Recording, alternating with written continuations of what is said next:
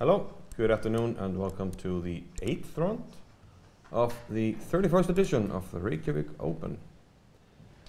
Here in the Rapport Music and Conference Center, and well, things are starting to heat up. We're starting to get some Super-Grandmaster clashes, and we're going to start by having a look at the standings, I believe. We know that in fact we have our two leaders sitting on board one. Yes. On 6 out of 7. Yeah, Movsesian drew yesterday, so Gupta managed to catch up with this nice win. The standings first, like we said, Gupta and Movsesian on 6 points. And then fairly decent group on 5.5 with Cheparinov, Jones, Mamedyarov, Rapport, Sarkar, who has crept up the leader table. And of course, the legend Beliavsky and Tania, who we are kind of rooting for. She's having a great tournament.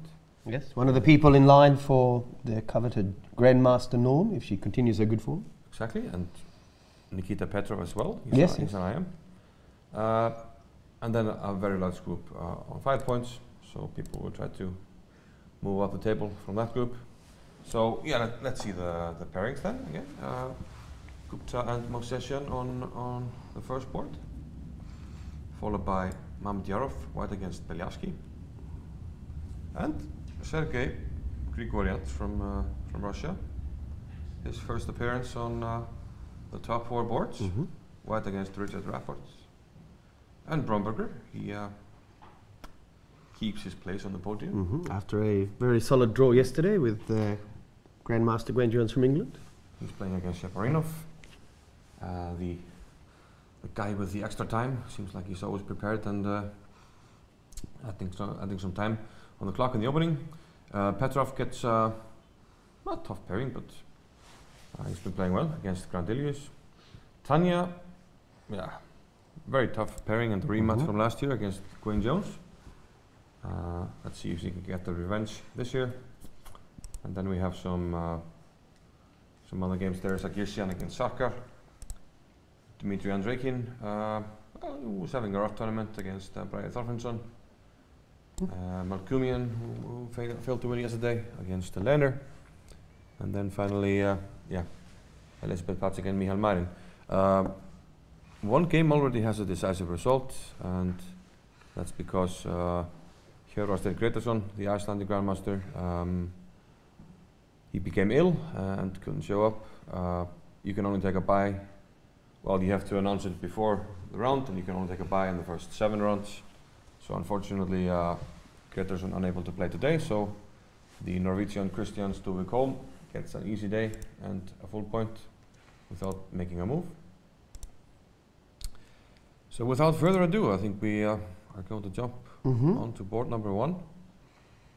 Why not? And if we see in our screens the game between Movsesian and Gupta. White against and the Indian Grandmaster very amicably came in yesterday and told us that he had never played Movsesian, even though they've been at many of the same tournaments. We can see them on our screens here, and we can get an update.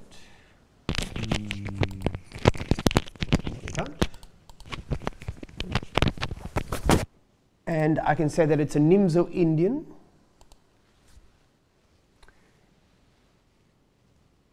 And they, it's an unusual sort of opening that, in fact, Gupta has never played the standard E line. He favors moves such as F3, Queen C2, the early Knight F3 line with transposition. So he's never played E3 before? He's never played E3 in any game. This line. And we can see in our screens here that Sergei Movsesian is contemplating his position. Yeah, so he played E3. And this is basically a way to try to prepare for Movsesian a little bit differently, because he's never had this position. Yeah, e3 perhaps becoming a trendy line. With the idea of, well, the... Lars Shantov had it in his Rapport books from Quality Chess. Movsesian himself has played against this position only once before in his life. Okay. And the Indian Grandmaster yesterday, when he was actually showing this game, showed himself to be a keen psychologist in many ways. He talked of a pairing for Shabalov, and he realized that Shabalov did not like playing against e5, but he realized that every time that the American Grandmaster faced a Spanish player or a player who played e5, he would play d4.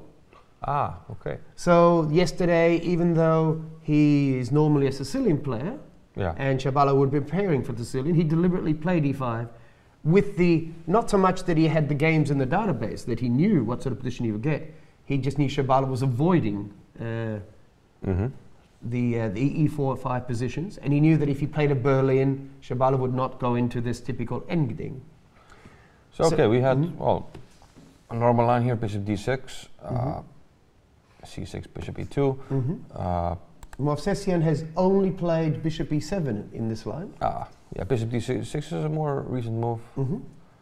Believe I saw some games with the Ukrainian, what's his name?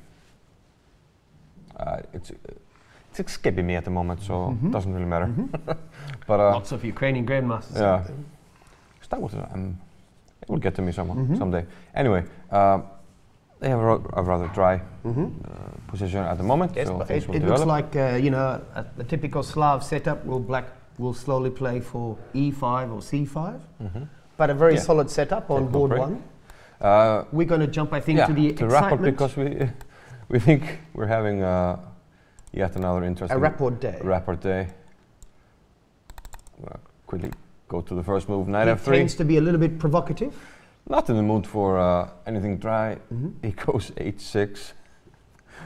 Like I mentioned in an earlier broadcast, we already 2 years ago had a game where Rapport was black and played like this: g5, d4, g4.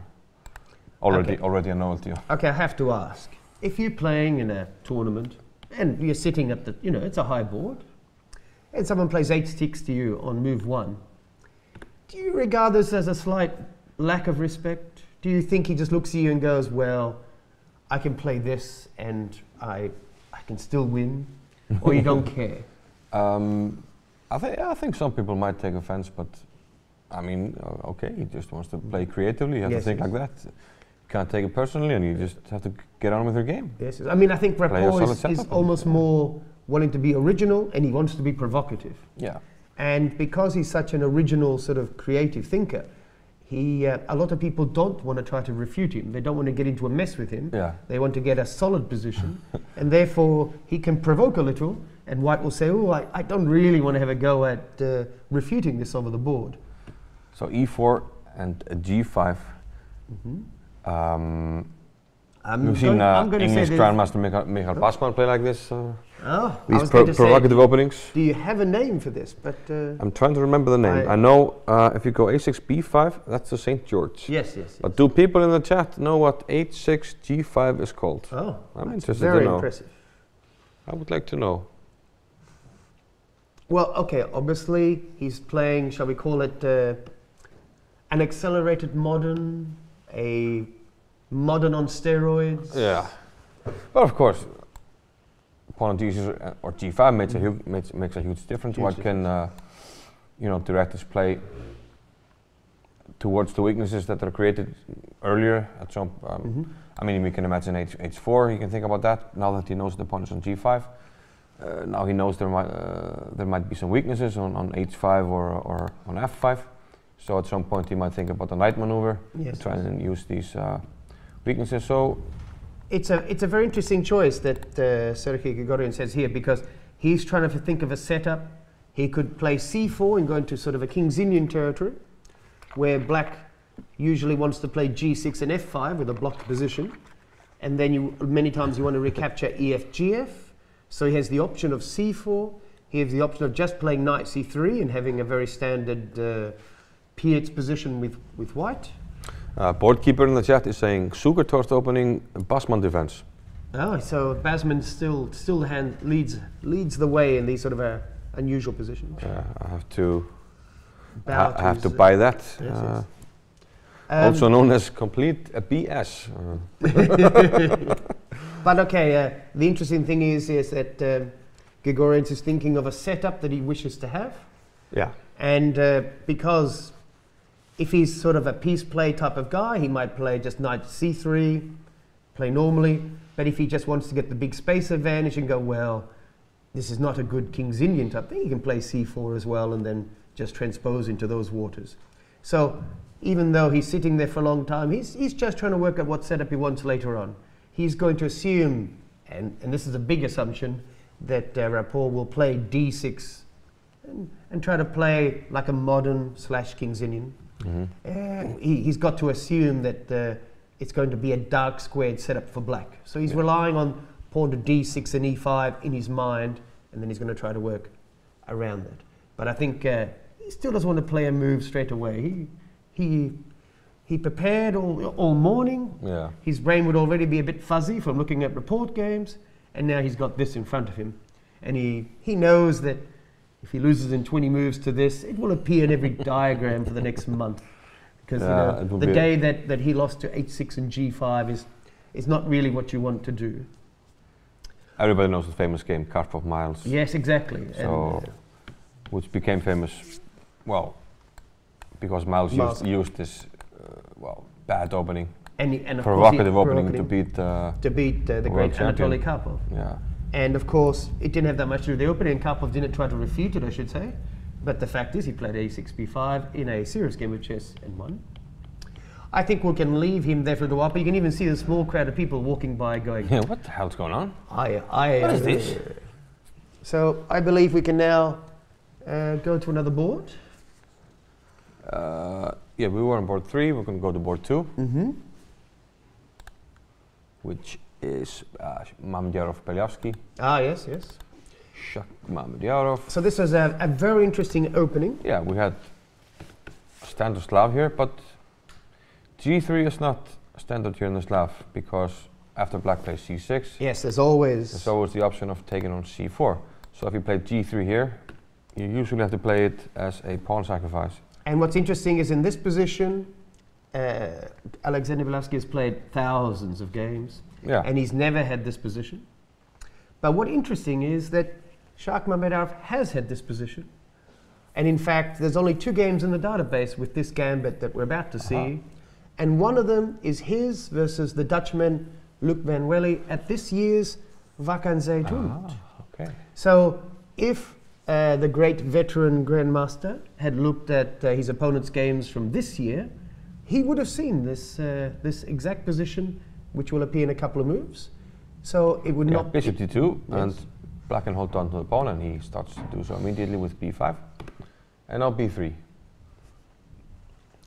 Making no attempts to really win the pawn back. White just wants to get quick development, uses development advantage, and hope that he can create something. A takes b3, e6, castles, bishop to e7, knight to e5, already pressure on this pawn, bishop to b7, and yeah, Shak finally having a think.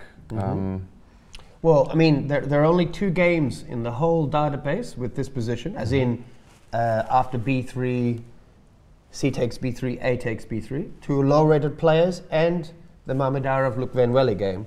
So we can say that there's no standard theory here, but this could easily be transposing back into this Catalan gambit line that has been popular lately, which Kramnik used to beat Anish Giri at the Qatar tournament.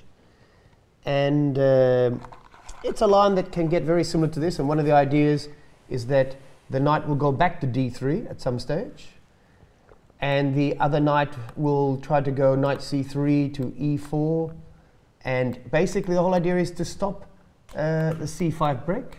Yeah, black wants at some point, if he had 3 moves, he would castle, play a6, maybe knight bd7 at some point, and try to break with c5. And yeah, queen b6. yes. So imagine that white played, because it would transpose to this, and it could still happen. Knight c3, queen c2. Yeah, he played knight c3 actually. And the whole idea is that you wish to play an early queen c2, you wish to play knight e4, and therefore, even if knight takes e4, bishop takes e4, queen takes e4, c5 will still not happen. And then if you do not take me on the actual e4 square, then I can try to play knight e4, c5, the other knight back to d3, and I have a very big bind on that c5 square. And this is the main point of this play, is to keep the bishop on b7 as a passenger for as long as possible. Yes. And in some cases, white doesn't mind exchanging off the black squared bishops, because this will accentuate the weaknesses on the black squares, say c5 and e5. So even though white is sacrificing a pawn, he's kind of playing positionally. Yes. So he's trying to play No, it's a long-term compensation. Long-term you can see that the pawn on c6 will always be under attack, and in fact we have a mini direct threat already happening with knight takes b5.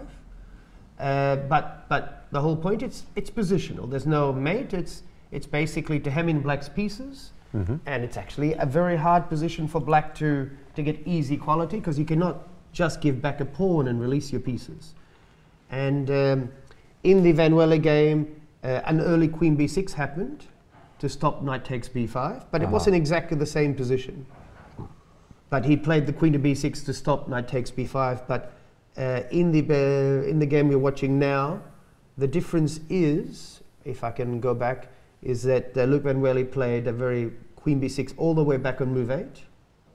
And the game was actually very interesting. Yes, it went 7 e6, which is correct. And then, Mamedyarov played knight e5 immediately, then queen b6, but it transposes, I think. And just for an informative view, because there was a lot of things happening straight away, castle's kingside. So this is Mamedyarov versus Van Welle from early this year. Bishop b7, knight c3, knight bd7, bishop e3, rook d8. Luc Van Welle is a man who's not afraid of anything. And in this position, Mamedyarov went straight into it with bishop takes c6, bishop takes c6, d5. And you can see this was a well and true mess between two very uncompromising players. Yeah. And obviously, Beliavsky would have seen this, and he's gone his own way, shall we say. So we can go back to the position, and he did not play a very early queen b6. Oh, well, I should say that in this position, after 7 e6, Mamedyarov castled calmly. Bishop b7 and then knight e5. And then knight e5. So now after knight c3, like we mentioned, white is threatening to take on b5 because of the pin here. So black needs to do something about that. Either a6 or queen b6. We've actually should do the business. Transposed back into a line that's been played by two outstanding players. Pavel Elijanov from the Ukraine versus Yevgeny Tomaszewski from Russia. And there's still only a very small number of games at this position. So it's not a theoretical position, even though it's known. We've had Alexei Shirov on the black side of this position. He simply played a6 in this position to hang on to. Yeah. Did Elijanov and Tomaszewski play this in the European Team Championship, perhaps? They played. No, it's a World Championship. It's the World Championship. Yeah, it's the World Team yeah, Championship. okay. Ukraine versus Russia last year. And in this position, surprisingly, instead of a6, Tomaszewski simply castled. And the idea is that after knight takes d5, he played knight to d5.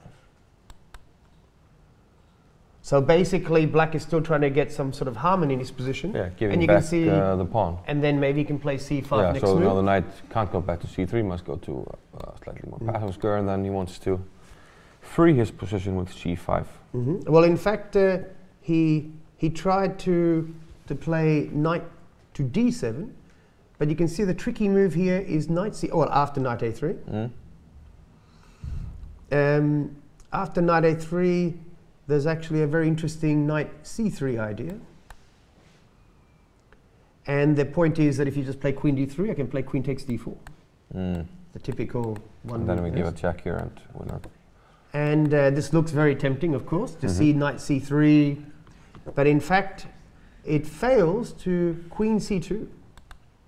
And then if queen takes d4, the only move to make justification of it, protecting the knight on c3, attacking the knight on e5, it actually fails to knight a c4. Aha. And the idea is that I give up the rook on a1. So if black plays knight takes e2, I play queen takes a2, queen takes a1, bishop g5. And after queen takes f1, bishop takes f1, bishop takes g5, we have the spectacular knight takes f7. So a rather nice idea of basically just taking advantage of the lack of development from black's extra pieces, but we have a blow of knight takes f7. So you can see that this is all, even though there's only been a very small number of games here, that there's still been quite a lot of preparation done on both sides. Yes. I must admit, I can't imagine that such a well-prepared player as the veteran Grandmaster we can see on our screens has not looked at this position before. What is unusual is that, how does one put it, this position has not been played ever in his own games. So he's just trying to remember. I think we'll leave him here for a little while. Yes, and we'll go to board number 4 now and see how Bromberger is getting on. We can see here the 33-year-old, I believe, 34-year-old German Grandmaster on the right, playing one of the, I believe, the second highest rated Bulgarian. Ah, interesting. Bromberger seems to be playing e4 most of the time. And now, because I believe Cheparinov thinks he should and must play for the win here. Yes, yes, yes. He's playing the Sicilian. And we actually finally have a semi-main line, I should say. And Mamedyarov. Like we mentioned before, he used to help Topalov prepare, yes, yes. So Topalov obviously played a lot of Mamedyarov, so he should know his stuff. Yes. H3. The very trendy opening now. Rather it's one of the ideas is that simply in many of these fianchetto systems, white used to play g3, bishop g2, h3, and then afterwards expand with g4. And therefore players recently discovered that you could play h3, g4. And then if black played h6, you could just play bishop g2. And you would sort of get the same position, but basically a tempo up. Because in the main lines, and I myself have actually played once in an exhibition in Australia against Beliavsky, where he just went g3, h3. And at some stage when the knight goes, the knight d, e2, knight g3, and you attack. Yeah, it's a typical solid set of a black for white with g3, yes, bishop yes. g2. And interestingly enough, knight comes back, bishop comes here, castles, and g4, knight g3. Yes, and also he's trying to play a little bit like a Keres attack, of course, without taking the enormous risk of certain lines. Anyhow, the game continued. g4, bishop e7, and g5. Aggressive intentions already. Knight after d7, h4. We can see that Bromberger was a very well-prepared player in his white-sided Sicilian Dragon. Yeah. So he likes mainline theory. He likes the idea of taking initiative and being very aggressive. And once again, we see Cheparinov well up on the clock and not having used much time. So seems like he must have expected. It actually it is transposed to a Keres attack position, but a tempo down. Yeah, because we played. You've played h3. Yeah. But this is a Keres attack position. This is exactly the same, but I've lost just one tempo. Okay. Because normally, if we think of the Keres attack where you play e6 instead of a6, white can then play g4 immediately. And there is a line where you play a6, g5, knight d7, h4, and you can see the basic transposition that would now happen to our current game, but in fact the pawn would have got to h4 in one move. Yeah. So it's a very interesting position, because he's saying that the tempo doesn't really matter to him. Okay, so black. Black should, in theory, be happy to play a well-known position, a tempo down, except, I should say that... extra move, yes. b5. Although it's interesting that this line has always been regarded as slightly too slow to play for black. Okay. So it's not really a recommended variation, but he's got it a tempo up, so maybe he's not complaining. Okay, we'll see. a3, bishop e7. And probably they're whipping up moves that they know quite well here.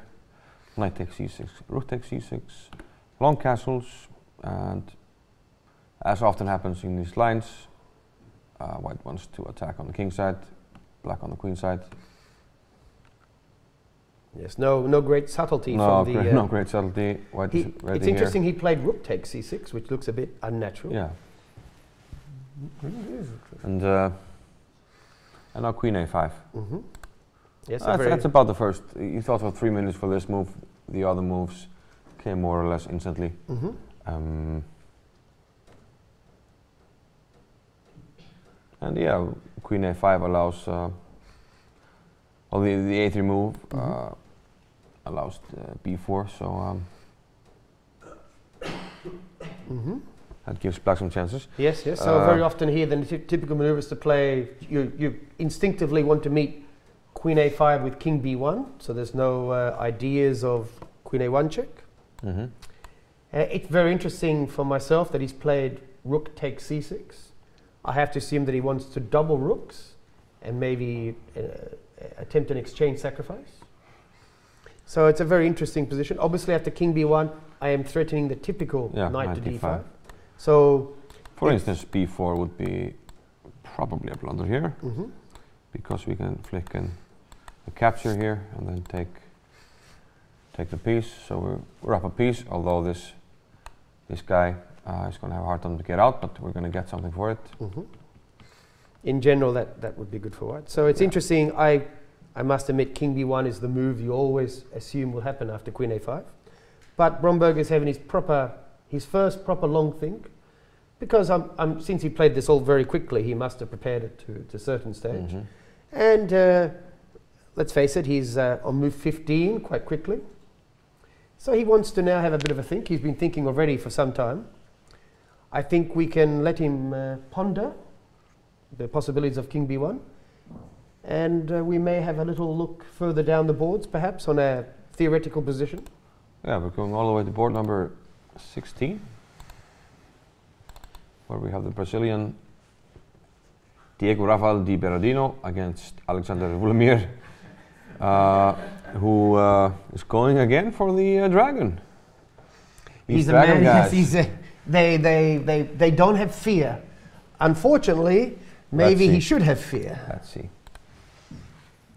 If he loses this one rather quickly, then it must be a lesson learned. Just go e6, French defense, stay solid. Or c6. I was about to say, at least, not the French, at least. Okay. So he already lost in the dragon against Bromberger, who we just saw. And he basically lost directly out of the opening, dare we say. Looked like more or less preparation for white. And here he's repeating a mainline in the dragon. Okay, g4 is a slight sideline. The main idea of it, Barnaby, is to stop d5. So basically, if now black plays d5, if white castle kingside here, then black traditionally plays d5. So the main line is bishop c4, stopping d5. But g4 is usually considered a slight positional method to stop d5, to which we could just play g5 attacking the knight. And so therefore, in this position, black has played bishop e6, which is in fact the main line, one of the main lines, because he doesn't really fear the giving up the two bishops, but the bishop on e6 allows him to play d5 if necessary, puts that extra piece on. And the game continued, it's assumed quite sharply, so we have to assume that both players are still within their preparation. And it seems as though Alexander Vladimir, he's Vladimir, you have to do it with a with a flourish. As a villain, Vladimir. We have to assume that he's he's a dragon player. He's announced it already. He's played it before, and therefore the problem with this is that people with white tend to say, well, okay, we know that that you play the dragon. I'm going to choose now the line just to annoy you. But bishop e6 is very normal, and in fact, knight takes e6 is a slightly rare move. Normally, you just castle and you continue on. But the game continued. Knight takes e6, pawn takes, castles, all been played many times before. Now, queen c8 is the first move that I have to ponder. Normally, you just play rook c8 and continue all along main dragon lines. This looks more normal. But this queen c8 has still happened in a large number of games, so I'm pretty sure they're still continuing on with theory, because this is the whole point. So after queen c8, h4. Yeah, h4 is a typical way to try to open up the h-file, get the h-rook into the game. I'm going to say that the standard move here has been knight fd7. So knight c4, we're going slightly unusual. We're going off the main line, shall we say. But knight c4 has still been played. 17 games in the database. Okay. As often, we wish to keep our dark. Yeah, white must take because, like you said, he wants to keep this guy. h5, the straightforward attack. Knight d7, still in the theory. So I will say something. He's at least playing his move with the flourish. He actually knows his theory. So knight d7, yeah, attacked f3. But white ignores it because, okay, it looks like black might have to recapture it, but he takes on f3. Still known. Yeah. And now rook takes h7. Current position. Current position has still happened a number of times. And in this position, black has a choice between knight f8 and knight f6. Interestingly, this was the first real thing for white in this game. Yes. Thought for about 11 minutes, which is the majority of the time he has used in this game. A knight f8 or knight f6. Yes, we have Jacek Tomczak. He, in this position. Yeah, I played him last summer. You played him last summer? Yeah, he's a Polish grandmaster. And do you regard him as a reasonable theoretician? Yes, I You think seem so. to know your theory against you, I see. Yes, but I went off the grid. You went off the grid, as it were. Shall we say that this game went knight f6? And your opponent from last year, he played the very, very direct queen h2, giving up the bishop on e3. Yeah. And in this position, rook takes e3 actually happened. So we have to assume that both players knew what was happening here. So rook takes g7, king takes g7.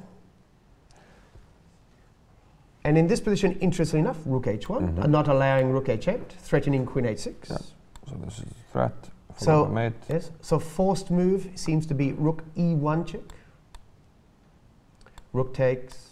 And now in this position, in this position, rook h8. And would you believe that in this position it's supposed to be a balanced position with a slight edge for white? Why not? Why not?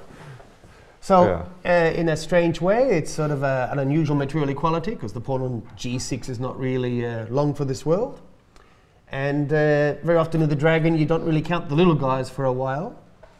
So it'll be very interesting to see if they continue this theoretical battle. But it's always interesting to see, as I put it, a full-on dragon where you tend to sacrifice a few pieces.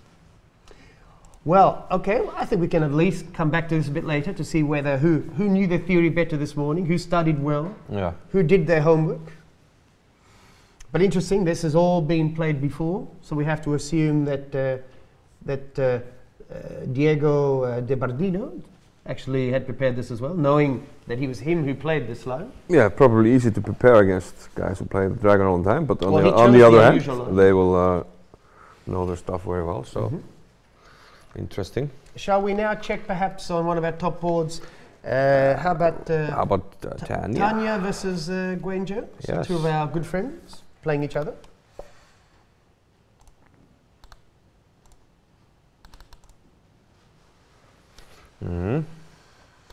So once again, Yes, no great surprise. Mr. Jones yet again playing his beloved King's Indian. One of the only two top grandmasters that are hanging around the 2650 who just continually plays the King's Indian. yeah.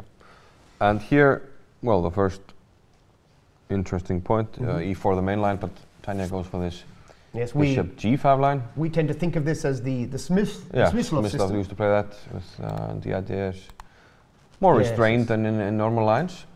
And one of the big things about this is with the pawn on E3, it's not so easy for black to get his typical King's Indian attacking pawn storm on the king side. And in many ways, white is quite happy if black plays H6, G5 because it tends to weaken the pawn structure a little.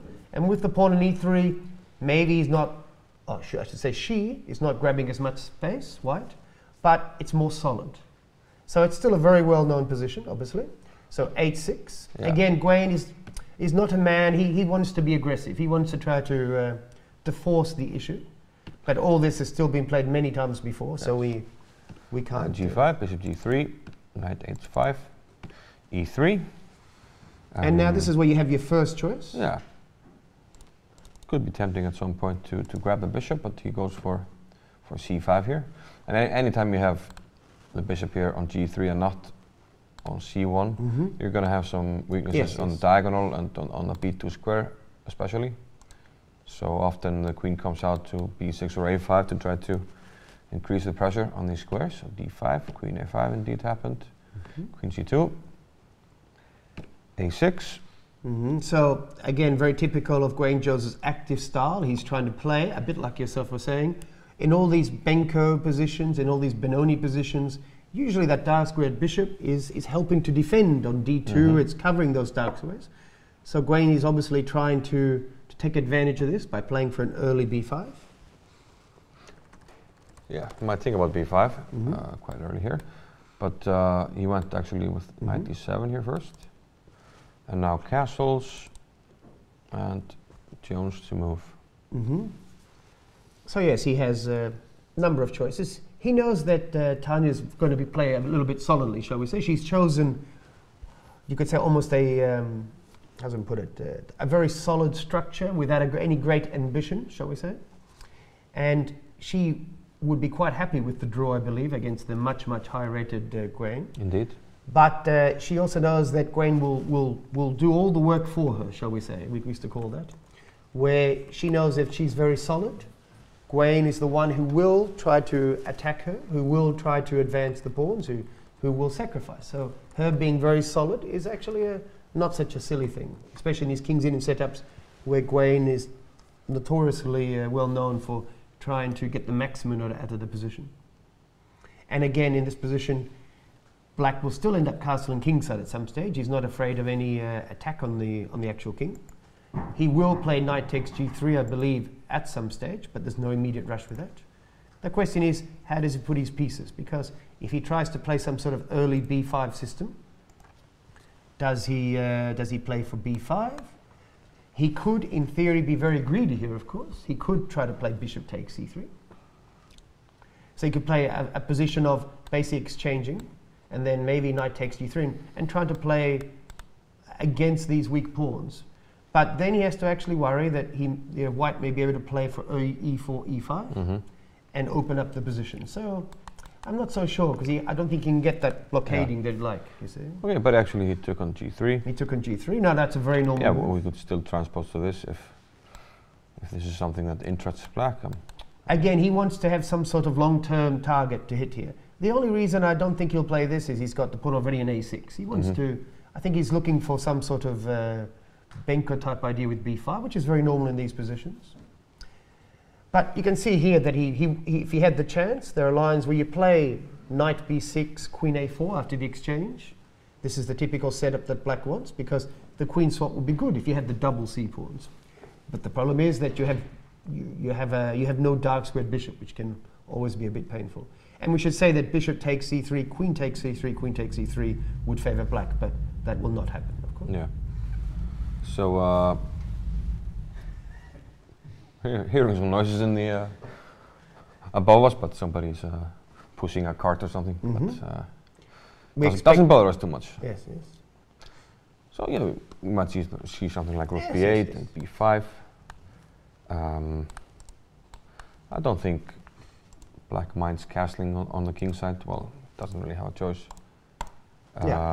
No, black will almost certainly castle king side at some stage. Okay, he's made a weakness here, but on the other hand, it's very hard to give mate with the unopposed bishop. We just have to wake it a square here at some point, and it's going to be hard to give mate. On the other hand, like we talked about earlier, white can think about, in some cases, trying to utilize these weaknesses around the black king. But the position is, it's double-edged. Now g4, interesting move by Queen, played immediately. Now again, and he wants to cement a knight here on the e5 square, most likely. So if you imagine a normal move like knight e2. I actually, Then so I was thinking that maybe knight h4 was the more aggressive move. And now I think he might be thinking of the greedy bishop takes c3. Because now he can play knight e5 straight away. And I'm not sure. This would be almost quite a typical idea for Gwen, trying to force the issue. Yeah, something like this. Bishop d7, queen a4, just positional. Yes. It's not so easy to take advantage of the weak squares in black's camp, and white's weak pawns on c4, c3 are permanent. This is a very typical idea. And I only think of this because it's one of the only reasons I can imagine why you'd play g4. Because I don't see why you play g4 so early. Because you're forcing the knight to go to the f5 square in the normal line. If you go back a couple of moves, the knight in this position. In case we go here, then knight f5. It's a little bit. I suppose we're okay with. Okay, well, there's knight e4 here actually. So somehow I think that I could be getting myself into trouble, and it's not so easy to castle. It's very interesting to see what happens if knight h4, bishop takes e3 ensues. Yeah. But I agree that your own move, knight d2, is also quite solid, of course. But knight h4 heading for the I square is always an ambitious attempt. I think we have to come back to this game, but I'm very curious to see as to the decision by Tania here. Petrov against Grandelius, board 5. Yes, as we were saying, Petrov is another one of the international masters who is doing quite well in his quest to get a GM norm here, being very solid this tournament. So Grandelius still creeping up after the rough start. Looks like a very theoretical line. With white, and... we discussed this actually in an earlier it's a Fiancetta Grunfeld. We had a few quite of those. Early, very early round. So c6 is the solid option. He takes on c4, which is perhaps more active. c3 was played. B takes c3, c5. Grandelius is, I think, is a very reasonable theoretician, and he's been playing the Grunfeld for a very long time. Fits his style. He plays very actively, takes risks. So that's also why accidents can happen. Yes. Did we have this line exactly? Yes, we did. Yeah, with in the very early on Shapovalov Mamedyarov game. Oh, now you're asking exact players, you see. But this position has happened an enormous amount of times in theoretical. This is all still very well known. Bishop e6. And we've also had this position. And again, in one game we had this knight e5, rook c8, rook c1, and very, trying to play against this. And in this game, yes, it was Shabalov versus Cheparinov. That was correct. Cheparinov, yeah. And Shabalov played d takes c and tried to play for that small edge. But this game is going along more standard lines. Okay. This is all looks very familiar still. Yeah. Rook c8, bishop to a3, c5. Yeah, as often happens in the Grunfeld, black isn't afraid to sacrifice a pawn for activity, and even to go for an ending down a pawn. Here he has a lot of pressure. A lot of pieces, activity. the bishops are well posted on aiming at the queen side. And let's see what he did here. Rook f8. Both rooks are on half open files, putting pressure on white. The fact that Grandelius basically used virtually no time to reach this position. Yeah. And you do not go into an ending a pawn down unless you've had it at home, to be honest. Going back a little bit, actually queen d3, knight e5 is more common here. It's a very obvious logical move. Isn't this what we had with the d takes e5 in the other game? Yeah. Correct. Something like this, yeah. And we had this, rook f8, rook a1, we have to protect the pawn, knight d5, and well, ideas of knight c3, but white tries to create his own ideas, and now knight c3. So, well, actually, this game is still following a game that has been played before, but not by professional players. Still. Yes, we have a very concrete problem here that our rook is attacked. Yeah. In that game, knight c6 was played. Yes, which is still a possible idea because again you are threatening knight takes d8 and knight takes c7 check. You'd think that if white knight c6 played, the obvious move is rook d7 to protect the pawn on e7 to move your rook out of the way, and then I would have to actually move my own rook on d1. Probably. Well, we can't. We can't. It has to go to e1 almost. Can't go to c1, unfortunately. I'm not going to a1 for obvious reasons. So therefore, I would have to go to e1, and then the interesting idea would be to simply double. So c1 drops to this, and a1 drops to the same move. So e1 so or e1 d2. looks like virtually forced, and here the most obvious move is simply to play rook on 7 to c7. I think because the knight doesn't have. If you can force the knight backwards, I think that's at least something. And then I can start thinking about taking on a2 or something. I'm not sure where the knight goes now, because it can't go to the preferable central squares. It has to move somewhere over to the queen side. And I think this must be reasonable for black. Yeah, looks like it. And the fact, like I said, the fact Grandelius is a very hard-working 22-year-old Swedish Grandmaster who spends an enormous amount of time on the Grundfeld. He's played this very quickly. He knows this is okay for black. Yeah. The fact that, pardon me, the fact that the well-prepared Petrov is also played into this makes me feel that he's happy to get an equal position and not really go for an advantage. Although I would say that Petrov here is working quite hard to remember his line. He's the one who has already spent 25 minutes and he's trying to remember his lines. Again, he's the one who played this against Grandelius's Grundfeld. So I have to assume that he prepared some of this. And he's the one who played the slightly unusual Queen d3. So usually it's the person who plays the unusual move first who, in theory, knows what he's doing. He's the one who prepared it that morning. I believe the line that we set, this position here, looks quite respectable for black. He has many ideas here. Taking an a2, maybe even bishop d5, getting rid of that annoying piece, shall we say. And then if bishop takes, rook takes, something like that. I think that bishop d5 is always a common theme here. Okay, we have some moves actually. Oh, no. Yeah, we looked at. Yeah. So this is the current position, knight c3. Yeah. So I think that black is fine in the analysis position that we showed. I think here bishop d5 and then just taking with the rook and hitting a lot of pawns looks quite correct. Shall we have a look at the Rapport again? Yes. Probably the most interesting game of the round so far. So you're saying that if you play h6 and g5, you're automatically the most interesting game. Maybe just the most provocative game. The most provocative or original, yeah. Oh, h3. See, I think already, Rapport thinks, moral victory to me. You wimp, you're forced to play h3 or move 4 as white. What sort of man are you? It's quite sensible. I mean, you're cutting out the g4 options. One idea with g5 would be to put pressure on d4 at some point, but interesting. He's still keeping his options open on the c pawn. He hasn't worked out where to play c4, c3. I was actually thinking when he was thinking in this position that a setup with h3, c3, something like this. Very solid. 92 is very solid. Maybe you want to swing the knight over here at some point. A very, very solid setup.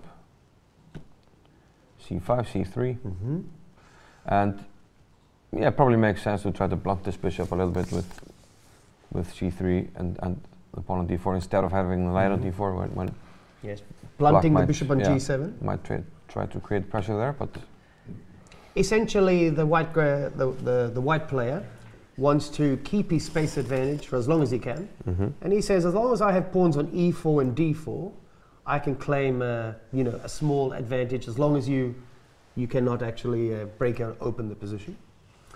in this position, it starts to look now a bit like a strange line that I know from the c3 Sicilian, where black plays an early queen c7 and d6, and then he fianchettos his bishop, but of course he fianchettos in a normal way, doesn't play h6, g5. And the whole point is that the queen now is simply overprotecting the pawn on c5, and he wishes to play knight f6, and very often plays for e5. Yeah, knight f6 actually played here. Played. But the interesting is that he doesn't have to commit to e5. He can play b6, bishop b7 first. And one of the ideas of this is when the bishop is on b7, black can play for d5 as well. So he's keeping options open. He doesn't have to commit himself to e5, which could immediately go back into these Spanish-looking setups in the Rue Lopez where white plays d5. But I think Rapport does not want a block position. I think you'll play just perhaps b6 later on. And he will play dynamically. I don't think he will do anything. No, he won't actually commit himself to close the position. Well, okay, I have to assume that no real edge has happened for white here. He has not refuted. He has not been provoked, shall we say. He's not come out swinging.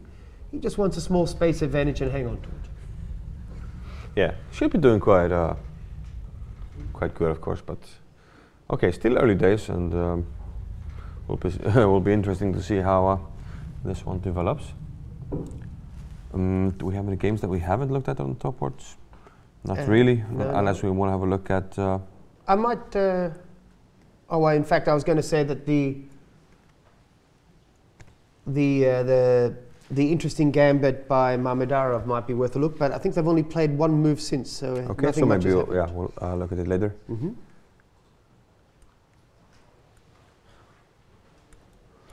So maybe a look at. The Cheparinov game. Quite a lot has happened in the Bromberger Cheparinov game. Let's have a look at that one. And this was this sharp Sicilian we were saying, and they seem to have just kept going. Okay. So they had a bit of a breath. Yes, they had a bit of a deep breath, and then they just kept going. So we had queen a5. King b1, as happened, as expected. Yeah. We had a tweet there from T-Star, by the way, where he was quite happy about the anti-computer style of Rapport. And it's always interesting and noteworthy to have such players in your tournament, because they give you a different vibe, different games, different ideas. Okay, so yeah, we said king b1 was normal. That's what happened. And okay, very direct idea. c3. Perhaps one of the ideas of rook takes c6. Yes, yes. And again, usually you have two ideas when you make an exchange sacrifice on c3. And one of them is always to attack the weaknesses around the king. And the second one is normally to hopefully capture the famous central pawn on e4. Very often there's a knight on f6 that takes an e4 or something like this. But in this position, the knight on c3 was the only defender, and we have an obvious piece still on b7. Yeah. So it takes us with the queen, of course. I mean, if you take with the pawn, then yes, that would be a disaster. Black can take on e4, but there's also a pawn hanging on a3, so that looks disastrous. So you must exchange the queens here. So this looks like a positional exchange sacrifice, shall we call it? Black only gets one pawn, but on the other hand, there's a weak pawn here, double pawns here. So Black will play positionally still against the white weaknesses. Rook h4, bishop f3. Bishop was attacked, but keeps on attacking, so white must interesting react. that he not played d5, which would have been a. Oh no, there's a pin. Sorry, I take it back. Then white has a small tactic here, and that's why he has to move the bishop. Bishop f3 and rook e1. Okay, so interesting in this position. Black has the obvious, as you call them, the targets, the weak pawns on c3. And you can imagine the typical setup that at some stage Black will bring his last rook to the only remaining file. That's the most logical move is perhaps just to play rook c8. At some point he might think about d5. I think d5. No, I mean d5 is the move he wants to play. The knight also might want to come into e5. At some stage he can think about c4. I think it looks a bit more fun to play for white, actually. For black. I think at least the moves are easy, because you know that you want to play d5. You want to sit there and have your pawn structure in the center, d5, e6, f7, very solid. You are hitting a3, you're hitting c3. It's easier to play for black. Yeah? You can play d5, knight c5, and you're not really sure how white's going to make progress. I mean, he only has one pawn for exchange.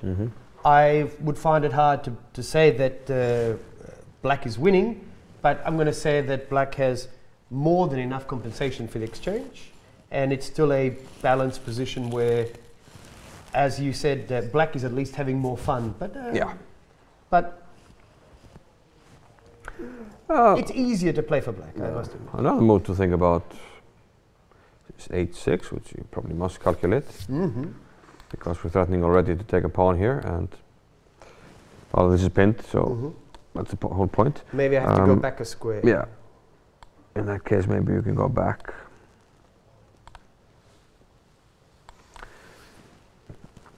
And then we could imagine. Well, we could go here or here. Proceeding. Yeah, this would be a weird draw, but I don't think Cheparinov wants a draw.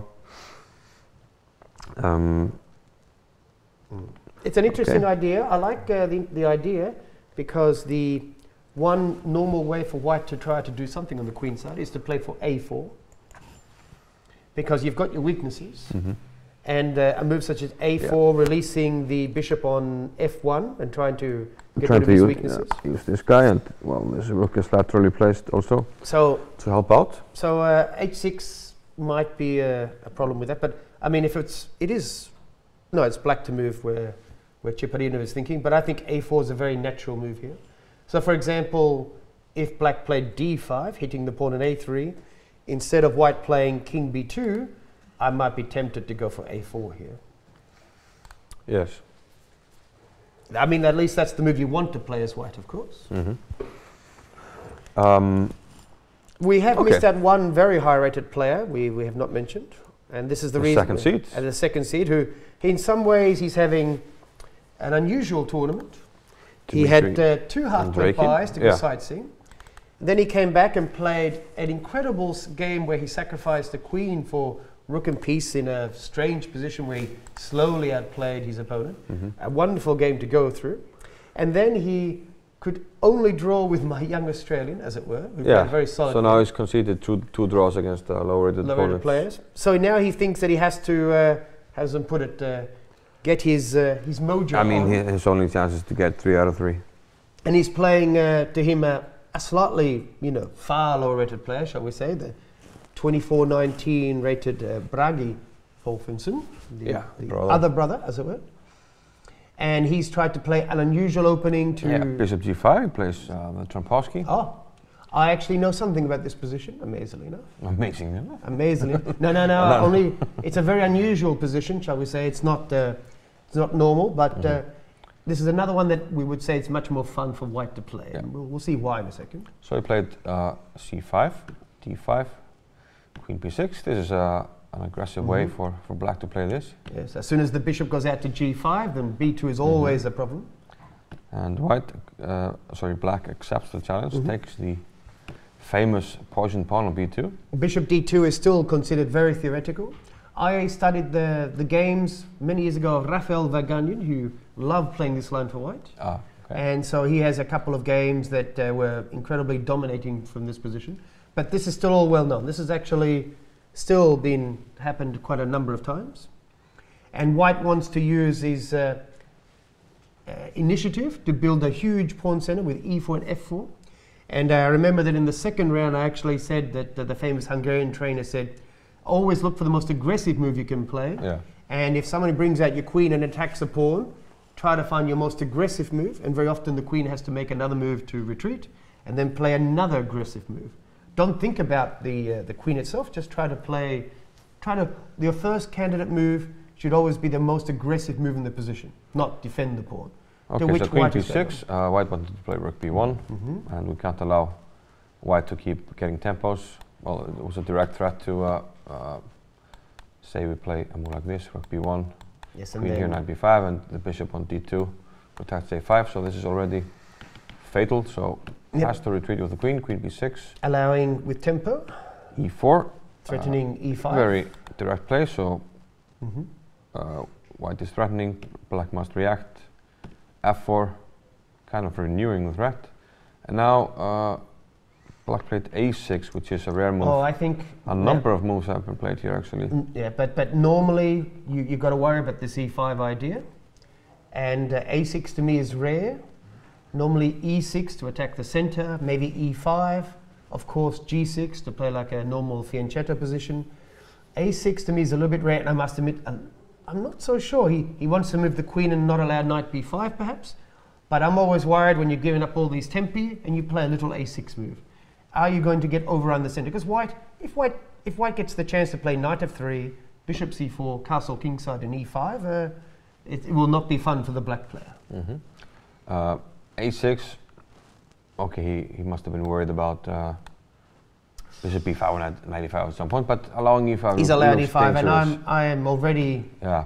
And here the typical idea is already you don't play it straight away, but there's always e6 and knight g5 E6, in the air already. And I don't like. Yes. The black pieces here on the queen side. It's going to be hard to get them out. g6, rook b1. Oops, attacking the queen. Queen goes back to c7, and now knight g5. Okay, so this is interesting because traditionally in this position you have a big space advantage. You could easily get your pieces out and play it. You know, you already have obvious compensation. And if you wanted to play more directly, the line we mentioned before, the immediate e6, pawn takes knight g5. This is the one that we're all a little bit worried because you can't play well. To play e takes d5, knight d5 looks suicidal. And even knight e6, and it's all, this cannot be... sort of typical tricks, and yes, tricks like this. Everything is working, yeah? Yeah, when we always have a check here. Could be, and should have been an idea, but... So it's interesting that e6 to me is the move that in fact has been played before, very rarely. Yeah, but knight g5... knight g5 is still strong, of course. A novelty, yes. It's interesting because knight g5 is obviously a very aggressive move, threatening e6. I guess it also threatens knight takes f7, yeah? A very blunt knight takes f7, e6 check, but you know, maybe that's not even, doesn't put it, that's almost letting black off a little. Yeah, perhaps. Although after h6, I'd probably take on f7 still. And that would be better because g6 would become terrible. But e6 is just a huge threat. I'm not sure what I play here. Do I take or do I? If I take, do I allow? Yeah, the critical move is it takes. So, what is White's idea here? Well, here the typical idea that I want to play some sort of bishop c4 and d6 type idea. f5 is often an idea. f5 also.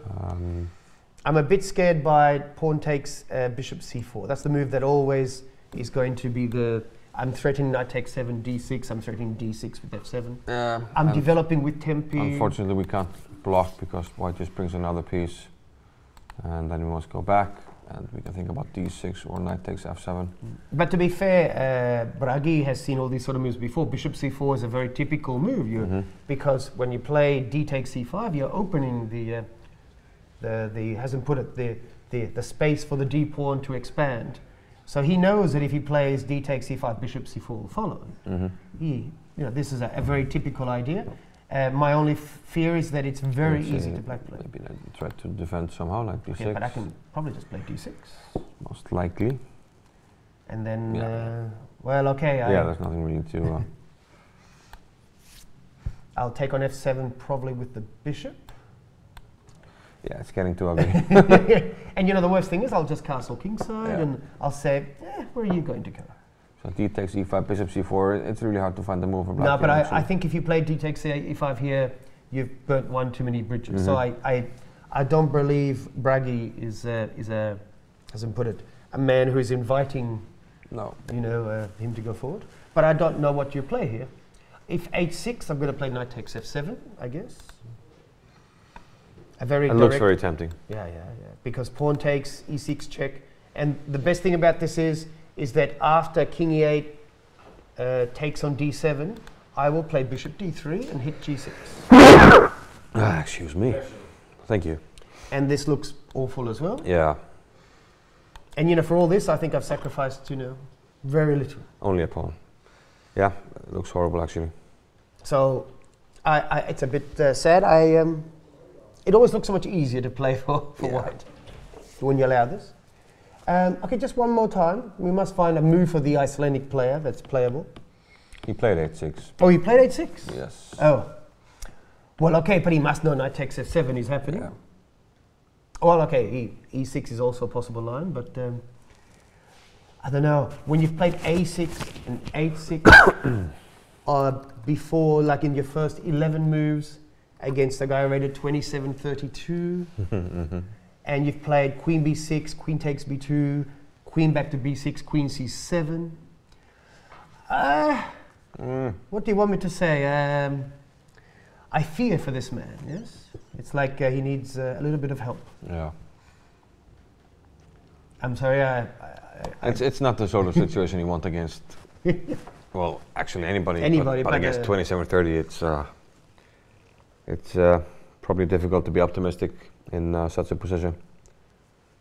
Oh, okay, but I mean, it's interesting that he thought h6 was his best attempt here, because... But we should keep an eye on this. No, I mean... surely Andrekin will calculate a little bit here, but it looks very... It's one of these openings where the value of every move is quite high, and therefore it could easily be over in 5-6 moves, because every single move that white will play from now on is going to be a direct attacking move. Yeah, this could potentially be a miniature lasting, some 20 moves. Okay. Should we update on some boards? Yes. Or, yeah, this one is already over. Well, we should go to board one, because they've decided to trade a little bit. So we had bishop takes c4. A very solid setup for both players. Knight b6. And yeah, one would think that at some point black would like to play e5, and it does so here. Okay, it does not seem that black has really had that many problems to get his pieces out. So white, okay, he wants to take over the d file at some point, and he's very solid. But the queen has quite a natural square on e7 or c7. This move is slightly surprising, because black is accepting the weakness on e6. But on the other hand, not so easy to attack it. Knight c to e2, queen d5, bishop d2, knight, queen c4. Black is trying to play actively here and put pressure on the queen side, use the temporary position of his... Yes, and queen takes c4, knight takes c4. There's a problem with b2 and d2. Yeah. So it looks as though it's not really possible for... So bishop c3, we would have to, well... Well, then I could consider taking. I could even take with a knight and... get the b7 pawn, so... okay, maybe you don't have to take straight away. No. Maybe I play... Might be knight d5, maybe. Yes, well then I'd take on e5. Black just tries to be active, argues that it's going to be hard to attack this weakness, and they should be solid enough. Queen c4, white played rook a to c1, black went for the trade, and now rook a to d8. He's first on the open file. Both players have used a reasonable amount of time each. I must admit the only weakness in the whole game seems to be the pawn on e6. It looks still very equal. I don't think the Armenian player is overly worried about the pawn on e6. No. I'm not sure, because the bishop on d2 is not such a good piece. So bishop c3 looks like a very normal move, exchanging. Because you don't want to play rook d1 walking into a pin. So you have to do something with your bishop. It's to expand on the king's side doesn't seem correct, because it's not so easy to play moves like e4 and f4 easily. So bishop c3 looks like a very natural move, and then maybe just in a capture. I don't see. Probably we. And then maybe I just double. I play rook d3, rook d3. Why not? Just double. Just say, look, I want equality.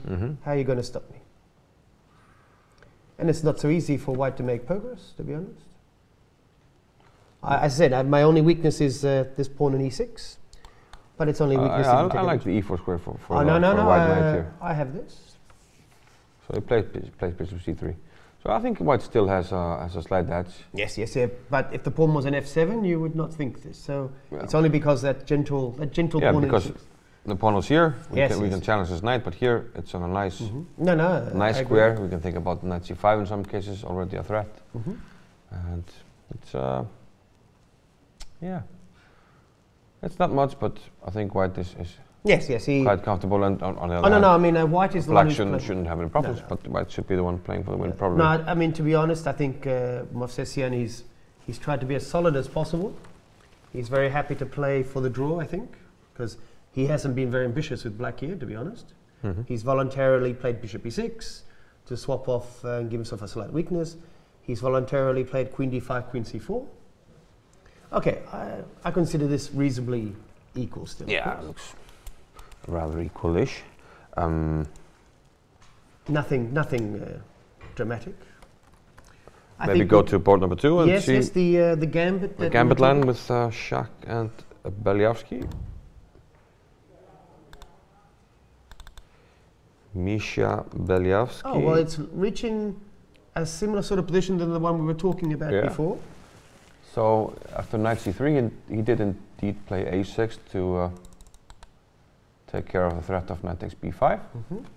Bishop g5 was played, h6, and then he went back. Okay. More normal, perhaps, was to put the bishop immediately on f4, but maybe he thinks that this is a weakness that he can use, and probably is right in some cases. Once you play h6, you leave a weakness around the pawns in case of some kind of sacrifice on f7 or e6 that you wouldn't have with the pawn back on h7. So it could be a small nuance, but you never know. Usually we're guessing when we make these moves on general grounds. But let's see, knight e4. Again, this structure we were talking about before, that he wishes to consolidate, put the other knight to d3 at some stage, put a queen on c2. He wants to hold the square. He has to. The d4 pawn is probably a like slight problem. But if queen c2, rook d1, and knight Yes, d3, and if this is still open, then we have. But you can see that discovery. the structure here is to basically completely shut off the bishop on b7. And it's a positional pawn sacrifice. It's very interesting because this has now become a very popular way to play for this. It allows white to be aggressive. It allows white to play the knight on c3, which is a much more aggressive square than normal. And again, this b3 pawn move, which actually happened in one of the mainline Slavs, basically it's saying I'm going to play the Catalan versus the Meran, and I'm willing to play, after you win the pawn on c4, I'm willing to play b3 and continue with this. And as I said, there's been a few very famous games already, with probably the highest rated one being Kramnik versus Giri from Qatar. And it's an interesting approach. Even for myself, I like to play the Catalan from time to time, but struggle with lines against the Slav. So if you can play similar positions, you're cutting down on the time you need to study. So what's interesting is that in the lines I was talking about before, the bishop traditionally went to d2. Yes. To b2, sorry, to b2. Yeah. And that also covered the d4 pawn. So in this position with the bishop on b2, I could just play knight to d3, and I wouldn't worry about the d4 pawn. So Mamedyarov has gone his own way, because he could have put the bishop on b2, and it would virtually be a transposition to all of these other games, because traditionally black always plays a6, b5, c6, the bishop goes to b7, obviously the knight goes to d7. But by putting it on g5, he's going his own way. Yeah, for black it's not so easy to finish development on the queen side. At the moment, if you were to play a move like knight d7, then you would have to give up the c6 pawn, which we probably lack for white. Same thing, if you take on e4, still can't develop this knight. So maybe we think, okay, I'll play the queen and then develop the knight, but okay, you still can't. So you need some moves still to finish your development. Probably you have to play rook d8 and then knight d7. So it's very interesting, because if Mamedyarov had played bishop to b2, it would have been a direct transposition to this line, which I was talking about before, with players such of the caliber of Kramnik, Mosenko, Onishuk, all these people who are playing this line for white. But bringing up the bishop to g5 like this has never been played before. Yeah, Mosenko was the guy I was looking for. Mosenko. Earlier in the in the Nimsa line on board 1. Well, he's appeared again, so he seems to be quite athletic. Very strong. Very strong. So I believe that this position has never occurred before because the gambit is rare in itself, and the bishop always ends up going to b2 and all these other lines. Yeah. So after bishop g5, h6, we have the similar structure, but the bishop is on f4, a very unusual idea. You can see that all the players now, you can see Mamedyarov walking in the background. We can see somebody's famous father having a close look. Yeah. He's saying, I'm sure my Carlsen. son had this position studying it, but the bishop was not on f4. But it seems like everybody's walking there. Yes. Grandelius, Gupta was there, well, Rapport. The opening has just over, people having the first deep thinks after the opening, and that may be a good time perhaps for ourselves to grab our first coffee of the day. Indeed, I like that idea. And therefore that way, when as the players sort of formulate the middle game plans, we will catch up with them. So I think we'll see everybody in 10 minutes' time. Chess.com is about playing. At any moment, there are thousands of people from around the world playing on Chess.com. So whether you're a total beginner or a grandmaster, you'll find a game quickly with someone at your level. You can play at any pace, from 1-minute bullet to 5-minute blitz to 60-minute games. Or you can play more relaxed games where you have several days to make your move. There are tournaments starting every few minutes, or you can play against our customizable coaching computer. Chess.com is for learning. Chess isn't just about playing, it's about getting better. Chess.com puts the best training tools at your fingertips. Sharpen your game with over 50,000 tactics puzzles. Improve your strategy with training videos by top grandmasters.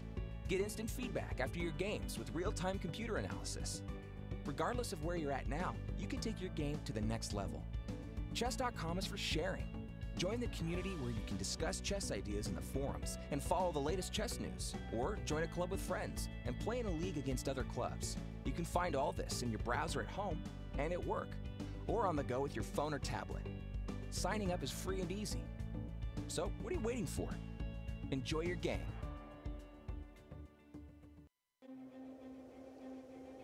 Long before man reached the remote island of Iceland, a land of ancient ice caves, sprawling glaciers and pristine water, a massive volcanic eruption occurred, creating the Ulvus Spring, a majestic underground spring deep below the Earth's surface. For 5,000 years, water has filtered slowly through layers of lava rock, creating exceptionally pure and naturally alkaline water with the perfect mineral balance. Clean, crisp, and untouched. Discover Iceland's greatest natural resource. Icelandic Glacier.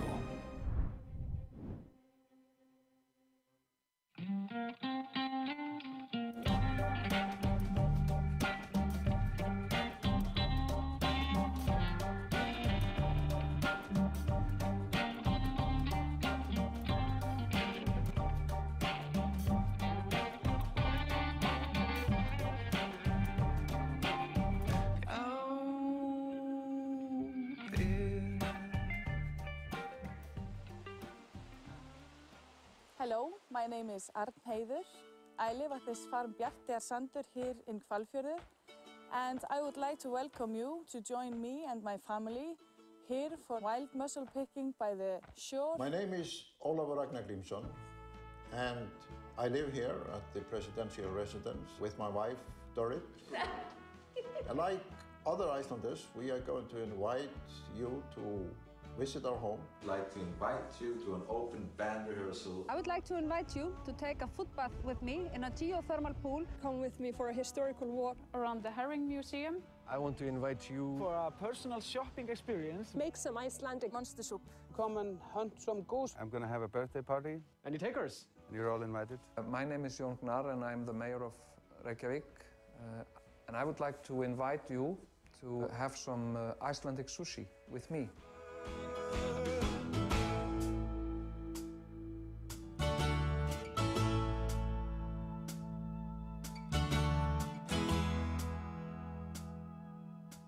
Duva is our neighbor, and she usually comes when we go pick mussels. And here's one of our neighbors as well, Heiða.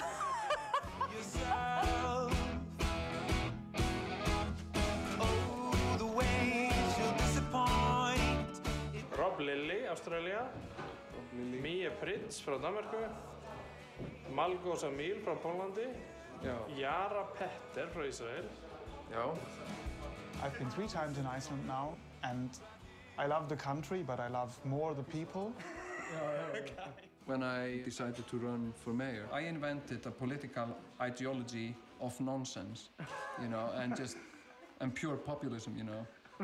I just, you know, promised whatever people wanted me to promise.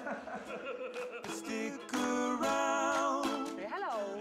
Come with me and I will show you how to do it.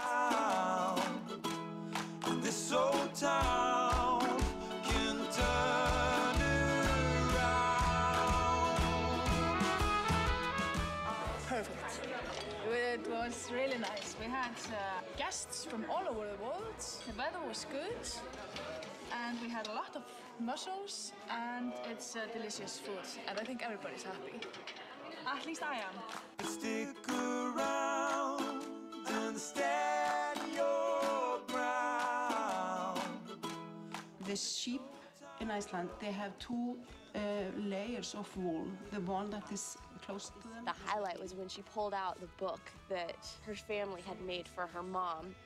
And then all the people, and this is all sweaters that she had made. And she made. When I'm invited into a home abroad, it's like a key to the country and the culture and the people. If you get a glimpse of what's inside, with the homes of the people, I like it.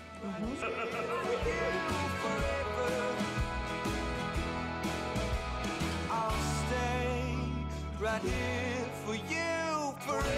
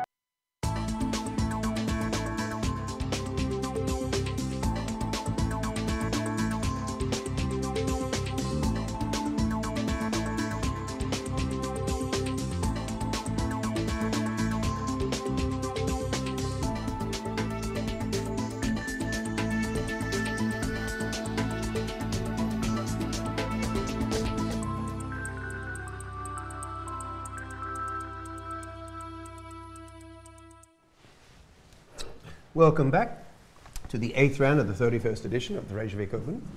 We're going to go straight back to the unusual game between Tania Sachdev and English Grandmaster Gwen Jones, where Tania's having one of her best tournaments in recent years. And we saw a rather provocative move by Gwen when we left G4. And White had the big choice of going knight D2, knight H4. She chose the aggressive reply, which looks quite thematic. Yeah, sensible, keeping sensible. an eye Going on, to the F5 square. Normally when you play a move like G4, you're weakening yourself. The pawn on G4 is a bit far. It seems easy for White to head for the F5 square, as you've been pointing out on an analysis board. So I have to assume that Gwen had everything prepared, of course, because you don't play G4 without actually having a reply ready to knight H4. So you went knight E5. At first, when I was checking the position at the break, I thought actually he had taken on C3, but that happened later, knight E5. She played bishop F5. So a very typical idea, you wish to exchange light squared bishops, and then the knight on F5 can just sit and dominate on the F5 square, where if you play knight F5 immediately, maybe there's just a capture there, and therefore the bishop on F5 is not really as scary. Even without the pawn, shall we say. But now there's there's even mini tic-tacs, etc. So bishop F5 is positional. It's positional. You want to exchange the light squared bishops because of the weaknesses that...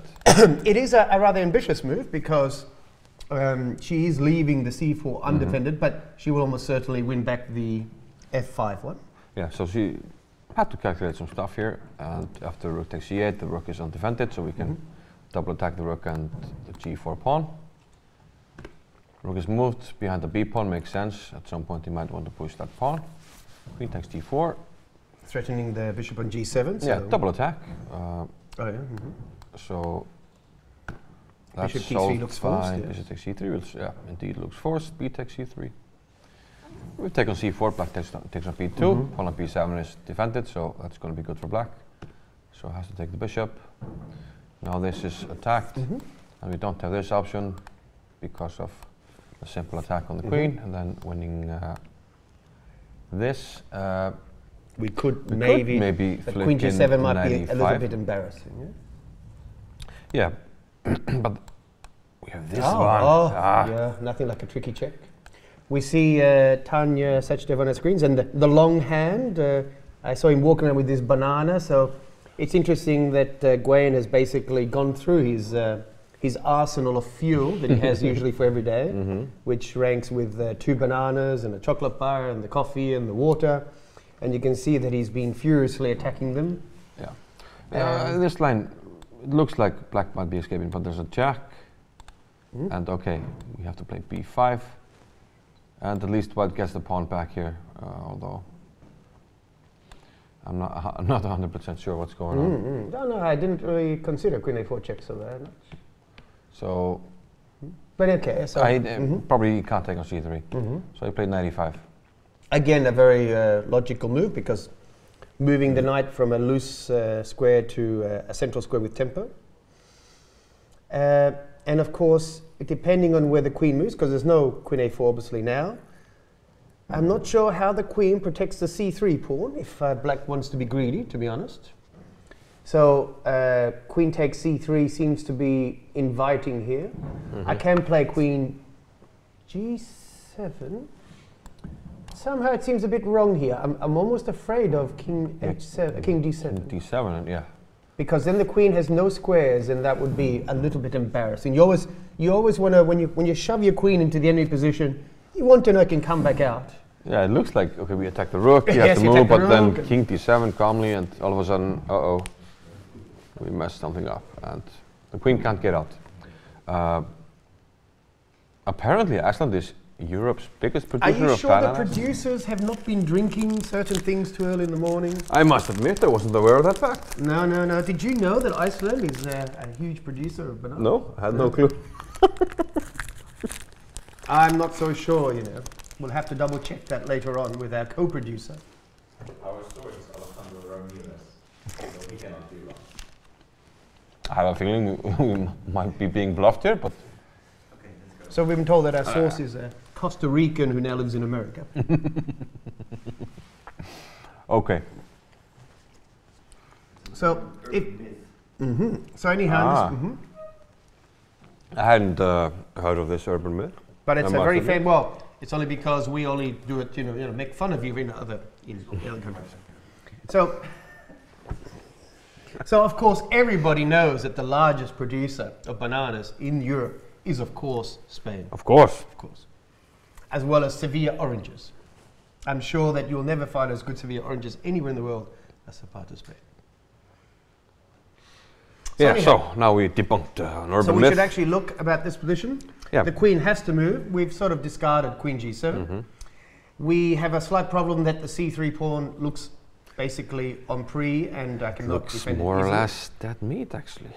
So I'm not sure where the queen's going to go. Let's say I go to h5, vaguely attacking something, and after queen takes e3, I vaguely play knight f5. This is my vague attacking threat. Generally, when you lose a pawn, you have to do something. I only say aggressive. this because the queen has to move somewhere, and if I play queen f5, my knight on h4 doesn't really have the square. Queen f5 also looks like an attractive square for the queen, but the knight on h4 basically doesn't have a forward move. Unfortunately, I'm not really threatening anything concrete quite yet, because the knight on e5 is protecting f7. But okay, at least white's pieces are active. I must admit, I'm not so sure where this compensation is going to come from. No, I agree. Okay, the king, to be fair, the king on e8 does not have a natural square to hide. It's not so obvious where the king on e8 is going to end up. And the problem is that even though we can play at some stage later on in the game f4 to dislodge the knight on e5, which is the only way we can dislodge it, that seems to critically weaken the e3 pawn very often. And I don't know, before you play a move like f4, you have to overprotect. In this position, the knight on f5 would protect it, but I'm not so sure.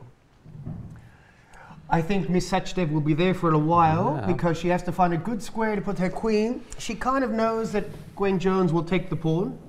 Yes. Gwen wants to win the game. By playing queen takes c3, you immediately get the passed c pawn. You immediately have a 3-pawn-to-1 majority on the queen side. Gwen knows how he's going to win the game in the future. But it looks like Tania will be there for a while. So I think we'll have to visit another game. An interesting game that we have not looked at is perhaps the battle of the youngsters, which I walked by, which was semi-interesting. And that is the young 15-year-old Grandmaster, or Grandmaster-elect, Tari, on board 14, playing the 12-year-old international master, Liang, from United States. He won the Liang. Yes, and it's probably the two youngest title players in the tournament playing each other. Yeah. And to be fair, the game wasn't as interesting as I thought. But it's interesting that for Tari, who's a 15-year-old 25-50 player, he doesn't often get to play someone else who has a decent rating who's younger than him. So he sort of looked at me and he looked at his opponent and went, yes, I am playing the little guy type thing. To which I think that's very funny, since considering that for years he's been that little guy who has had to suffer. So I thought, at least you understand what we all have to endure when we play yourself as well. But you can see that in reality it was just a very slow, close Spanish. And I've got to be honest, Tari seems to have given his opponent quite a lot of respect. Little 12-year-old, I believe his rating is. And I think the battle here really is whether we can prove that the bishop on g6 is either good or bad. You can imagine some sort of position that the knight on f3 moves, I play f3, and the bishop on g6 has to sit there almost like a passenger for a while, and then black will have to waste time to try to play f6 and bishop f7 to bring it back in the game. We in general don't really want to take that bishop for a while, because as long as it sits there, and again the e4 pawn has to be overprotected. My dream would be to somehow double, of course, the pawns on f6, which cannot happen. So you imagine a position where there's a very famous Capablanca winter game where white got to play something like bishop g5, takes an f6, black took back with the g pawn, and then that position is considered winning because the bishop on g6 just becomes... Yeah, let's imagine a fantasy version talking about a bishop like this, which is much easier to free because you can't really move this pawn, which you want to do to enable the bishop to move. Famous game with colors reversed, yeah. Yes, but in this position, of course, it's not going to happen. They both understand this sort of position. So black has to continue to make that bishop on g6 active. This is, I think, the key idea. White doesn't want to play ever c takes b4 to give up the d4 square either. He wants to leave. He's quite happy to accept b takes c, b takes c. He has to leave this pawn here. The pawn on c3 covers two very important squares. To be honest, I believe the young 12-year-old from America has achieved equality. Except on the clock, where he's down 30 minutes. Oh, okay. But, I don't know, I mean, quite impressive play from the 12-year-old who appeared once on the top boards and played a very aggressive game against Grandmaster Gupta. Ah, yes. And but the Indian Grandmaster managed to bat him away, as it were, and played a very nice counter-attacking game in a classical Sicilian rector rouser. Okay, well, I think we can move on from this game. It was interesting to see the two young boy wonders. Do you have a choice of game that you'd like to visit? Let's see what has transpired in on board 3. Richard Rapport with the black pieces. As if you just tuned in. Yes. Played rather provocatively, shall we say? Yeah, rather being an understatement. Yes. Knight f3, he actually played h6 here on the second move. And followed it up with g5. Which we were told is the Sukertort Passman variation or something. I don't think they analysed together. But okay, yeah, d6. Let's actually get up to date. We had this solid kind of setup from white. Interesting, he does not try to refute it, he's just trying to keep his space advantage. Originally, he probably wanted the knight on g3, but after knight h5, looks like he changed his mind. Okay, I don't want black to put a knight on f4, so I will play g3. So, okay, the black knight sort of did its job, so it goes back, took this square away. Oh, now he and went now for the g4, okay, coming back. And now again, taking this square and taking this square. And now knight g3 now is the knight has come to g3, next move. And the knight on g3 is attractive because the knight has an obvious square on f5, although black can play e6. But the fact that black has a pawn on g5 means that the squares, as we see on analysis board, f5 and h5 will always be weaker. As many famous grandmasters said, every pawn move you make is a weakness. So we saw Rapport just make a move, and indeed there are two moves now, b6, knight g3, and we just saw him move his bishop. It went to b7. Again, this is what we sort of expected because Rapport does not want to, how some put it, show his hand in the center because he's still keeping as much flexibility as possible. He can certainly play e5 and have a block position, but now with the knight heading for f5, this would seem a terrible move. Yeah, this would seem anti-positional. So he now, I think, wants to at some stage play e6 to control the knight on f5. Controlling some squares in the center, and especially f5. And then he can prepare in the future for a long-term d5 break in the center. What's interesting here, of course, is that white could, in theory, play knight f5 straight away, not worrying about the e4 pawn. And the bishop on g7 is en prise, shall we say. And I cannot castle kingside because then there would be knight takes e7. So knight f5 is an interesting question. Yeah, even immediately. That's what I meant, because there's no time to take an e4. I have to assume actually it's not such a good move because worst comes to worst, I play bishop f8, I play e6, and we start again type thing. Yeah, it's sort of like the knight h5, knight f1 tense, we go again, knight f5, white plays something. Being very patient, as it were. Let's try something like this, and then e6, and then we have to go back, and we start and then I might even come back here. Oh yes, you come back to e7. Yeah. I don't actually see a forcing move for white to actually try to achieve anything in this position. The one thing that is probably noticeable is that I don't think white wants to commit to castling kingside. You can see that the Grandmaster Gregorian said he's not really that happy looking with his position. He tends to look away towards the camera a little bit like, oh, what is this? What have I gotten into? Oh no. It's a strange position in a way.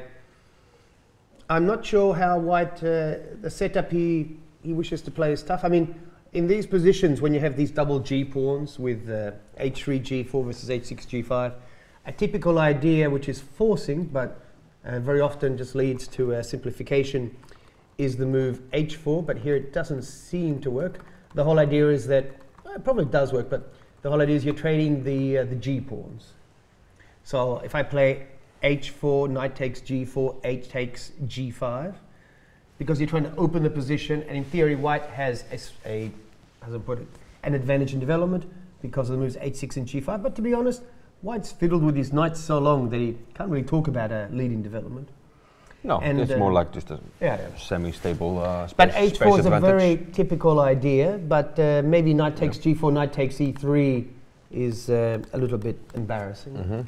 But I would win the pawn on G5 in return. So I'm not sure. What would you play? Would you just temporize and play like Queen E2, Queen D2? Yeah, for white. Yeah. Because white has to still come up with a plan here. Yeah, it's tricky because black is keeping his options open, and but you have to believe that both sides don't want to really castle kingside into it. I mean, so Queen E2, Queen D2, getting ready to get the option like to castle queenside seems sensible.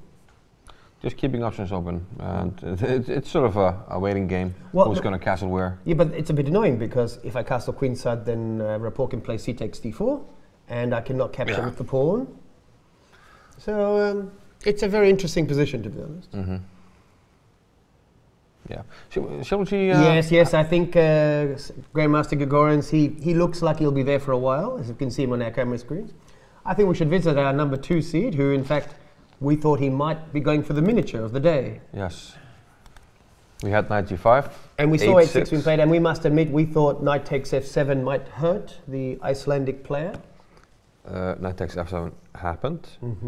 I feel like we're playing in youth now, where you get to play F7, play the E6 check, and we're in the under 12s or something. E6, E takes D7, knight takes D7, bishop D3. We saw bishop D3, of course, and not so easy to defend. Well, only one normal move to defend. Yeah, rook G8. But there's a mini tactic, unfortunately. We took on G6, and the problem is, if we take with the rook, then I'm playing Queen H5, pinning your rook. And there's not an easy way to defend it, because F5 will... If you defend it, I will play F5. And another problem is, well, okay, if you want to have an early day, we can do this, but... assuming he wants to play on? Yeah, well, and we can castle with check again, which we like very much. And then we start taking an H6. I'm thinking if we can even just, you know... Oh yeah, but we can take an H6 first. H6 is more simple. Yeah, rook F7, blah, blah, blah. No, but this would be terrible, of course. Yeah.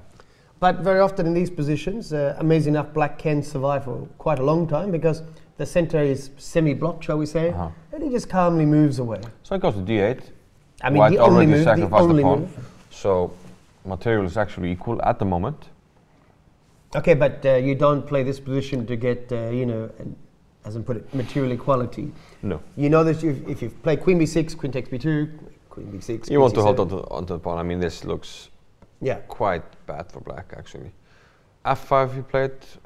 That's always, I think, a committal move because you're giving up the E5 square. Yeah, but didn't seem necessary. But well, no, but G2 is on in theory. If you move the bishop, well, the bishop go to E4, but then knight F6.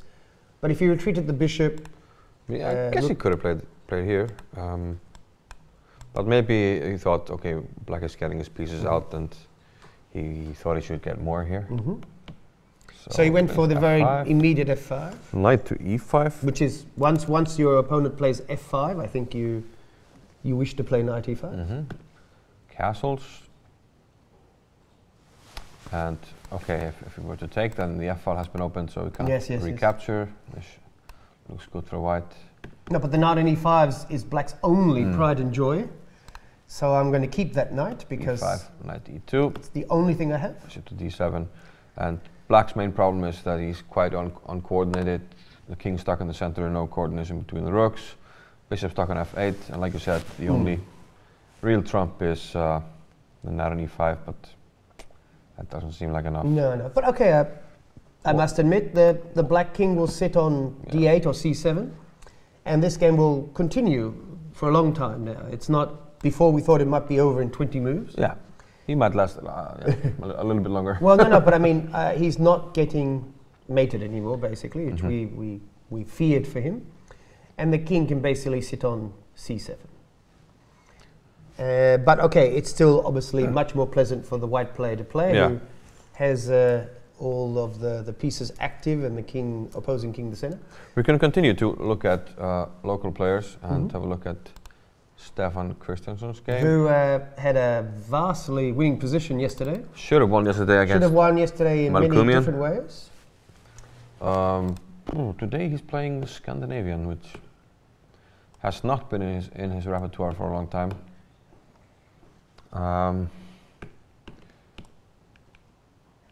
Bishop to g4, h3. Does he react well to a bad game, or is he somebody who might occasionally sort of, hasn't put it, when something bad happened to the day before, he doesn't recover well? Yeah, he recovers. He recovers well. Yeah, he doesn't dwell on. That's good to know. On the past, and he has very good nerves. So but the Scandinavian, of course, is an opening where structurally you're fine, but very often you might just get mated on move 15 or something, because white has very obvious targets of hitting f7. The queen has to lose some tempi. But if black gets to play e6, queen c7, it just looks like a normal Caro-Kann structure. Yeah, well, quite aggressive, and the queen can come out to an aggressive square, e2 or f3, with some threats traditionally on these squares. Knight takes d7, d5. Trying to open it up immediately. Use his slight lead in development. Rook d8, bishop d2. I must admit, unpinning the knight. When white gets to play d5 so easily, I'm a little bit afraid that he got d5 in so easily. Yeah. Usually black has played e6, but okay. d5 is not so easy. Queen c7, queen e2. And now we see that it's a little bit difficult for black to finish development. We have to get this guy out somehow. He takes this pawn on c2, which in general is very, very, very dangerous. White plays rook c1, he's happy. Then, I mean, the king is not as bad as it looks on e1, because white has just complete domination and complete activity. And the rook on c1 may actually come into the game on the c file, which is a little bit of a worry. So it takes a pawn, and white gets the rook right away to an open file. D takes c6. B takes c6. Knight to b5. Utilizing the rook on the c file if black were to take. I must admit, this makes my black's bishop take c2 and bishop back to g6 seem like a waste of time. Yes. To take a pawn on c2 to allow this is not a good thing. So after knight b5, he played queen b8. Okay, now the knight moves again to d4. Knight e5. Knight takes c6. Oh, okay. Hang on one second, because obviously when you play knight e5, you're protecting your pawn. That's and if I cannot, idea, but you're gonna walking into bishop b5. And we're walking into bishop b5, double attack. Well, actually not double attack, but the knight on c6 is attacked twice. So just go back one square just for a second. Really take it. Well, we don't have a choice really. No, I was saying that. I'm sort of wondering maybe knight e5 might be a blunder then. Can black think about something like this? I'm just trying. Okay, at least we have a check here. But we're still down material, aren't we? Yes, I take on d8 and we're down the exchange, and it's. Worse still, you have a bishop on f8 and a rook on h8 that are, well. Yeah, this is bad for black. I'm just trying to find any idea to. But knight takes e6, bishop b5 looks terrible. I must agree. Yeah, with you. this looks horrible. If you try to make luft, I mean. I can throw in bishop d3. No, I can't play bishop d3 first. No. Even rook takes c6. Yeah. No, I mean this looks terrible. When the king can't even run away, because now we. Yes, we have a very close to mating. Yeah, rook b6 should be enough. Is it really that bad? I must admit, I don't see anything incredibly possible. No? Bishop d3, perhaps? Again, I'm in desperation mode. Yeah. Can I just... Probably just win the piece. That just wins a piece. Sorry, no, take it back. Yeah, that's... No, that's a piece. But we have to try to find something. I mean, it's... I think it's over. If I have to play knight e6, bishop b5, I think this will be the miniature of the day. There doesn't seem to be any way to escape here. The saddest thing of all is that in a difficult position he played bishop takes e2, bishop back to g6, and the rook on c1. You could have had a similar position with a pawn on c2 without this. And with 2 extra moves. So queen e2, black to move. Again, he's allowed d5, so it's hard for him to get the pieces. Basically, we had this position, and then we had this position with white to move. Basically, it looks like white has had a couple of tempi for nothing. And yeah. I fear for the points total of Norway today, shall we say? And Iceland. Yeah. Okay, so anyhow, I believe the black player has lost, Stefan, which is a bit sad because yesterday he in fact was winning against a 2650 Grandmaster, allowed a draw, and now he's losing against a 2386 player from you said German Braun, yes, a good German name. So I'm sorry, I don't see a we'll just we'll get an update, I'm sure. If they continue, we'll look at it, but I'm sure we'll get an update soon on a result. We don't really see anything for black here, and probably there shouldn't be anything. No, it looks terrible. I mean, all the pieces on the back rank, and he's broken some rules and is getting punished. Should we check the dragon game? Oh yes. The theoretical game on the theoretical game. 16. Always interesting to see when two theoretical players come to the end of their knowledge. So we had rook takes 8-7, and after knight f8, which took black 26 minutes. Now we were saying that the two moves were knight f6 and knight f8. Yeah. And so this was a long time ago. Yes. But actually, only 2 moves happened in well over an hour. Maybe they needed the extra time, because that way they can play 20 moves of theory, and then they've got plenty of time for this. So 26 minutes on knight f8. Okay, so and then 48 minutes on rook takes g7, which was it's interesting because with knight f6 we're saying that queen h2 was the best move, because of this line where you take on g7 and you play rook h1, but the knight on f8 is slightly different, but it still covers the h7 square. Okay, so rook takes g7, again a very forcing sequence. King takes g7, absolutely, positively forced. b3? A very strange looking move. Now, what is the queen? What is the queen? I mean, why do we force the queen back to c6 or to c7? Was it really hurting us back then? Queen a6. Another strange move, I must admit. I think one idea is maybe just to get luft, because there might be some rook f1s. We might want knight d4 at some point. Maybe he just analyzed some lines and felt he saw some nuances. I fear I'm leaning forward again because I'm trying to work out bishop h6 check. And if the king retreats, because I think king takes g6, queen g5 might be. It's not actually. It's not actually made. If we go this way, it's made. Okay, but if you go to f7. Well, then I can go to h5, and then I can. Can probably still stay alive, but. Yeah, it's still. Well, actually, I don't see any easy way forward here for white. Maybe I'd take on f8 first, but I think I'm only getting a draw. Here. Because then I want to play queen h5. I mean, I'm saying. Can I get away with king takes? Oh, I didn't think you.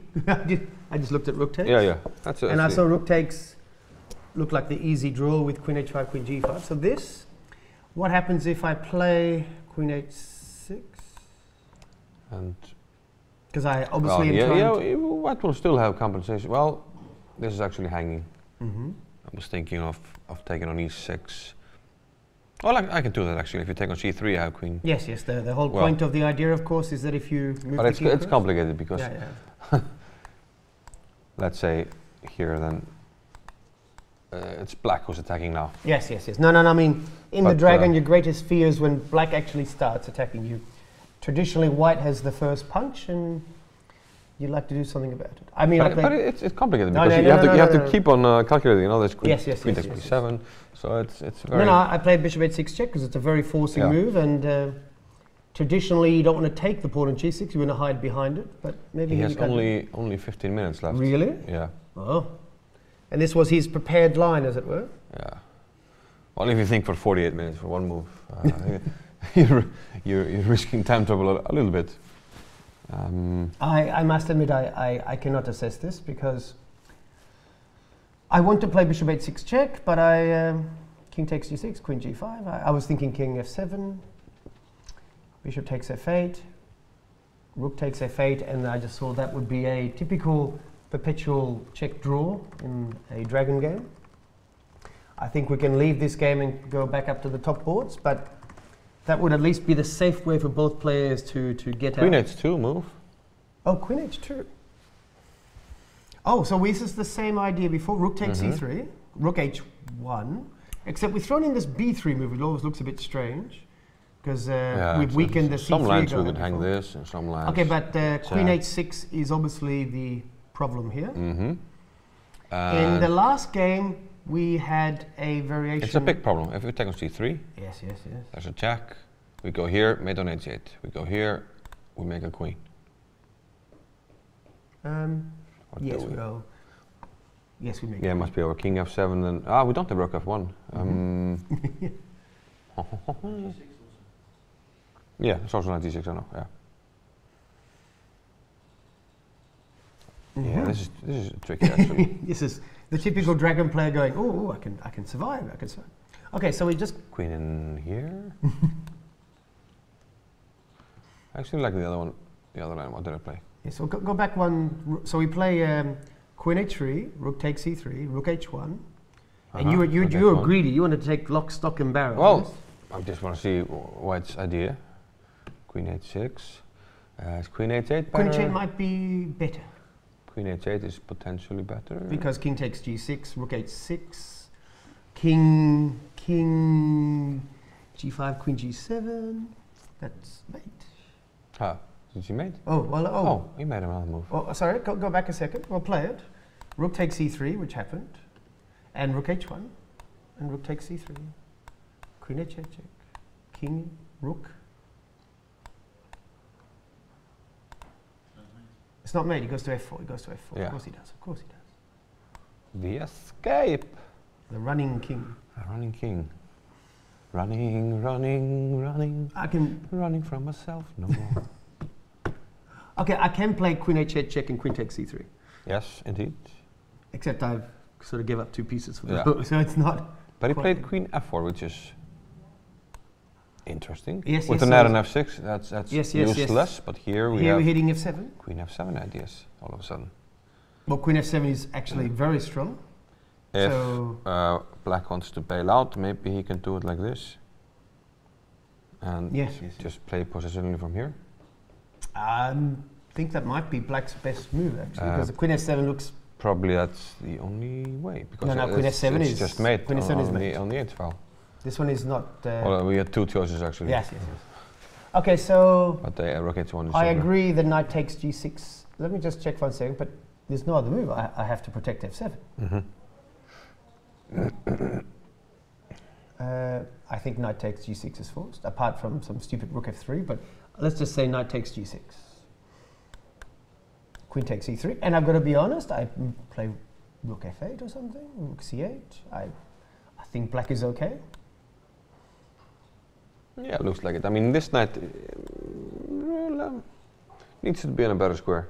Meanwhile, this guy is waiting for maybe rook f1, and then he could be quite nice on e5. But my knight just sits on e5. I've got to be careful, not straight away, of course. But and this could be a weakness that black can attack. But look, you put the queen in some decent central square as well. Because the pawn on g4 is almost more a weakness at the moment than a strength. It's not ever going to threaten to be promoted. Okay, I'm willing to assume that knight takes g6 will happen. I think that will happen, and this game will actually go on for a while. Well, then it becomes almost a normal game. Yeah. Which is went from big attacks to just normal chess. Normal chess. Okay, so we should probably go. Get some other faces on the screen. We should. Anybody but us. Anybody. Somebody. Anybody. Shall we go to the top board so that way somebody can see Mr. Cheparinov, perhaps? Perhaps. Mr. Cheparinov, it is. The Sicilian game where he. Yep, Bromberger against Cheparinov, where we had the rook exchange sacrifice on c3. And always when I see this, I'm reminded of the game Movsesian against Kasparov. Yes. Yeah, in the Najdorf. But different situation. But these rook takes c3 ideas are always relevant in the Sicilian. Rook h4, bishop f3. We had this already, and rook e1. And here we thought rook c8 is okay. It's a normal move. d5, of course. And d5, but he played knight e5. I mean, plenty of moves for black, surely. Bishop went back to c1. You can see that d5 is coming anyway. Okay, at least black has seemed to have a lot of, positional compensation. Rook c8, and now he played your idea with a4. I think a4 is just the typical move because you want to use the bishop on f1 doesn't have any obvious squares, and your pawn on a3 is always a weakness. And note that, okay, black could exchange here, take on c3, and white takes on b5. But in general, black isn't necessarily in any rush to take one of these pawns because it just might free up white's game. For instance, the bishop in some cases. So he prefers to play h6, more concrete. Yes, your idea, of course, of attacking the rook indirectly in h4, utilizing the pin. When we tried this idea, the rook could attack the bishop, and now the bishop is protected. Although we do have ideas, if we take this, rook takes e5. It's complicated though. Is there a Swiss soup though? No, we go here and drop a piece. Okay. So therefore, very calmly. g4, rook g3, bishop takes h5. And now white gets to flick the knight takes b5, which makes sense if he at some point wants to take. And what f4 was the move now? Pawn to f4. This was played. And we can see Bromberger has played f4 and has stayed at the board, waiting for his opponent to come back. Yeah. Traditionally, you'd think it'd be. There he comes with his coffee, which you might need to I think find the best move. All good chess tournaments should have a decent area where you can have coffee, basically. I believe that if a chess tournament does not have access to coffee, somebody will die. Well, I'm serious. In a chess tournament without coffee, can you imagine? Okay, so traditionally you'd play knight c4 without thinking because normally you don't go back to g6 in this position because it doesn't have any squares. You've just done. Okay, you could play knight d7 and go the other way, but I think c4 because I think knight c4, bishop takes, rook takes, favors black. That exchange. Yeah, I guess he wants to play. I can play g6 if we take on h6. Although there is f5, but bishop probably e5. Something. Bishop h4. Yeah, I could flick this one in. Yeah. And if you take, I play e7. Yes. So we don't even have to look at that. Okay, but I'll recapture. And you have to recapture, yes. And maybe I'm picking up one little bug. One little buggy. Yes, both pawns are on. And my bishops are not quite on our beloved normal central squares. Out there. We say about the knights, they are dim on the rim, and actually the bishops don't look that special over there. So your knight c4 looks quite normal. No, I mean h takes g6 because usually when you play g takes h6, g6, the pawn on h6 is always going to be should be able to be picked up. Is this an idea? I don't think it is. I don't like the bishop here. Just drastically trying to well, avoid. now I But can almost. now we can play f5. I was going to say f5 looks very strong. I have here. to take, and now this. Well, no, I can. We can actually just take on e7 because it's pinned. Yeah.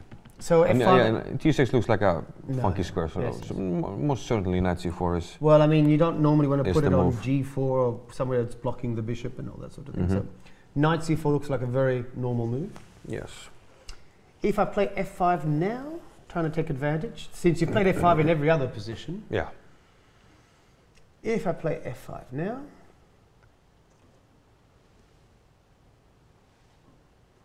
if I take on g5 with h takes, perhaps? We take this, probably. Then I was trying to make f6 or something like this, but I don't know, maybe this is good for... f6 is drastic. I want to try to... I want my black to somehow generate some connected passed pawn somehow. Something for the future. But f5 has been the tempting move always for white because he has f4 and he has f5 as it will, making use of the pin.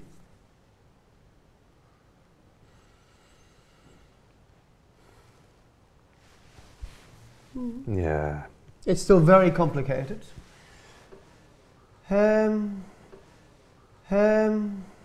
I think knight c4 will be played, but then afterwards I'm not so sure. I could take on h6 first and then play f5 if I wish, I guess. Yes.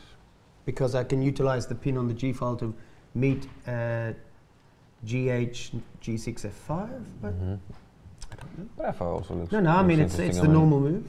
Well, now I get to play f6. e5, then that's why I want to keep the pawn on g5. Maybe we can think about f6 type moves. When something has gone it's wrong. Getting dodgy because if we go here, then takes. Yes. And it's a big problem. So, well, maybe not so easy.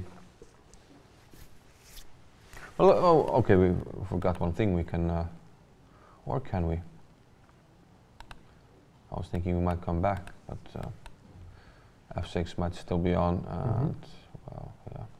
Okay, b5 is never hanging because we have rook b8. Hard to protect it because take on c4. Yes, you can take. No, you can see both players, strong grandmasters, having a long think over this position. It seems to be quite a crucial one. Yeah. I think and now we see Cheparinov with 45. Yes. Only 42 minutes. I mean, he had 45 when he started thinking, and we talked about that in an earlier round. That he likes to have time for these positions. I mean, these are the critical positions.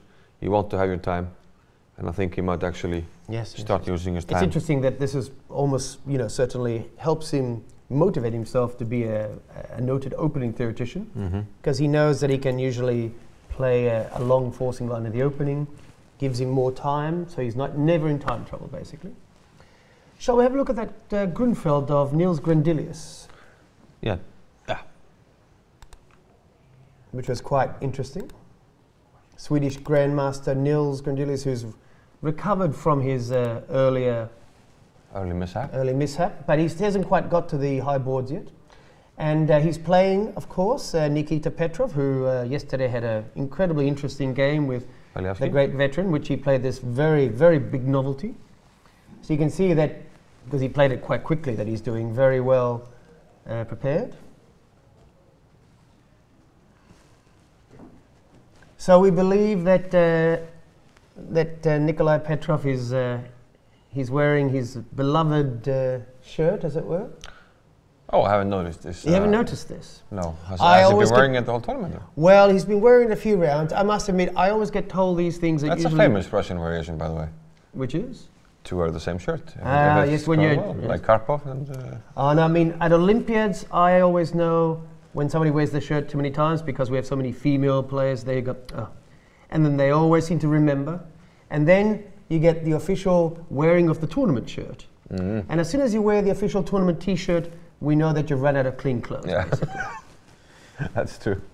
So rook d2. So rook d2. He took on a2. Okay, we were saying here bishop d5 prefers, but okay, he's just taken. The main reason I wanted to play a move like bishop d5 is that the bishop on g2 is kind of a monster.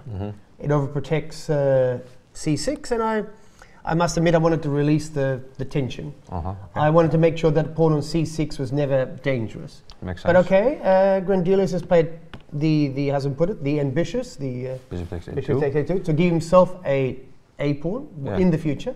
So at least now material is equal, but white has a very strong pass pawn here on c6 that we have to deal with somehow. Yes, yes. Rook b2 looks dangerous on the diagonal, but there's But rook really, b7 is there's really no good way to play this knight to attack the rook. Bishop f6. Rook b7 was played. This is sort of position that you always fear in these positions, because you and I know that very often this pass pawn on c6 supported by pieces can immediately influence the game, and it's even worse when the white player has the two bishops, because there is no easy blockading square. Okay, in this position it's easy, you must double rooks. Yeah. But Rook somehow white's doing all the pushing. Yeah. And I first feel that glance Grandelius looks like has he's in wasted a trouble. move with Yeah. bishop takes a2 somehow. Rook e1, bishop came back to e6, but now he calmly just wants to capture. Bishop c5, take on a7, and then go back to b6. So he tries what, knight d5, and we have a move. He played did not take on, d4. yeah, he did not take on a7. He played d4, and that's because the knight actually cleared the c3 square. So if he were to take here, then bishop c3 would be quite strong with a double attack, and notably covering the a1 square, so this rook can't protect over here. I must admit. So naturally d4, closing the diagonal. And you still got the threat of bishop takes a7. And it looks like this could be getting difficult for. Okay, and my Niels. knight's on d5. So what happens? Does a6 lose immediately or not? Do I have? Is there some problem? Because I know that bishop b6 is not quite there, and there's this rush to play bishop takes d5 and bishop b6. But I've got to be honest, I'm not so sure, because when I played bishop takes e6 in return to bishop b6, if you show the line, my apologies, bishop takes d5, bishop takes d5, bishop b6. I can play bishop takes c6. Yes, you can. So this is my. No, we can't. Oh no, I can't. Oh no, I can't. So. So does bishop takes d5 actually win after a6? That would be a bit embarrassing. Quite possible. Probably, if this is working, then the best black can do is try to sack the exchange and hope to hold on here, which you might actually. Yes, because I could certainly put the bishop on b5 and hold on. So this is definitely something to look at, the direct move. Bishop takes d5, bishop e6. What happens if I take? Am I in time to just cover? No, I'm not, because again, forcing black to give up the exchange. Yeah, no, it's a bit. Can we just go one more time? One more time So this is the current position. It's Niels's move. Okay, so a6, just because it's forcing. Bishop takes d5. Bishop takes d5. Bishop b6. Rook takes b7. Pawn takes b7. Rook. Can we do this? Ah, yes. Seems very like clever. Very clever defensive idea. Yes, this seems to hold for black. Because I only say this because Niels is a very strong grandmaster, and I kind of feel that he would not allow such an easy way to lose this position. Okay, that's a very, very tactical and very nice defense. Obviously, white does not have to play bishop takes d5, but if I play a6 and allow bishop takes d5, bishop b6, then I'm lost if I'm black. Looks tempting. But you can see Niels Grandelius here double checking all of his variations. He still has a bit more time. Okay, it seems due to your tactical defense that maybe a6 is playable. Well, there's no direct win, shall we say? But I still feel that in this position I do not have to play bishop takes d5. I have a very pleasant position. Bishop f1. Oh yeah, bishop f1, yes. Try to, well, Okay, but my whole point was that I wanted to put a dark squared bishop attacking the rook on c7. Yeah. And I'm not going to play bishop takes d5 unless I've got bishop b6. So yeah, why, exactly. Why do not play that unless he finds a force to win? okay, but in this position, there's no threat for black. So he has to play, white has time to, as you said, to play h4, rook b1. I'm not sure what black can do to untangle himself. Looks more present for white. Looks like he can A just lot present. improve the position. So we're going to keep moving. Shall we see the leading female player from Germany? Elizabeth Patz. Who is playing Mikhail Marin. It was very interesting that they actually were pub quiz partners. Yes. And did very well. In the pub quiz we had a team of 2. Yes, yes. And Elizabeth Patz indeed teamed up with Mikhail Marin. And they're both very knowledgeable people about chess. They got I think, second or something? Yes, we had, I think, well over 20 teams participated. I think 24. And yeah, they came second. Started off really well. 30 questions, they had, I think, 10 out of 10. Yeah. But then dropped some points. And the winners, like we mentioned already. Really? Our producer, Lennart, along with his Dutch friend, Arne Mol.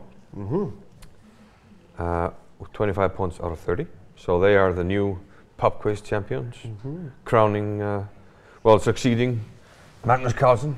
If you can't do it on the chessboard, do it on the chess pub quiz. So shall we see how Elizabeth is going against her pub quiz partner, the high-rated Mikhail Marin, who is also very famous as an excellent writer? So looks like she has built up somewhat of an attacking position. My feeling has always been that she can play quite aggressively if she feels like it. It seems as though this is a slightly better position for white. It's one of these queen's gambit decline exchange variations where you've castled queenside, and somehow, because it's a bit unusual, you've managed to get your bishop on c3. And that was quite amusing. Can we just go back very quickly? Because the bishop started off on g5. All the way back. Yes, yes.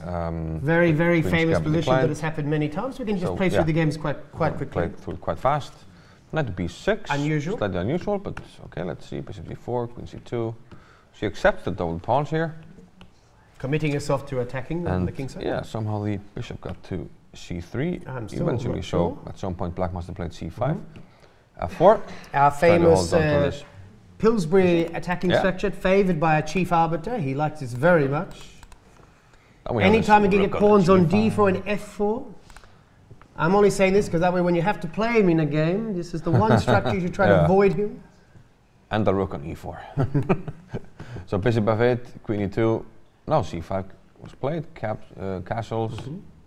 Okay, and bishop takes d4, and then eventually it came back to c3. It's interesting that the knight on b6 now is defending the d5 pawn symmetrically with the knight on f6, and the bishop's on d4 attacking both knights. Slightly unusual. I like these sort of geometric patterns, I must admit. Bishop c5, knight to b5. So bishop takes d4, knight takes d4 is positionally very good for white because in these isolated queen pawn positions, one of the key pieces for black is the dark squared bishop. It is the bishop that attacks the squares around the isolated pawn. And we like that we have the light squared bishop and the pawns on black squares and the knight working with it, so this looks quite pleasant for white. And Marin preferred to keep the pieces on here. Rook c6, bishop came to c3, and on knight f8, the last move. I must admit, visually it looks like a very pleasant position for white. Yes, I must agree. No obvious immediate threats, but whenever there's a bishop on c3 and a rook on g1 attacking the black king, this is always something that must be taken care of. We like this bishop. We like this rook. The knight will sit very comfortably on d4 later on. King is quite safe. King is quite safe. I have the blockade on the d pawn, and I even have the attack. Yeah, black even has the weakness. Yeah, the weakness. I might think about king a1, bishop b1. You know, some old school checkmating attacks. At least I have two knights covering h7. Yeah, so for the moment you're safe on h7. No, I must admit it's very pleasant for white. There's no immediate win or immediate attack, but this must be good for white. I have two bishops, and I have the attack, and my opponent has the isolated pawn. I actually don't have a trump for black. Usually you have to give something in return for such a position. Yeah. And white's king is incredibly safe on b1. I've never played this opening for black because I want to avoid positions like this. The one thing I will say is that as white, I am not going to trade in my attack, my bishop for one pawn. I will not play, even though it wins a very good central pawn, but for some reason, I've got the bishop on c3, that's the pride and joy of my position. I could play bishop takes f6, queen takes f6, rook takes d5.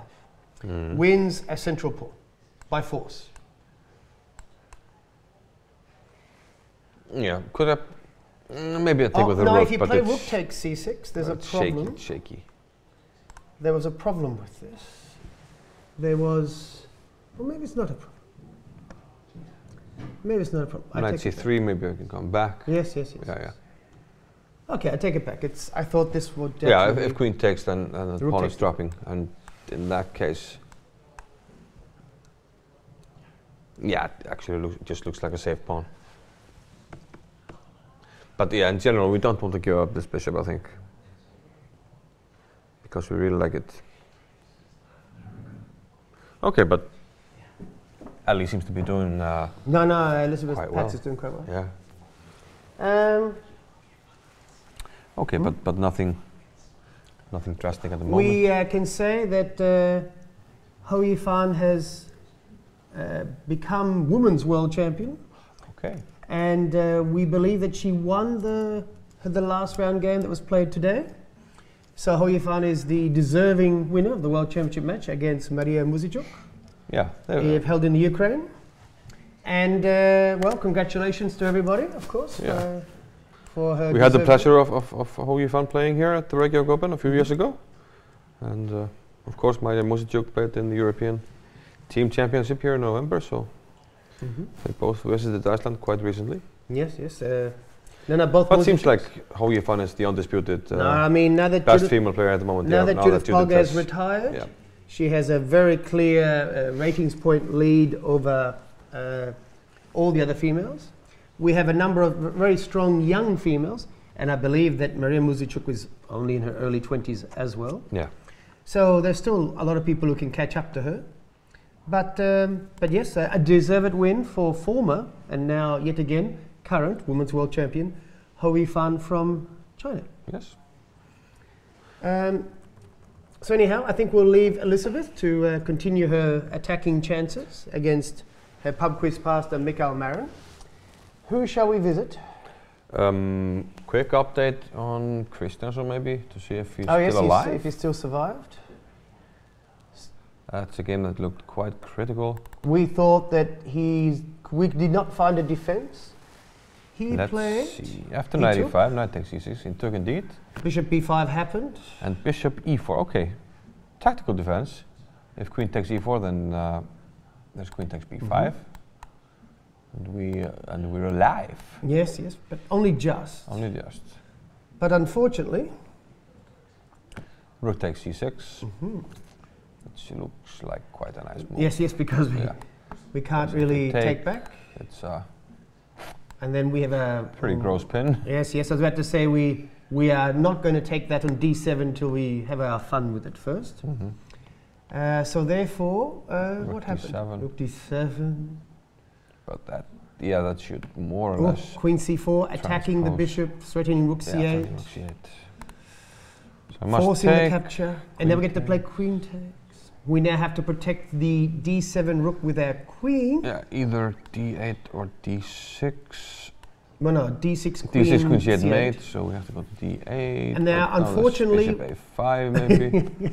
No, bishop a5. It's check. Yeah. Hang on a minute. But we don't really think that's going to matter. In this position, we could calmly play virtually any move. I was going to say castle is obviously the good move, but the most annoying surely is just to play king e2 to annoy your opponent and say, if only you could play rook takes d2 check. But you can't. And but yes, castles, rook d1. But now we're turning bishop a5. No, this is terrible. So this is still resignable, unfortunately. Anything. Still bishop a5. Bishop a5, queen e7, rook d1. all she wrote. Still resignable. So perhaps this is resignable. No, I mean, we feel for the Icelandic player, but you don't escape these pins on with a bishop and a queen hitting the rook on d7. This is Paul Morphy, Duke of Brunswick type of stuff, you know. And it's one of these positions that black has the bishop on f8, the rook on h8. We can put this one to bed, unfortunately. Do we have any other games that are near the end, shall we say? Andrekin? Oh, yes, of course. A very sharp game. Could be close to it. 95 castles, b5. This happened. And knight f4. Okay. The king started running. Bishop to h7. Rook h8. And now some small tactics. Knight g6. So very the nice. rook must take here. And white is exchanging some pieces. Very pleasant still. Yeah, d takes e6. And yeah, now the h6 pawn is just dropping for rook f6.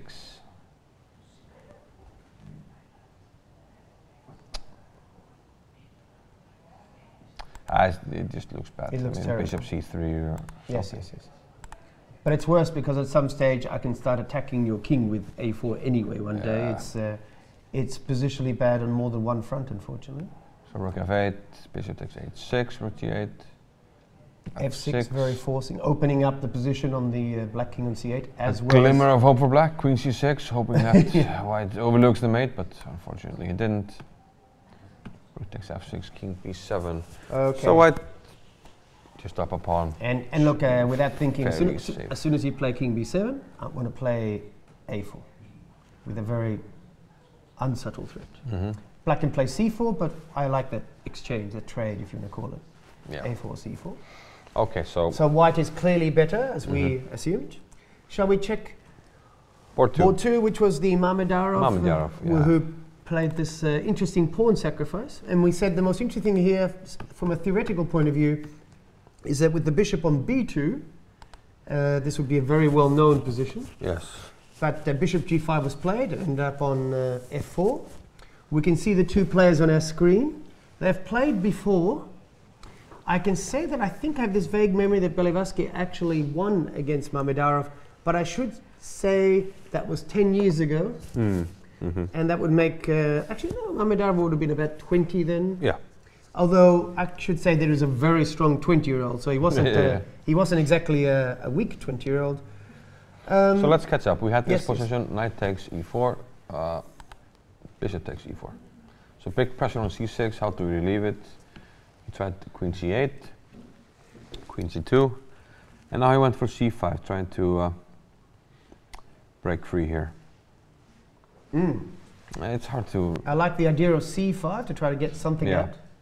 If you don't do anything, I have rook c1 or something, pressure on c6. Well, you can see that the previous idea that we said, just to bring not only hitting c6, but at some stage just playing knight d3. Yeah.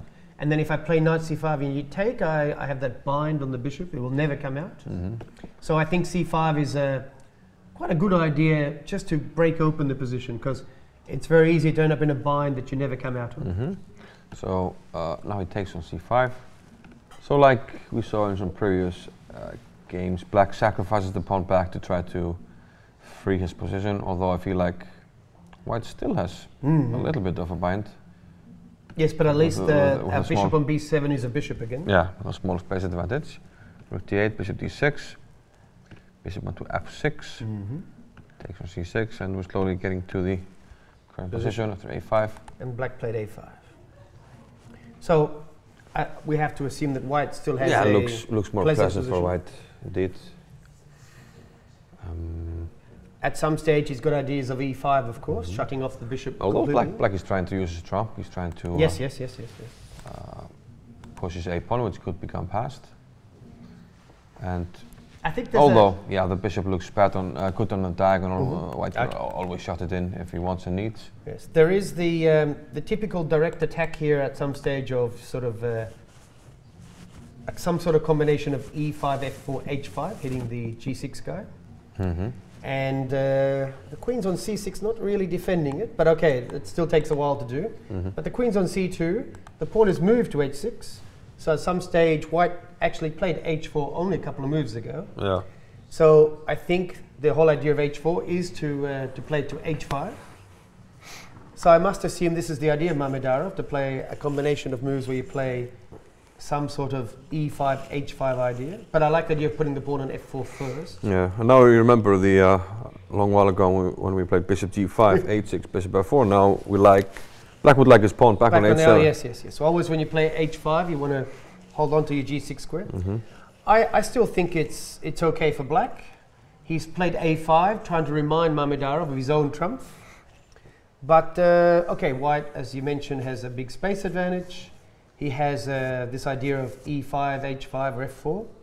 I think we should probably visit Tania in her battle with English Grandmaster, because that was getting quite exciting to see if Gwen actually took the pawn. We can see here. Whoa. Very nice. Let's see. 95. She played the queen to f5. A lot of moves. Queen takes c3. Oh, we were saying that queen f5 was possible, but it made the knight look a bit bad, but yes. But she must have some concrete idea here. Rook a to c1. Queen a3, e4. Getting ready for an f4 push, perhaps. Rook g8. Rook into c2. b5. Now she went back with the knight to f3. No. And her idea, well, just to remove the knight. The knight is a monster. Knight for the worse a white knight. Knight takes f2, g takes f3. Logical. So she's down a pawn. Okay, but the king is still sitting on e8. Still sitting on not such a cozy square versus a I mean obviously a rather good king for white. Obviously, if you get an endgame, we're happy for black, but yeah. So let's see, queen h7, rook f8, because it looked like we had some interesting things happening in the current position. Queen takes e4, rook takes c5. Okay, so very obviously there is a tic-tac. If we take queen c6 check. Queen c6 check. King d8. Rook takes c5. Takes c5 looks good. We're threatening queen c7. Queen. What can we do about that? And then d6 would be a bit embarrassing. Yeah, queen e5. d6. d6. There is a check, but there's only one check. Ooh. And it's hard to stop. Okay, do we play? Oh, no, I don't. This doesn't look right. Gwaine Jones is now looking a little bit annoyed, actually, looking at the water, drinking. Okay, well, we can't play this. So. Rook takes c5. No, but it's actually happened, yeah? Or it hasn't happened. What's the last move? Rook takes c5. No, rook takes c5. Yeah. Okay, so Tania has that confident look, and Gwaine is not really very pleasantly. Okay, so one more time, because we don't have to play queen e5. Queen c6 check, king d8, rook takes c5, queen e1 check, king g2. So queen e1 check here, sorry, my apologies. Yeah, we don't need to. Oh no, king h2. No, but I want to move my queen to a5. Okay, queen e1. Basically, if queen e5 doesn't work, I have to go the other way. Okay. Only because it's the only move I have to. Oh, okay, well, he's actually. D takes c5. He's played d takes c5. Very forcing sequence. Check is happening. King d8. We can see there's a crowd here. Queen looks not really confident. Let's see if okay, rook takes c5 is basically forced. Straight down the forcing lines. Is there anything? Well, no, I believe queen. Let's say here. I believe it has to be the moves we came up with, because if not, this is just be lost. This looks like.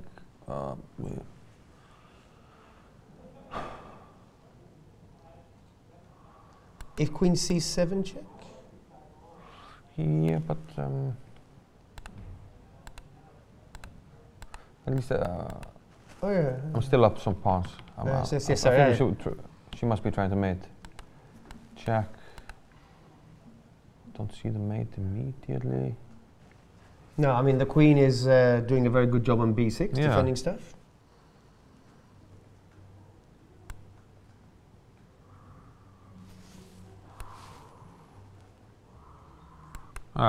Here. Yes, but where do we go? This might defend. What's going on? Yeah. So okay, but maybe there's a draw. Yeah, I could go rook e5 with a draw. And now we've got to understand that Gwaine doesn't want to draw. No. But okay, maybe this is the best. Okay, let's get the current position and see what's going on. So, so we were trying to bring the queen to a5. Well, I mean, I think with, if e5 is not possible because of d6 with tempo, it has to be only via the other diagonal. So queen e1 check, and again we are assuming that white doesn't mind a draw, assuming she doesn't have force mate, of course. Queen a5, I believe to be the only move here to stop queen c7. So black has a draw if he wants. Point being, if you go to the h file, then black is winning. So if black wants to play for a win, yes, he has to go queen a5. Oh, wait a minute, we didn't even consider that. Queen is where?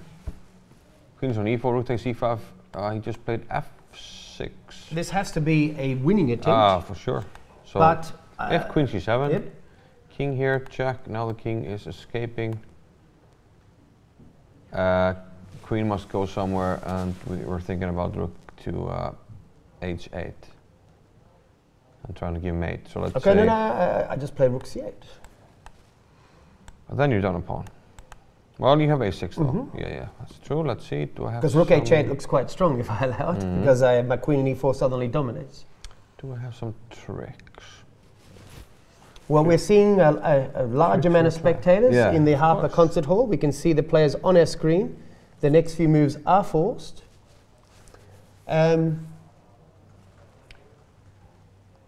Looks like this position here looks equal for white. But the next few moves are all forced. I believe that white has to play rook c8 here, not allowing rook h8.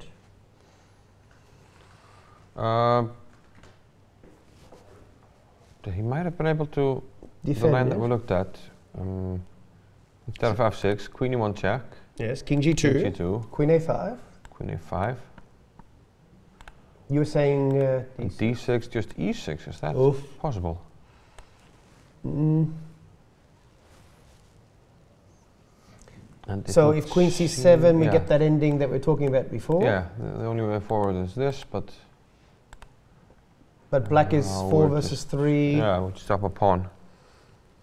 And this is obviously a rather welcome scenario after what's happened in the game. Yeah.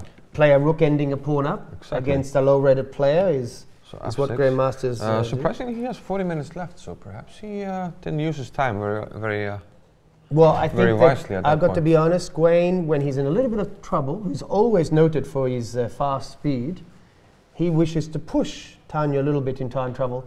But to be fair, she only has a few moves to make. She still has 6 moves, I think, 7. Queen takes b8 is white's 33rd move. Yeah, so queen c7, king e8. We're assuming that rook c8 is the only move, only because rook h8 threatens rook h1. If queen somewhere, then rook h8, and white would have to bail out with queen e6, but then you're... yes, we're back into our... oh, you still have... But we have rook e6 in that line, though. Rook c6. Okay, but I play king d5, play king c4. Yes, but at least... but at least I can say I'm equal pawns with a king on c4. So going back... Apart from rook c8, do you see anything? You might go back to f4, maybe? You're going to give me these double pawns? Okay, queen takes queen. Oh, rook c8 has been played. That's the natural move. And he's probably more or less forced to take. I don't see how any checks would make a difference here. Yeah, this looks like... I think this will turn out to be this ending. It will be a queen ending, which will probably be very hard to win. Shall we go now to the other game that we thought might be a miniature, Dimitri Andrikin versus... Tania actually looks calm, given that she has only 4 minutes left. But her next few moves are all quite easy to play. Yeah. Oh. So basically we saw this with queen c6, queen e2, and we left after this position. King b7, he played e7, rook a into e8, and he traded the e pawn for the d pawn. But he's trying to finish the game with a direct Yes, attack, of yes, course. Yes, yes.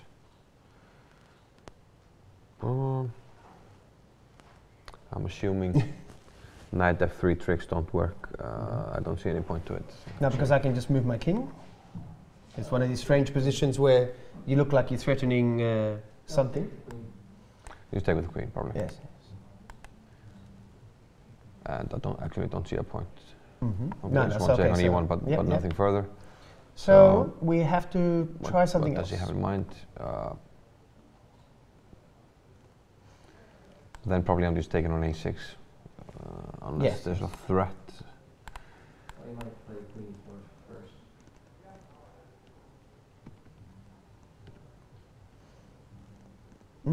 Oh, that's quite well. Okay, it's clever, but I think it might be still. This looks to be. He played knight d7 actually. Yes, yes, a little tactic here, but because obviously g2 is a problem. So the obvious loose rook is not touchable.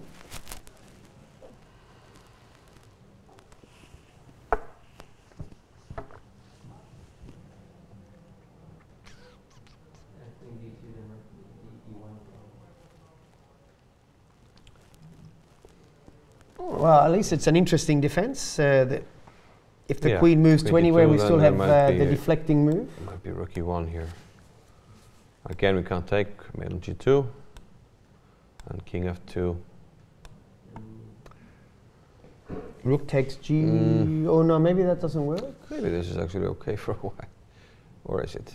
Oh yeah, rook takes g2, rook takes g2, king takes, then queen check, intermezzo. Oh, but then you're dropping knight behind. Oh, the quick.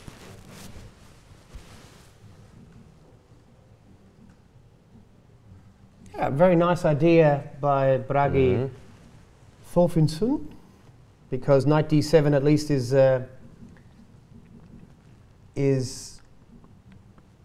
that's a very good idea actually. I like this very much, because I thought he was basically lost when when I saw the two rooks appearing on the sixth rank. I assumed this was going to be a very quick game.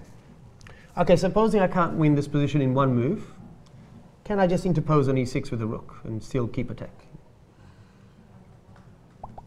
Choose a rook. Well, okay, probably I don't like, well... No, play rook. How about this one? Yes, presumably. Because the other one is attacked by the knight. Now I'm still threatening your queen. Because if the queen moves, I have queen e4 check later on. Must be something. Okay, I'm going to exchange, of course. Rook takes e6. Rook takes e6. Queen d5. Yeah, seems like the obvious option, probably the only one. I mean, we don't want to go back. No. We kind of like queen e4 check. Maybe by just calmly. Oh, yes, possibly the ending is quite strong, of course. Convert his advantage with two connected passers.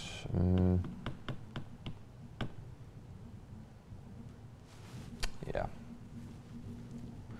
In theory, I could perhaps play queen f3 as well straight away if I'm happy to queen swap, of course, as in here, strangely enough. Because if queen takes queen, rook takes queen. Yes. Yes, and d7 hangs. Let's see, queen f3. Well, I mean, if I'm going to queen swap with my pawns, I can. This is a simple way. Well, simple way. It seems forcing. Start with this, but maybe bishop f4. Okay, but you're not so threatening. Yeah. I mean, I only played this because if we're going to queen swap, we might as well just play queen f3 straight away. Seems like white should have good options here. Queen f3 or rook f to e6, and he will convert this extra pawn. Looks like it. So should we go to? Yes, we should go to Liz Pat's.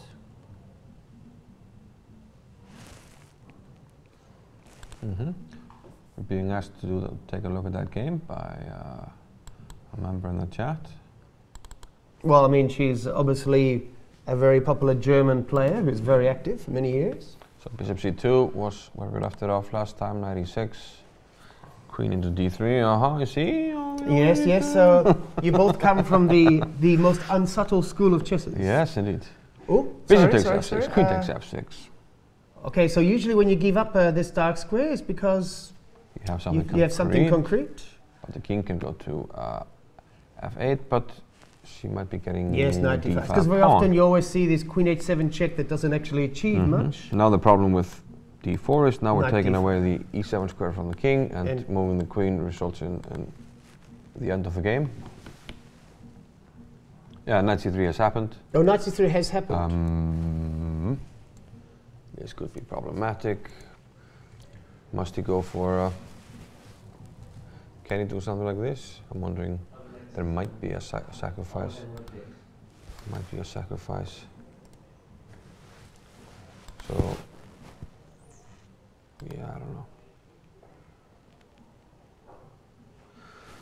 He might have to try to hold on with something like this. Yes, but it's a bit sad. Okay, he played g6 actually. So he played, sorry? G6. Oh, I mean, I didn't really see him. Yes, G6. Okay, so at least that stops the mate, but f5 looks very direct idea. Nothing subtle about this, because obviously taking the pawn allows the G file to cut off the king and allow rook g8. Oh, sorry, well, rook g8, knight d5, etc. First, yeah. Well, I could play the other way and take the queen as well, but okay, it's all good. Then this threat can't be met. So f5 looks very strong, I must admit. If you can't take and you have to move the knight, something has gone wrong. Oh, I have a defense, but I may be losing 2 pawns. f5, queen g7. But I have to play the queen takes queen. Yeah, I have to take knight takes. And then I'll just take a pawn on g6. Yes. And I have a choice of which pawn to take. d5 is still hanging, so I will take this one. Give myself a good pass pawn. And I still have the famous isolated pawn. Maybe even bishop takes g6 is stronger. Well, okay. Okay, but it doesn't matter really, I think. I'm a pawn up with a pawn on d5 in pain, shall we say? I must admit, that looks very good for the leading female player from Germany. f5 looks like a very strong move. I don't really see an other defense because I cannot take with the pawn. And any normal knight move, which I don't actually have many, would allow just f takes g6 and disaster.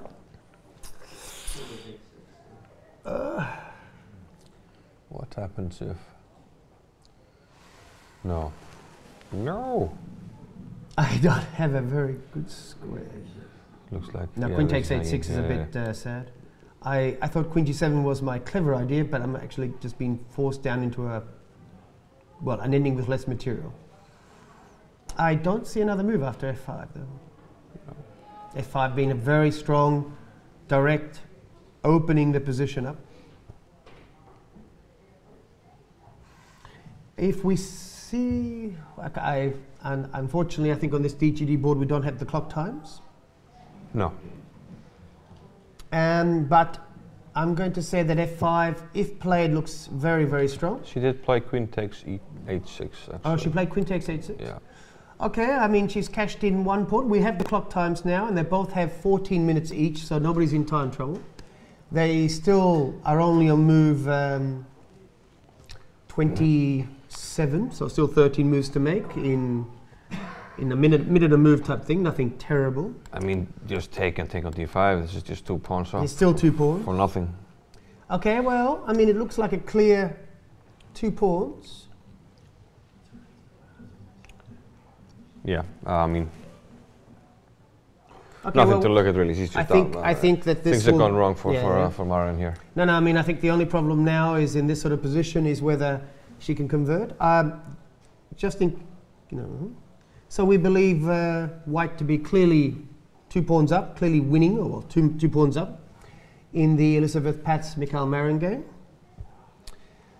I believe we shall take a very, very quick break, and then we'll come back with the second half. We'll see you in a few minutes. Chess.com is about playing. At any moment, there are thousands of people from around the world playing on Chess.com. So whether you're a total beginner or a Grandmaster, you'll find a game quickly with someone at your level. You can play at any pace, from 1-minute bullet to 5-minute blitz to 60-minute games. Or you can play more relaxed games where you have several days to make your move. There are tournaments starting every few minutes, or you can play against our customizable coaching computer. Chess.com is for learning. Chess isn't just about playing, it's about getting better. Chess.com puts the best training tools at your fingertips. Sharpen your game with over 50,000 tactics puzzles. Improve your strategy with training videos by top grandmasters. Get instant feedback after your games with real-time computer analysis. Regardless of where you're at now, you can take your game to the next level. Chess.com is for sharing. Join the community where you can discuss chess ideas in the forums and follow the latest chess news. Or join a club with friends and play in a league against other clubs. You can find all this in your browser at home and at work, or on the go with your phone or tablet. Signing up is free and easy. So what are you waiting for? Enjoy your game.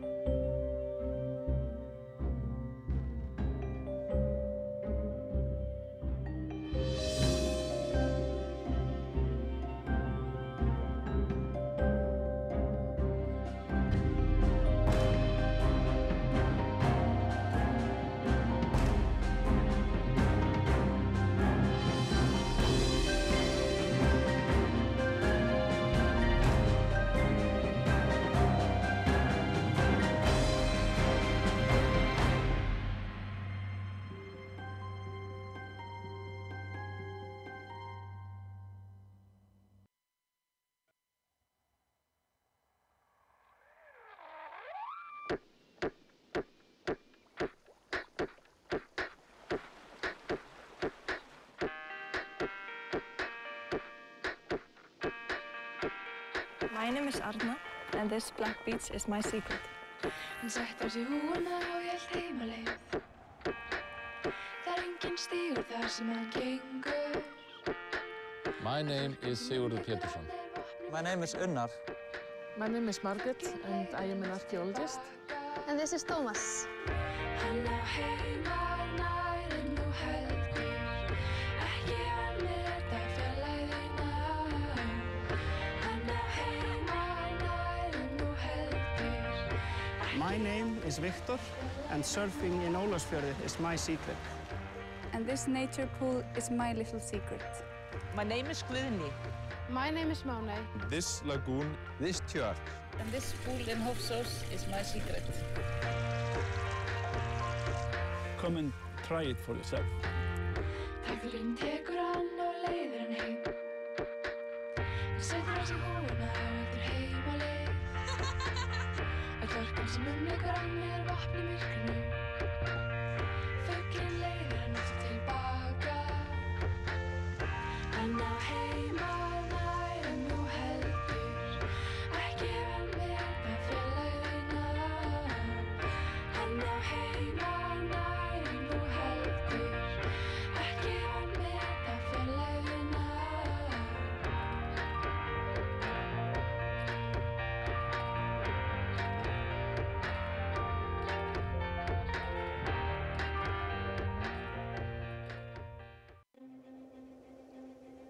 Long before man reached the remote island of Iceland, a land of ancient ice caves, sprawling glaciers and pristine water, a massive volcanic eruption occurred, creating the Ulvus Spring, a majestic underground spring deep below the Earth's surface.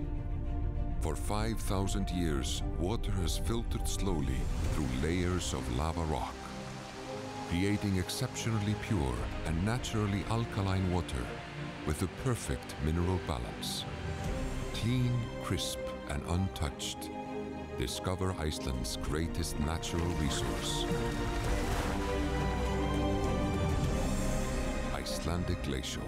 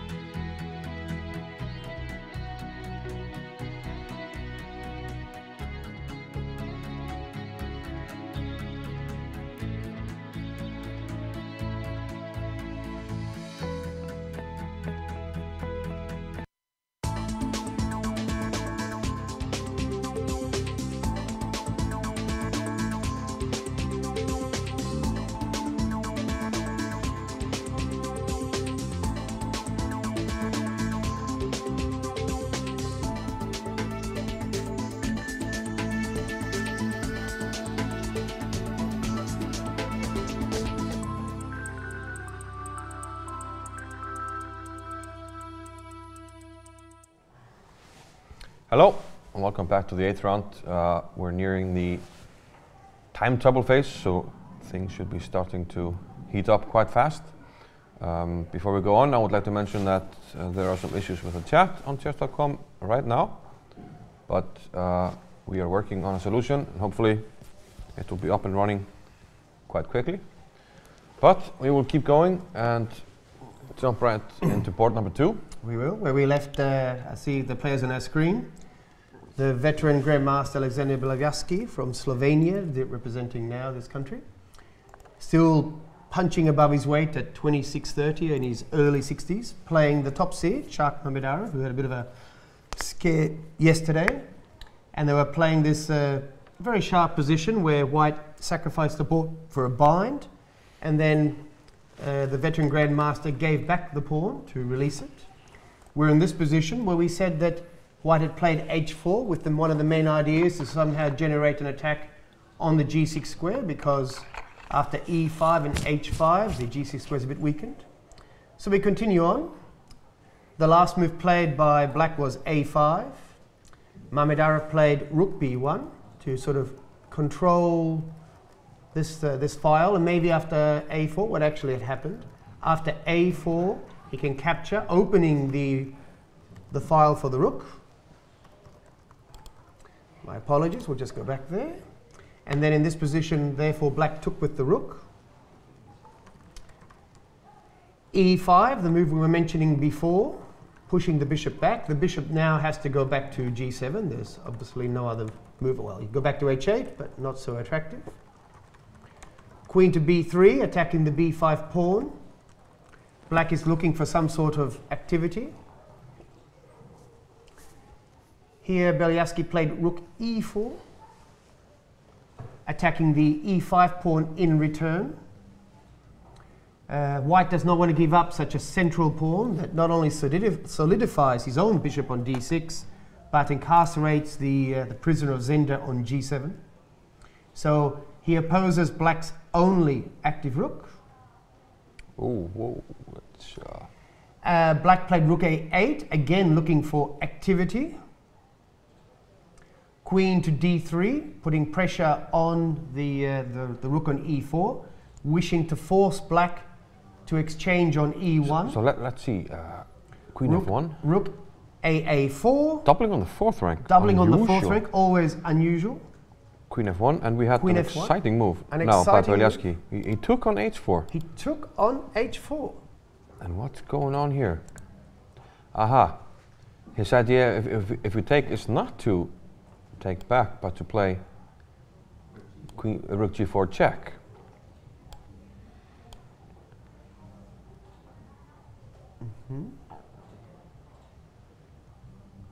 And you must play king h2, queen f. Well, you can play bishop b7 there.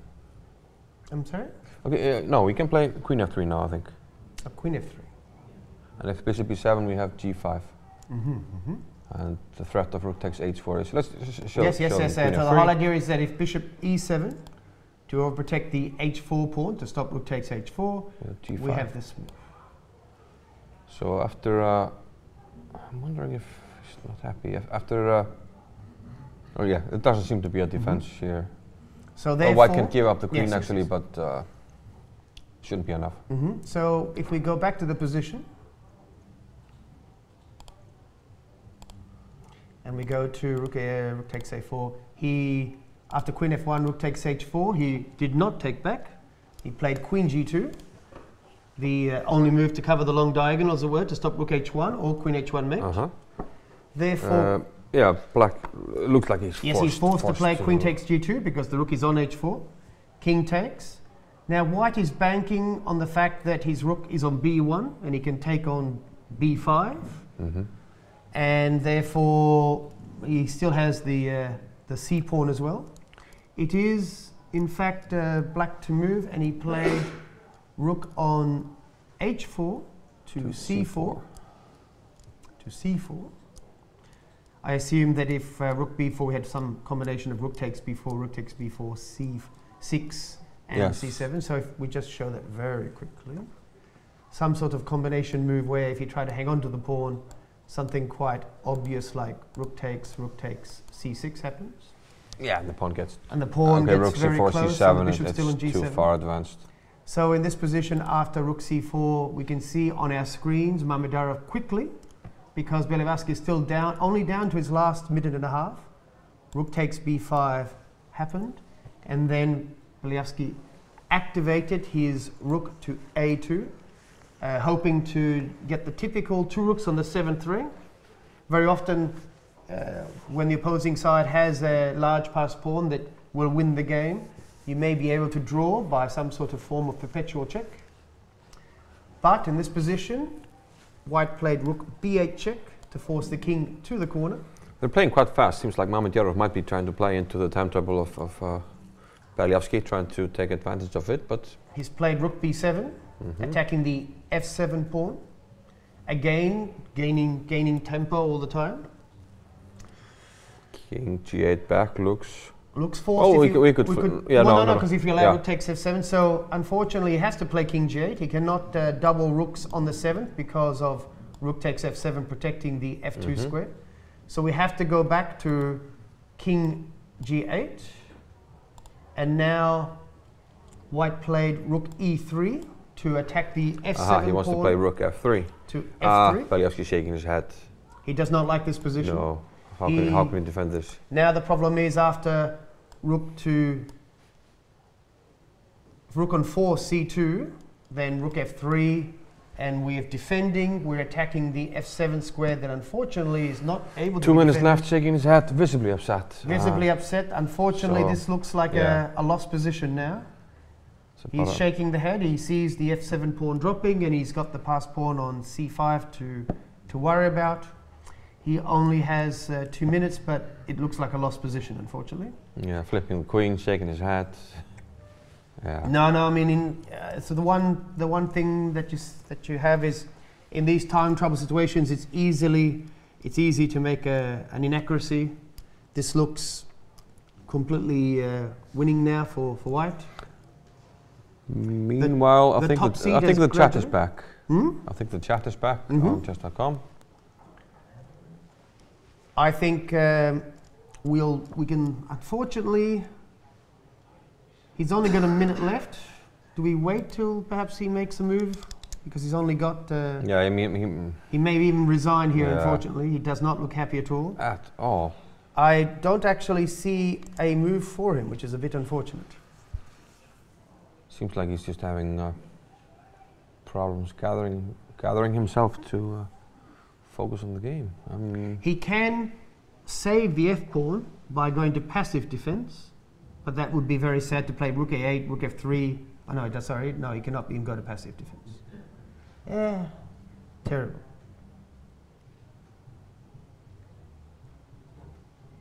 It just looks lost. Once the f7 pawn drops, the e6 pawn is going to drop as no, well. I feel that Beliavsky may resign in this position. I think... he's only got seconds left, and he has no way to defend f7, no way to defend the c-pawn going through.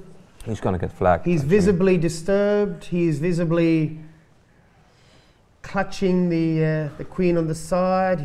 We'll just wait a little bit. No, I think with seconds left on his clock, he will almost certainly resign. I think he will just let the clock run. No, he stops himself and shakes the hand of Mamedyarov, and he feels Mamedyarov points out the error. Maybe this. You can't do that. You can't do that. Too late. On the other hand, I'm not going to be the one to go up there and tell him that he should have put the kings in the center. We can watch the analysis. Yeah, let's see the analysis.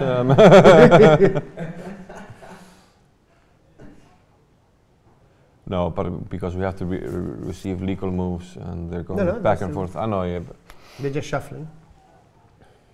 Saying, because well, it's not correct notation, we can't receive. Oh yeah, they're actually bashing out the moves. Yeah. Well, unfortunately, a rather a sad loss for Alexander Beliavsky. Yeah, so it ended here, rook e3, he didn't find a move, and well, there isn't one. We've had a So it's just result. the last.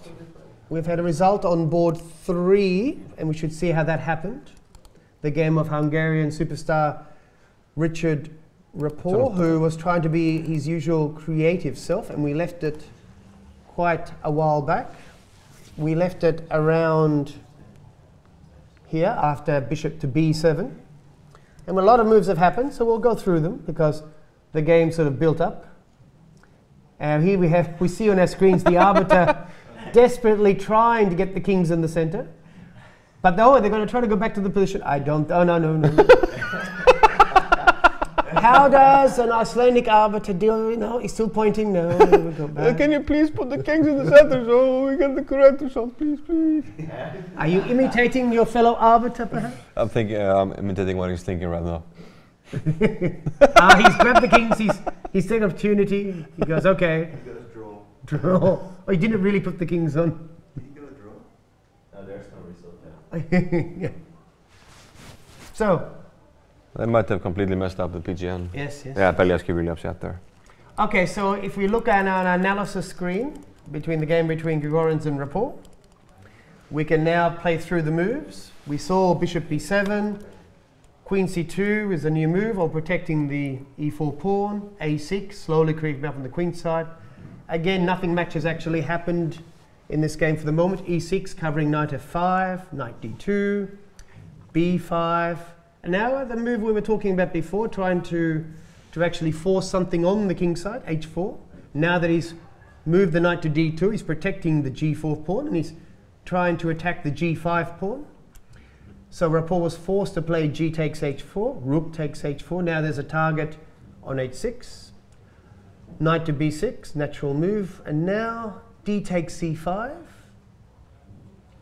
Must take back with the pawn. Bishop c2, knight fd7, trying to put a piece on the e5 square. Maybe c4, knight c5. Knight to h5, attacking the bishop on g7. It seems as though white is making a little bit of progress. Bishop must go back to f8. White gets the castle queenside in basically the best chance he could. Black follows. It looks quite good for white. White has a space advantage. He's a target on h6. Yeah. Black attacks back in the center with e5. White doesn't really want to play f5 because it sort of blockades perhaps with bishop e7 on the g5 square. So he just brings the rook back. c4, trying to bring the knight or the bishop to the c5 square. King b1, just a normal temporizing move when we've castle queenside. Rapport then, on move 24, tried to go for the active move, b4, which can often backfire when you've castled yourself on the queen side. The king on c8 may feel the draft. C takes b4, bishop takes b4. Knight to f3, putting pressure on the e5 square. It'd be very, white would be very happy if such a move such as e takes f4 will happen, because we have bishop takes f4 attacking the queen, and the queen would have to move and be cutting off all the escape squares of the black king. So therefore Rapport, in his usual creative attacking style, tries to generate some trouble and plays c3 to open up the white king. White, of course, if he can, will choose to close the position. f6 to try to maintain some sort of center. F takes e5, F takes e5. Knight back to g7, threatening knight e6, and with knight f5 as well. So the knight on g7 has two very good squares. No. Queen to c6, overprotecting the e6 square. So therefore he chooses the other very attractive square, knight f5. And here on move 30, Black played bishop to a3 and offered a draw. So we should confirm that it looks as though Richard Rapport played bishop a3 and offered a draw. And optically, I must admit, white looks like he has a very pleasant advantage, since the h6 pawn is very weak and there's a lot of weak dark squares in black's camp. Obviously, if we could swap off the dark squared bishops, then knight d6, doubling rooks with rook d6 would be almost crushing. Yeah, bishop c1. So bishop c1. Cheap trick if you take. I have knight d7. You see, so yes, so bishop takes c1 is not playable, as my commentator Ingvar said, because of knight e7. Always fond of a cheap two-move trick. Yes. So the bishop can therefore not take on c1, must retreat to f8, which does not look very attractive, or b4. And then we can probably just calmly... Yeah, I was wondering why you can't just take on h6. Well, maybe I take on b6, no, but maybe I can play bishop f8. What happens if bishop f8? Yeah, to try and protect. Well, I mean, I don't like this position. I could play g5 even, which is a bit sad. g5, yeah. Somehow this position looks... good for it's easy to play for white as well, because again, g5 just looks like it's incredibly strong, to be honest. Yes, but now I might... just bishop e3. The pawn on h5 is very, very weak. I want to push the pawn. So maybe you want to push the pawn? Knight h4 and then g6. Knight h4? Yeah. Knight h4 and g6 does look very strong, because when we play g7, not only are we winning, but if the bishop somehow has to be forced away from the e7 square, it still allows that rather strong knight e7 threat. It looks... I'm not sure why he must have been down on the clock. I mean... 6 minutes.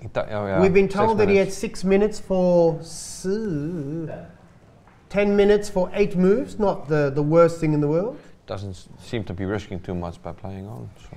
We believe that Rapport might have used his 2700 rating and deep voice to offer the draw. Yeah, when you have the such a high rating, you can usually leverage to get a draw that you might not get otherwise. And sometimes we've been told that there's a moment where it's sort of the last moment you can offer a draw, because once your position gets to a certain stage, when it gets too bad, when it gets too bad, that it's not accepted. So we haven't looked at board 1 for a while, so we... Oh, it's even worse. If we play bishop f8, can I just play bishop takes h6? It's even yeah, because still we can't take bishop on can't go away, so rook takes. And we still can't play bishop you want takes. a pawn because of this. Yeah. So actually the direct threat of just taking on h6 is also rather strong. Yeah. So I feel that white must have had a large advantage in the final position where they agreed to draw. So I believe a lucky escape for the Hungarian Super-Grandmaster. Meanwhile, shall we go to board 1? This is board 1. Seems white is slightly pressing. It's the typical... Well, we had this position earlier, I mean... And okay, basically there's a lot of moves, so white managed to go forward a little bit, and now we were saying that yet again the only real weakness was the one on e6. Yeah. Here we have almost a second weakness now, the one on b6. Yeah, one on b6 here. Because we will always have to waste a move or a piece protecting it. It seems as though it's a pleasant small advantage. We kind of have to defend it, but we don't really want to play rook to b7, tying it down. We can try to defend it in a tactical way by playing rook d7 first, to see whether we can do this in a knight ending. But even the knight ending looks a little bit tough, because the knight has to stay on d7. And here, the 2 versus 3 on the queen side by white is firmly held. And the general idea here is that white wants to gradually create a pass pawn on the king side, where he has 4 versus 3. Yeah, so I'm wondering if we can just play this idea, and then we play f4, king e4. Yes, very gently. Push our pawns, exactly. And then eventually play f5. So this is a very much a small advantage, but very pleasant advantage for white. Yeah. So he did not want to go into the pure knight ending. Oh, you played rook b7. So he's gone into what... The problem with this one is... Well, is it a problem? Looks like yeah, then we'll play e5 and... Eventually you must play rook b7, then then the rook comes over here, so we have some options. He's played the immediate rook b7 going into full passive mode, as it were. Batten down the hatches and wait, basically, because it's one of these positions where black has no activity whatsoever, He can only defend his weaknesses and try to hold the position. And white has basically all the time in the world. It's one of his positions where he can take his time and try to find a winning plan. We believe that the very impressive Gupta this tournament will continue to grind down. We shall now, and Gupta only has a minute left on the clock though, but that can't be quite right. What's the exact time? Oh, that's okay. The reach move 42, actually, these clocks you have to get flagged before you get your extra 30 minutes. So he reached move 42, so he doesn't have to worry about it. Okay, so shall we visit board 3? So he actually has 31 minutes. Okay, he has 31, so that's why he's very relaxed. Yeah. So shall we visit Mr. Cheparinov, who sacrificed the exchange? And has a lot of pawns. So we go back to see how it happened. We have to... Yes. Unclick. So we reached something A4, like this position. A4, A6, oh yes. We reached this position. F4, yes. F4, and now this was the big decision. They played the knight to C6. C6. Very interesting. Oh, we thought this move might be problematic. Yeah, at least now, well, there's nothing on C4, so he can get away with this, but... What about F5 here? Was that? Well, maybe an option, but okay, let's just see what happened and get up to date. I don't like bishop takes C6 seems to allow G takes H4. Potentially a Schussen suit that he missed, and one big point is that he can't just attack the bishop because he can't attack it again. Oh, but this is actually what happened. Oh yeah. Okay. And he plays bishop to G2. Back. Okay, so we're going from an exchange down to a piece down, but for a lot of pawns. And it's so much easier to play the pawns.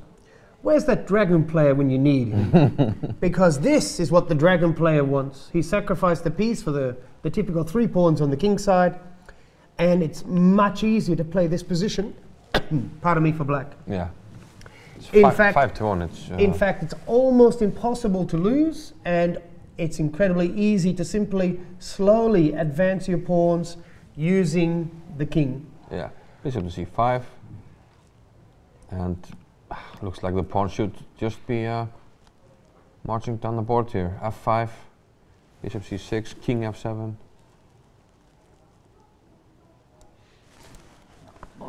If rook h7, just block the diagonal, I presume, and then just keep rolling. Now this looks very convincing. King comes up, g5, g4.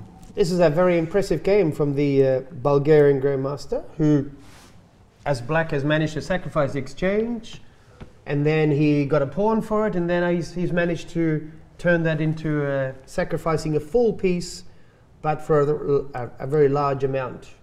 Shall we go to Dmitry Andrikin, who we can see on our screen? No, sorry, still Cheparinov.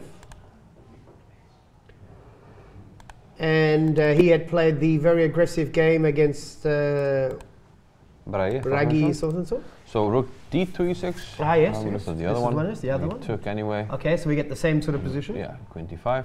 Interesting that he does not play such a move as queen e4 heading for the endgame. He still wishes to try to finish the game with a direct attack. He can virtually force an endgame when he wishes with queen e4. King e7, rook e7. I mean, it still looks very pleasant for white, of course. Yeah, black needs to... he's material up end attacking. Cook up something, otherwise the 2 pawns will just... On the king side will decide this. King b6, current position, yes. 1 move left until we reach the time control. If we're looking for mate, we can play a5 check, because he can't take. The typical king takes a5, bishop c7, and I fear that this king, I mean, I know all about iron kings, but I never believe them. At least not in my games. It could be dodgy, it looks like. So after a5 check, you just retreat, I believe. But even so, this looks very convincing for white. But to yeah, we should note that Elizabeth Potts already won. I'm trying to get her into the show, actually. Okay, this looks, I believe, after whether you play a5 or not, if you play a5 check, the king will just retreat. And then, okay, white has a choice of how to I believe that queen swapping with the two connected passed pawns must be a reasonably simple win, to be honest. I believe your countryman is not long for this world, to be honest. Shall we see? Oh, actually, if Liz is coming in. Okay, let's keep going. What about Tania against? Oh yes, Gwaine? Tania versus Let's Gwaine. see what happened there. And shall we go back a few moves to that critical rook c8 move that we left it at? F6. We can see Tania here on our screens. Gwaine is wandering around, shall we say? Okay. Yes, all he fours. had to take A5, trying to hang on to the possibility of having 2 versus 1 on the queen side. Queen A6, queen to B4. She starts checking. But now, compared to some lines I was thinking about earlier, at least now. Yes. We cover the D6 square, so there's no D6 by white. We can see that Gwaine Jones is actually trying to still win this position somehow by generating a passed pawn on the queen side using his 2-to-1 majority. Are the clock times correct? Does he have 1 hour against 7 minutes? No, yeah, it's maybe possible. No, yeah, it's actually possible. She played. Let's Yes. see, queen d7, king h6, king g2, a4. Here she actually thought for 23 minutes before playing queen f5. So using almost all her time. Almost her time, yes. Yeah. But again, it was the last move before the time control, so it's okay. Oh no, sorry, this is move 41. Yeah. Oh, so this would be 7 minutes for the rest of the game, is what you're saying? Yes. Okay, so in this position, it still, in theory, should be equal because it is hard to escape the checks. The black king is very open, but there's an old saying that there's no perpetual check in a queen ending when you have a passed pawn. You can frequently make a long run, but we still feel this game is equal. We still feel that with best play, the game should be drawn, but Gwaine does have a queen and, well, has a 2-to-1 on the queen side, and he will continue to play on. Yeah, some potential to make a pass pawn here, but I think the king is too wide open. Once we start chasing a pawn, well, no, I want to play. We have a lot of checks here. Okay, but let's assume that I want to run with the king. So I play queen to d6, keeping an eye on the pawn. And then I'm willing to run towards d7 and c7. If you check me on h3, I will go king f8, king g7, king f8, king e8, king d7, etc. Yes. It's the only plan I have, is to generate something like this, if you keep checking. And this is the typical plan that... check over here, you go to f7. Okay, but in this position, at least black has got a relatively safe king, and I can try to push it. We can start to push now. I mean, he will try. I mean, he's the only one with some chances. Yes. But I mean, it's very easy to lose this position as white because the king, if the king ends up on b6, helping the pawns, then we should say very quickly that all the pawn endings are going to be lost for Tania, if they're simply because of the advanced nature of the A and B pawns. So therefore, we have to actually be very careful here. Gwaine has come back. He's run out of bananas. He's got his last cup of coffee. Yeah. He now admittedly looks a little bit more confident. Yes, than before. Gwaine, one of the leading dragon experts in the world. For other dragon experts, unfortunately, black lost the dragon game that you looked at earlier, and Di Berardino against Volodymyr. Quick look at the dragon game you want to have a look at? Or the Christensen game. The Christensen game. Yeah, admittedly, black was fine out of the opening, but messed it up later. But however, black was not fine out of the opening in this one. Yeah, we looked at this. Queen d8 and castles. And it's always nice when you can... has to resign. Yes. But it's always nice when you can play castles as a winning move. Yeah. And it's even saying... no action on the king set, just castles and smile at your opponent. There's simply no move. And say, I bet you wish you could castle too. Yeah. King E1, King E2. Yeah. So, yeah, that's very that's sad. A bit sad. After yesterday's missed opportunity, this is not looking like a good tournament for Stefán Kristjánsson.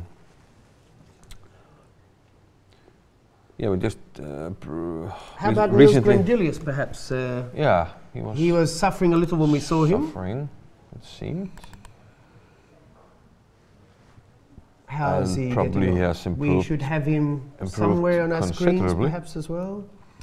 Oh, actually, he's made some progress because I thought this large pawn on c6 was going to. So d4, we had this position, a6, as we. We have young Petrov there, playing quite well, but I thought somehow we got the two pieces for the rook. Here we took on c7, trying to advance the pawn. The idea is bishop b7, but do we have bishop takes d4? No, not yet. Maybe we did. And now he takes on d4. Okay. Yes, because bishop takes d4 and rook takes c7. Bishop takes a6, the obvious move. And somehow it looks like he got the 8th pawn. Which well, we've discussed this on, in fact, yesterday in the Stefán Kristjánsson game, that very often when it's rook versus bishop and knight, although we normally want the pawns on both sides of the board, so the rook can be more active. Although we often think that the two bishops should always defeat the rook, if we imagine this position without the two light squared bishops, if they got exchanged, theoretically, black should always be okay in this position. But somehow, as you said... But it looks like you tricked him somehow here. Yes, now yes, he's playing rook h1, the 8th pawn is not long for this one. Nice move, g5 nice move here to pin it down on h3, and now we can just win it with bishop d2. The knight is still a bit far away from the action, so he tries to bring it in, but black seems to have done the business here and has 2 pawns for rook and 2 pawns against 2 pieces. So we can safely say that Niels is not going to lose here, and he might actually. He's going to try for a long time. Try for a long time to actually play for the win. I believe we've missed out one of our top seeds. Sargissian. Who took I believe a half-point bye yesterday. Is that possible? No, the day before. I think the day before. He drew yesterday. He drew yesterday. Yeah. And we might flip through his game quite quickly from the beginning, since we have a little bit of time. He had the black pieces and he stacked the exchange. And he's playing the American international master Justin Sarkar. If we just go back up, just very good, play through it very quickly. Yeah, yesterday he played against the Danish grandmaster, well, international master. Sacked the exchange, if we can remember. Okay, okay, I have to unclick here so that I'm not receiving new moves. We'll just play through very quickly. I mean, they played Queen's Gambit declined here. So we can play rather quickly through this. Queen's Gambit accepted basically, yes. Yeah. And white has the big c4 square for his pieces. Usually the pawn on b4 is not what you want in these sort of positions. Black will try to play c5 at some point to free up his position. That's what it does here. Even if the pieces get swapped off, the knight on c4 will often attack the pawn on a5. Traditionally, this gives white a big edge in all these endings. Even though the pawns look equal, the pawn on a5 will always have to be protected by a piece. Yeah, I think white is slightly happier here. Yes. With the c4 square as his big trump. The interesting thing is that black also doesn't seem to mind swapping off, but it's a very tough ending to hold. This knight on c4, again attacking the a5 pawn, and black having to protect it with the queen. So he allows him to take on g2, but that's probably a poisonous pawn. f3 is possibly a move. After bishop takes g2. Quite possibly. Yeah, so far Justin Sarkar might be in range of a Grandmaster norm if he manages to hold on here. But no, the problem is he probably cannot afford to lose to Gabriel Sargissian with only 3 rounds to go. If we continue on, rook c8 happened. Yeah. If bishop takes g2, we believe I'm just wondering about this. Bishop has to go to h3, and now maybe. Don't actually see the immediate. Well, rook c7, rook a7. It's we get to squeeze the a5 pawn very quickly. Yeah. Yeah, maybe white just gets too much play here. But, well, I'll definitely win the a5 pawn whenever yeah. I want. So rook and to then the we can 7th. start running, and perhaps this is not something black fancied. Prefer to try and hold on. Again, we have this ending where, yet again, the knight goes to c4, again attacking the a5 pawn. Pressure on a5, so this it goes is the to whole a8. point of this structure, and Gabriel Sargissian has studied these positions very well. And here black gives up a pawn. You're trying to relieve some pressure, but hoping to build up a fortress, bishop and e4. in a way, it's a good practical reply, because now the pawn on a5 is no longer such a huge weakness, and the pawn on b3, which is the nominal extra pawn, is quite safely blockaded. Queen f8, knight d7. Black was threatening to penetrate with the queen, so he had to go back there. And now white is more or less forced to go for the opposite colored bishops. He's up one pawn. Very interesting that, of course, black is more than happy with the draw. Yeah. He knows that with the bishops, the colors, he has a reasonable chance. So he exchanged the queens and he plays d4. Okay, well, bishop c6 is... Yeah, this pawn was going to be lost. Well, the pawn can go to e6, but... Yeah, we would have The to keep bishop the has to bishop retreat, here. of If we course. go here, then we have bishop c6 and king to d4, winning the pawn immediately. So it looks like the pawn is going to be lost would anyway. have to stay on this diagonal to cover d4. At some stage, I'm going to play b4, perhaps. Yeah, looks a bit dodgy. Exactly. Yeah, because maybe we can't get back in time here. On Yes, the bishop is... We're not in time to block this pawn. Meanwhile, the white king can easily help here. Yeah, that's the the. So he decided to give up the pawn here. Well, basically, he had to. So now white is up 2 pawns, but that's not necessarily enough. Okay, we notice that we have a blockade here, complete blockade on the queen side, and the bishop on b4 and the king completely blocked the d6 square. So can white do something on the king side? Yes. Well, the rule generally is you've got to have the 2 very wide outside pass pawns, but generally in order to win, there must be a decisive king march to help the pawn through. That you need the king to basically shepherd one of your pawns through. This looks like a draw, actually. Yes, it's interesting that if Justin Sarkar draws this will be excellent defense. It is, admittedly, on the king side, I don't really believe white is going to make any progress. What can we do, really? Well, no, I'm going to bring my king back to e4, or king f5, say. You play king e7. Oh, no, sorry, it's black to move, so let's make a temporizing move and come back then, here. Well, maybe I play... Maybe I come back here. Yeah, it is hard. Black has to basically sit and wait. I don't see... no, it's not so easy to break through. Even if we get the king somewhere we want, I just put my king on e7 and I have... You can't get into the king side. Yeah, a complete fortress. And yeah, on the king side we have nothing either, so... Okay, let's... Maybe, you're thinking maybe some sort of breakthrough? Pawns, but I don't see any... Okay, but maybe I play bishop yes, here. exactly. And this is the move we don't want to play. Even if I play g5 now, I can take twice. I thought I had a trick with, but I don't. Okay, f5 is actually a try. Yes. We have to perhaps avoid this. Well, maybe I play g4 now. So I'm covering h6. Yeah, and you're okay. You're absolutely fine. I believe we have a special guest who is willing to join us.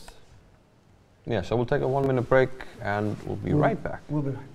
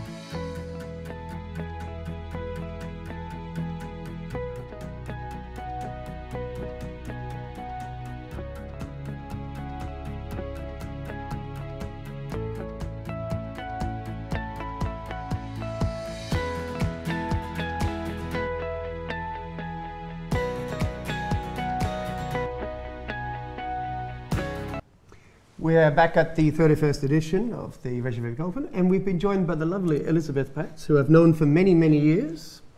I knew her as a junior for many years ago. We've been to many tournaments together, of course, and you said you had a very famous history of getting ill in Gibraltar. And I remember this especially because I had at least one time where I was the one driving you to the hospital. Yes, this is actually even before. I think I was always sick in Gibraltar. Yes, yes, but yet you've still gone back there and you still have very good tournaments. Yeah, the tournament is something not to miss, of course. Mm-hmm. And of course, we must congratulate you on your wedding that happened. Thanks. I have to do the same, I guess. Yes, yes, yes. Even more because you have made a wise choice marrying a German. Yes, yes. Well, as a half Australian, half Spaniard, it's always good to have a bit of structure and discipline in your life. May we ask where you're based these days? Because before you were in Istanbul, then you were in Erfurt, and you're still a very active player, of course, as we see. Well, usually I'm supposed to be in Rome, but I haven't been there for a while. Okay, my husband lives in Rome still, so we both live in Rome still, but as I said, I'm not often there. I mean, lately I'm playing a lot, actually. Yes, yes. And he came with you to Gibraltar, of course? He came with me, he played a very good tournament. Unfortunately, he's not a girl, otherwise he would have made a lot of money. And no, because I saw you, of course, doing commentary, and and he was doing very well. He was the player, and you were the commentator, yeah? Basically, yes, and I always had to suffer when his games were live, actually. But he played a very good tournament. So today, of course, you played your pub quiz partner, who you did very well with. You played a very strong Grandmaster, Michael Marin from Romania, who is not only a very strong Grandmaster, but also a very well-known writer. And a teacher as well. And a teacher as well. I mean, well? he has been teaching me, actually. This is like... Oh, this is one of these teacher-pupil... No, I was like afraid because he was like always showing... I mean, he was showing me like the Benoni with black. Of course. And I was, okay, maybe he would... I mean, hopefully he's not going for that. He's going to say, oh, I taught you about the Benoni, now you have to play the white side of it. Yes? Obviously, yeah. Are you still a very active player now that you... I think this is my last year of being active because I should slowly plan to get children. You know, we're not supposed to, you know. It's time. It's time, you see. Yes, yes. No, I mean, of course, you've been an extremely active player for, I don't know, over a decade, shall we say? Yes, but this is for me the last year where I want to try to maybe get a GM title or maybe like make 2-5 or something like that. No, because you have 2 norms, is that? No, I have one norm actually, but I mean I have a lot of norms before the last round. Yes, yes, yes. I think this doesn't count. No, but I mean I've always been very impressed by yourself because always your demeanor is very amicable. You like to sit and chat to people, and then I see you play chess, and suddenly the head is down, and you're fighting tooth and nail for every half point. I liked your game even with Sergio Gigorans today a few days ago, where you built the white square fortress, and I came back, and every 10 moves you were still... Basically, you have to do nothing on this line. I mean, I played this against Leonov in Gibraltar like some years ago, and actually there I was winning at some point with black. And what I knew from this line is just do nothing. Just maneuver around. Well, today you did a little bit more than just maneuver around, so I would, if you'd like to take care of the controls, you can just move like this to move the pieces forward. And did you specifically prepare for anything? Well, actually I didn't expect that he would go for this line, actually. I mean, like, I expected maybe Nimso-Indian or maybe Dutch, because I had a bad game against Beliavsky here in the Dutch. And well, he went for d5, and after c4, e6. I mean, I played many games with knight f3, g3, the Catalan. But it's like kind of funny because like beginning of last year, I had like some 2 weeks training session with our national coach. He's also from Romania, and he was teaching me basically like how to play this kind of structure. Oh, well, very useful to know.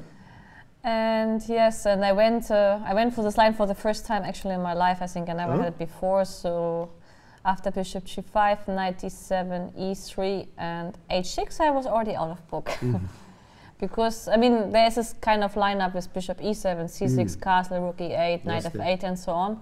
But h6 I haven't seen before, and here already the first question was bishop h4, bishop f4. But I preferred bishop f4 somehow, because after bishop h4, sometimes sometimes the ideas with bishop e7 and knight h5, where I have to trade the bishop. Yes, but this is a very popular idea, I believe, in these, Queensgate declines now. A lot of the strong players are playing bishop e7, knight h5, and it's interesting. They all play h6 first. You see, actually, I don't know. I mean, I'm not a specialist to be honest. I just played like by intuition. I thought like bishop f4 is more principal, c6, and now, I mean.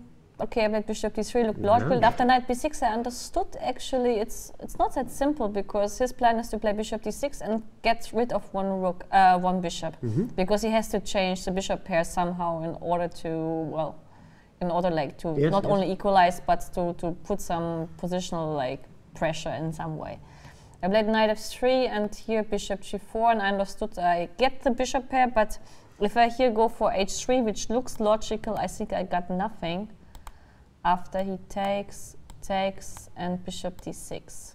And even bishop e5 I calculated probably, I mean the simplest is just to take, and knight d7.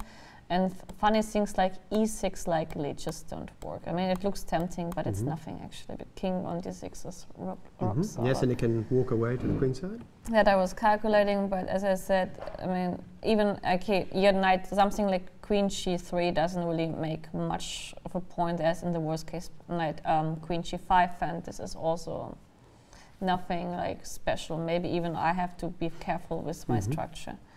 So that's why bishop, I mean, since he has to take on f3 in the next move, otherwise there's knight e5, I went for queen c2 here. Okay, he took, and he played bishop d6, and I decided to go for bishop e5. Now, of course, if he takes knight e7 and f4, I think I have quite some nice play. I have long castle, and the g file is quite weak. So I mean, he can't go for that. And here he went actually castle. Looks dangerous, but it's, I mean, nothing special. And here the question was like f4 here, I think it's premature because of the plan knight e8 and f6. And you're forced to exchange on d6. And if I change this bishop, then at least he will try somehow to make something on the white squares. Maybe he will play f5 himself, and then there's e4 and c4, and actually I got nothing. So I decided not to play f4, but rook g1. If now, for example, well, I mean, he played rook e8, which I think was a crucial mistake actually in the position, because he should spare this idea of knight e8. I think here queen e7 would have been the most logical things, and I think f5, f4 here is not that great anymore, because now, for example, queen e2, there's f6, take, knight takes, and after queen h5, simply rook king g8 and h8, and then there's f5. It looks tempting, but probably it's nothing. So my idea was that if he plays bishop queen e7, I simply take, and I go for long castle. At least I have always the idea, maybe e4, and maybe just like to double on the g file. And for him, c5 is not so easy because of knight b5, and even rook c8. There's always bishop f5, which makes things for him harder. Probably he has to start to defend now with king h8 on the g7, but at least here there is some yes, you have an obvious plan to double on the g file, and you have control in the center. He will play at some point c5. I mean, the position is unclear. It would have been much better than what happened in the game, but at least I think I shouldn't be any kind of force. I mean, I have some pressure. So here he went rook e8, and I think he was sure that he would play after f4, that he would manage knight d7. But actually after queen e2, knight e7 simply doesn't work. For many reasons. I mean, there's queen h5, f6, and queen takes h6, but the easiest is queen g4, and after f6 there's a nice trick with bishop d6. And now he's in serious trouble, because he can't protect g7 anymore. So he understood this, and after queen e2 here he played c5, and now I think, or did I do something wrong? Maybe. But anyway, I know the game by heart. It's not like a big deal, but we can very quickly, hopefully, get back to it to make life a little bit easy for you. Just jump to your position. Yeah, I think we have to go back a couple of moves. Yeah, I think queen e2, and he played c5, which is principal. Here, if I take on c5, he goes knight e7, and he will try to change this bishop because this is an annoying piece. So that's why I decided to go for long castle. He took, and I take with the bishop, and he played rook c8. Okay, here I think this is the most logical one, king b1. Okay, I saw of course bishop c5, but here there's a nice move, Yes, knight of b5, and at least I always, I mean, Yes, if he changed, then I have something on No, d4. but I mean, if you have an isolated pawn like this, exchanging the dark squared bishop around his d pawn is positionally good for you. Well, the position is great for me anyway, but I think Yes, after but it's an knight extra. d7 I made the first mistake in the game, and I understood this just after I moved it. I mean, bishop f5 looks tempting. It still looks like a tempting move. Yeah, no? but the point is, like, after rook c6, the bishop on f5 is misplaced. And here I think probably the simplest is to play queen f3, because I mean the idea is queen c2, and actually, Yes, if force we- another weakness. I mean, queen g2, bishop f8, knight d6. Yeah, I mean, something like a6 simply just doesn't work, because here, and there are such funny tricks. Very pleasant move to be able to play. Queen f3 would have been probably the most killing way, and what I did was, I mean, bishop f5 is also stupid from this point of view, that after this bishop changes, the knight usually aims for f5, and the bishop on f5 actually just is a pain, because I would lose another tempo. So I think bishop f5 was not accurate. Okay, but you still have a very pleasant position. No, I mean, still I think I should be better here, but it's not that easy anymore. Now I went for bishop c3 to prepare knight d4 and knight f8, and here I think, again, I think bishop c2 is maybe not the best option. I think here knight d4 is the most simplest one. That's what we checked. No, and knight we d4 analyzed. looks very logical. I did say that under no circumstances would you try to win a pawn here. No, I mean, there's no And, need. I mean, I want to mate him. No, you want to mate basically. him. I say that because there is the bishop takes f6, rook takes f6, queen h5, and you'll win the pawn. But it's not such good for him. It's not. I mean, no, it's no, not what you want. we had a small wager, and I promise you that that I said Liz will not take that poor d pawn type thing. No, I mean, like here it's all about either I mate him or I not mate him, or like to keep some strong move here. But actually, I somehow didn't consider knight d4. It was a bit strange. I mean, I somehow had in my mind this bishop c2 and queen d3 stuff, but actually, like here, I mean, my original plan was to play f5, and if knight g5, then knight d4, with the idea if you move the rook, then there is simple f3 and h4, and it's unpleasant. But the problem is here that he plays here, and if I take here, he will take here. And this position is absolutely unclear, I think, because now he is safe and my king is a bit shaky. Okay, probably I still should be fine for white, of course, but it's not what you want. No, I mean, you had a... My attack is over, and now suddenly I have to defend even though I'm material up, so this is... I understood that is not what I want, so I went for queen d3, and here he plundered actually the game with his move. What he did was just losing. I think he missed knight c3, I mean, after a6. Here he should go for king f8. Yes, prophylactical. Yes, and very often when you allow queen h7, it's not necessarily the end of the game. Sometimes it's only a check, but we believe that the position after knight c3 was very clearly winning for him. Yeah, this was winning, but here actually it's not. I mean, we checked this move, queen f5, and after a6, I take. I, for example, take. Queen takes, I take, and after knight c3, d4, and maybe knight d5. But this is also not what you wanted, like from your position. No, you had such a... I had such a nice position. Okay, now f6 is weak, and probably I'm still better here, but it's like complicated now. Yes, and a different sort of game, of course. It's like totally different sort of game. So maybe not queen f5, maybe something, I don't know, in the worst case, bishop e5 maybe. Because after bishop e5, okay, if you play a6, at least I think I can go somewhere. Maybe even knight d4, you know. Yeah, you can just probably keep taking back with the pieces. Because I have f3, and then, okay, but in the worst case, knight c3 to increase the pressure. And now knight d4 doesn't work, and d5 is still weak, and of course here this is also should be much more pleasant for me. It's not often that you play against the isolated pawn and you're attacking. And this is true, yeah. Actually, it should be always the other way around. Yes. Yeah, but okay, he went for queen, for a6, and after this, and I was thinking if I play first knight c3, but then there's knight f8, okay, I take on d5 and I'm also much better, but I decided to go for this because the only defense I saw was g6 actually, maybe because such move I think just doesn't work because I can take with a rook here and there's rook f5, which is killing. And you can't take here because of no, we didn't see a defense here either. Or queen h8 check, and this is over.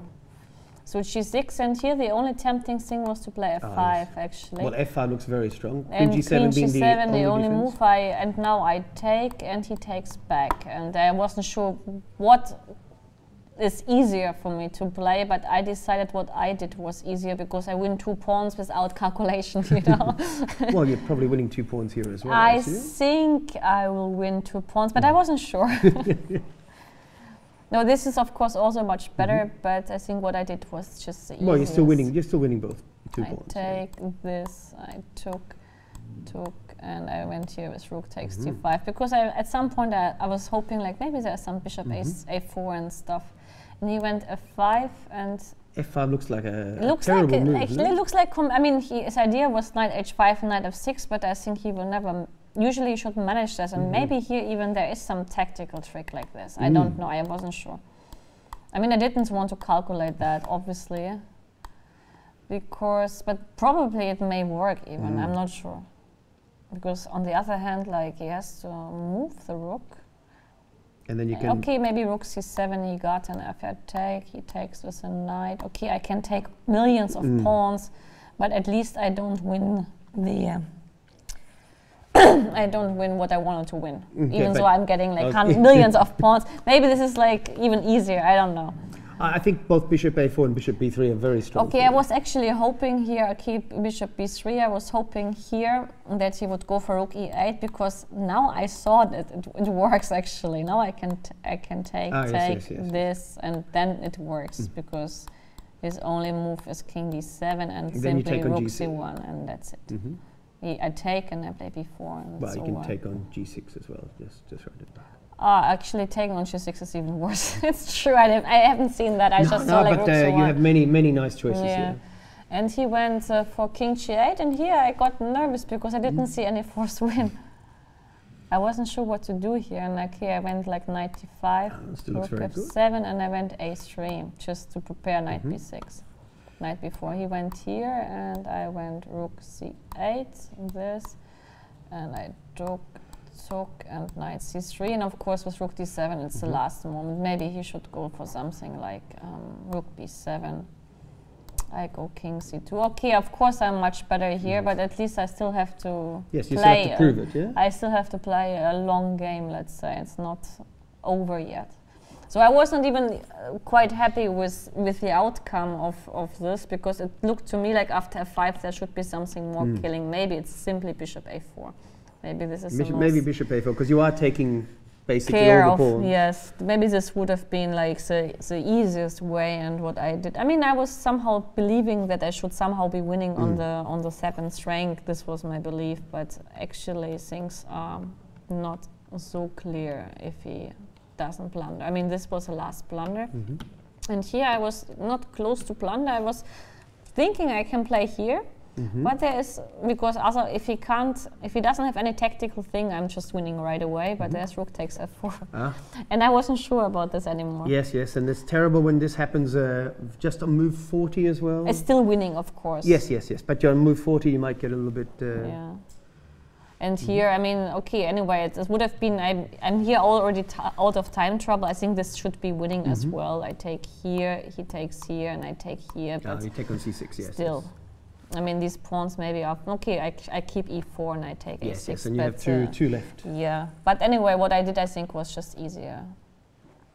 And it said like that bishop a4 would have been maybe as a more accurate way, but I don't like concrete play. This is my problem. You don't? No, if I don't thought have chess to play. players all love concrete No, play, actually I don't, because if I'm winning, why I have to calculate and like I don't know. I thought, you know, this is what you're supposed to say to your students. You know, you get a positional advantage. Yeah, and but then I mean, you- just imagine like you do something wrong in the calculation, and suddenly like you say, "Oops," you know. But okay, I understood that I missed bishop a5. I mean, I saw it, but what I was just thinking that after bishop b3. No, but if you see a win, then you should play it, and you know the position was still good. But Okay, I mean, I had to give 2 pieces, even so I take like 5 or 6 pawns. Okay, I mean, happens, yeah. This would have been easy. And that but, was just about it, yes? This was about, I mean, like, that's what happened. He And took you on, got I the took 2 on pawns, g6, and I yes. think here bishop g4 is just killing, because he has to play here, and then there's then knight knight d1, and I take c6, and I get like millions of well, pawns, no, and no. if he plays here, I can go h3. Everything And is the okay. knight is basically out of play, and I just... Yes, you take whatever's left. I take whatever is left, yeah, so... Oh, well, no, still seems like a quite, you know, convincing game. And, well, there's still 2 rounds to go. How many times have you been to Iceland? You must have come here a few times. I was no? just recently in Iceland like 3 months ago, and I And played the best European team championship in my life. Oh, well. So I think Iceland is a very good country for me to play chess. And I played in the Open in 2007, I believe. And since I'm in the 3rd time now in Iceland, and the weather never changes. The weather never changes? Nah. You've never come here in summer? It's always Well, in winter. actually, like, I should maybe try to come here in summer because I have lovely nature. I mean, Iceland is very beautiful. And I even went for the sightseeing, that's why I took a buy in round 4. But we went for this day, which was probably the worst possible day because it was some ice snowing stuff. I mean, it was pretty cold even for a German. Even for a German. I mean, my husband would have died. He would have just screamed and died. But it was quite tough, yeah, that day. Ah, well. We wish to thank once again Elizabeth Patz to come in and show her very nice win of Grandmaster Mikael Marin. And we hope that you have at least 1 more game to show us, or 2 before the last couple of rounds. And therefore, we hope you all the best of success for the rest of the tournament. Thank you. Many thanks again. Thanks.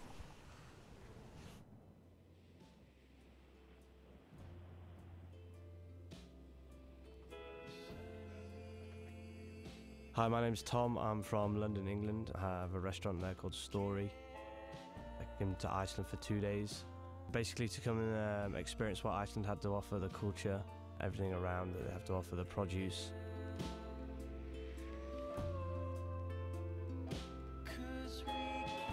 This massive Icelandic guy with a big Icelandic tattoo on his arm there, just chopping up the fish. They've been smoked for 3 days over lamb shit. I'd never tasted anything like that. It's been smoked that way before. Something that was very new to me. Something that I really, really enjoyed. It's one of the best things I've probably tried in a long, long time. Smells great.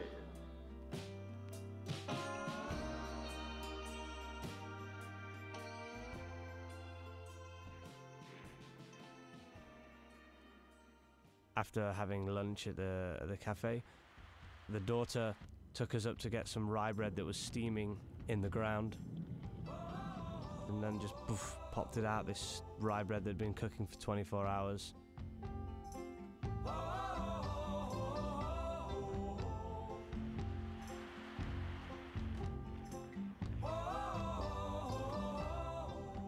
So we arrived at the beef farm where I met the farmer. He had 100 cows, all milking cows. He gave us his ice cream that was homemade. My favourite personally was the sheep sorrel. Really well balanced, super creamy, just great taste. So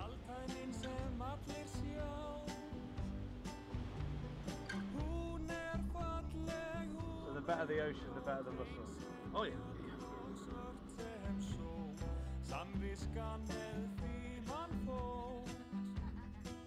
So here we just have the mussels. They've gone in dry. They've just been pulled from the ocean like an hour ago. Well, half an hour ago. So they're literally just cooking in their own seawater. I mean, look at that, man.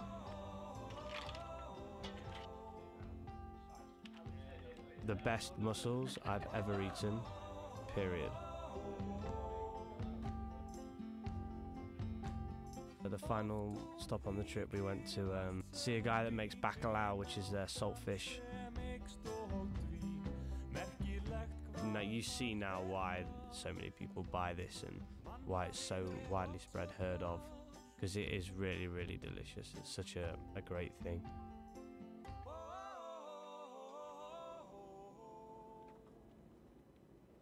The whole Icelandic journey has really inspired me. Just the way that they use everything around them. Everything from the natural geothermal to the water in the creek, the bread being baked in the ground underneath them, to the small guy that smokes the trout that he catches every day. You know, very happy people, and I think that's the biggest thing that I'll take back and definitely inspired me as a cook and a chef.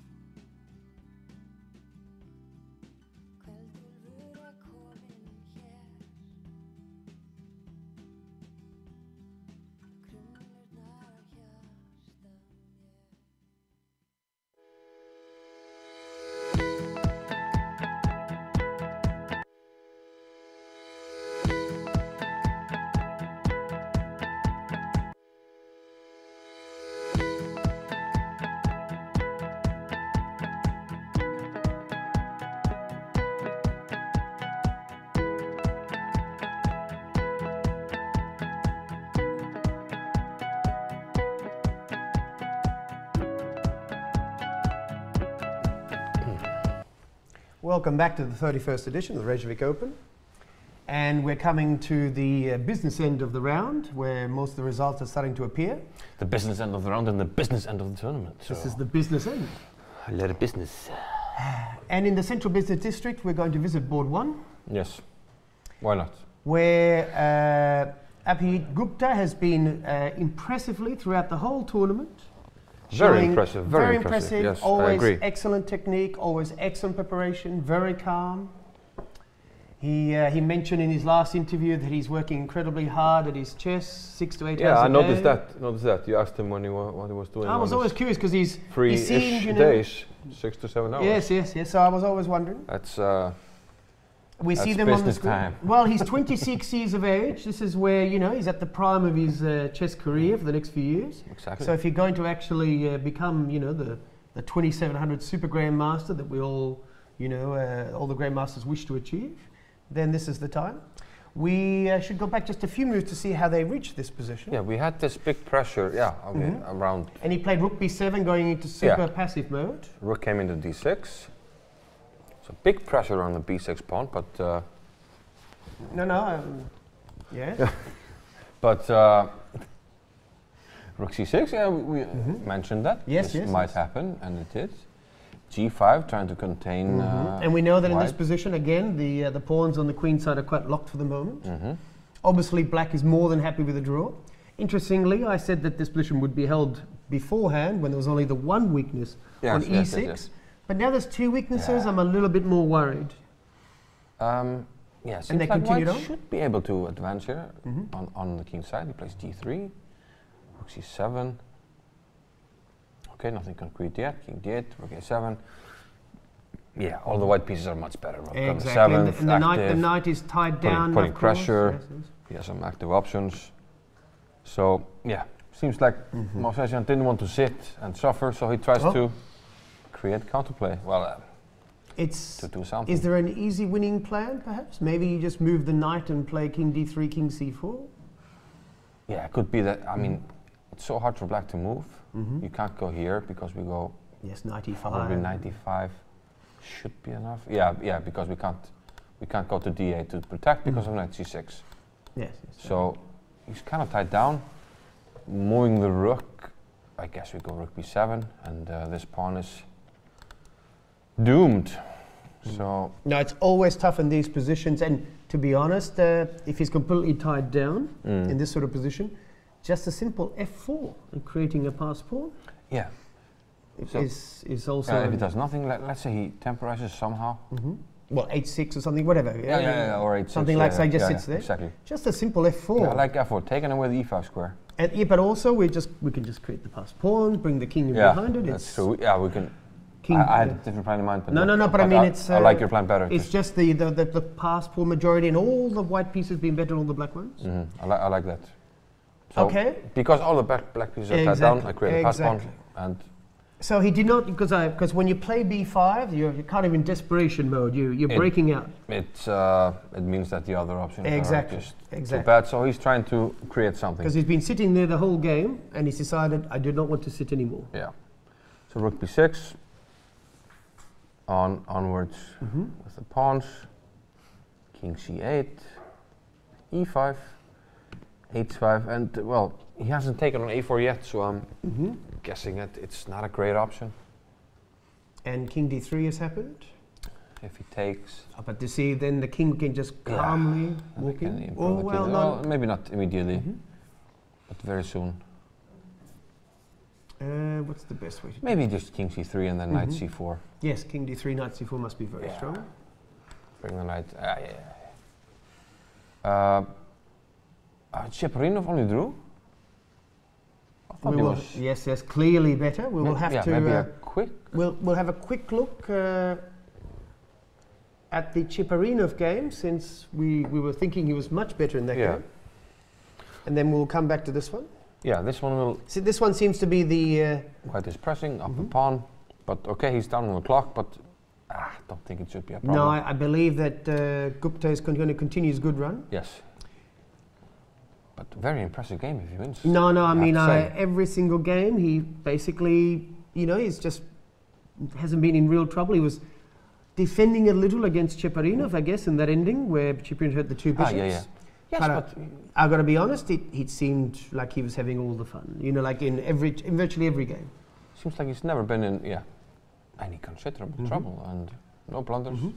So, okay, we'll come back to this one. Yes, if we go to around move 33 of the Cheparinov game, because we thought that he was much better around there. 33, yeah. Something like this. He had basically all these extra pawns. Yeah, okay, we had the c pawn advance, we had this. Yes. f3, I think we left about here, f5, f5. f5, king f7 is where we left. Bishop c3. Actually when I walked to the board while Elizabeth was showing her game, I saw that Cheparinov lost one pawn. Oh, so that must be around here somewhere. Bishop c3, rook e2. For the moment, if bishop takes f3, rook e3 with double attack. Oh, no, he can't do it.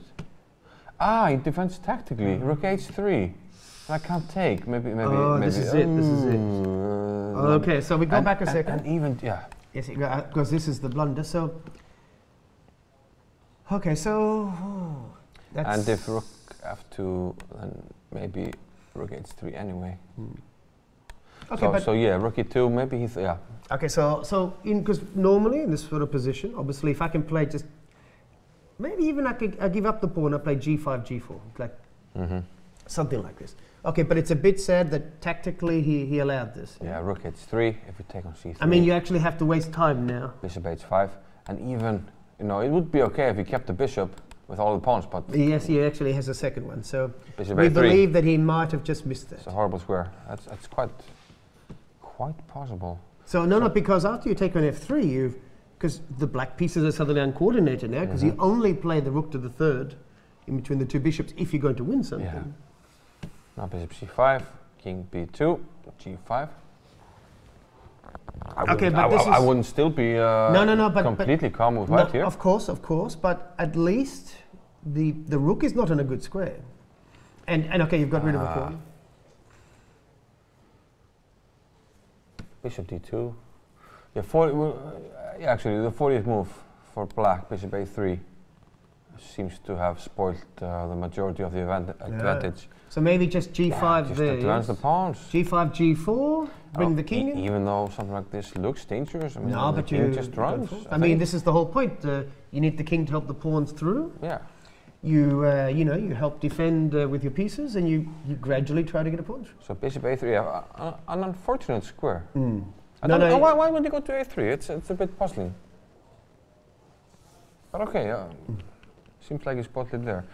And we had this, g5, bishop d2, and here things get forcing. He attacks but the rook has no really good squares, unfortunately, because rook e5 walks into bishop c3 again.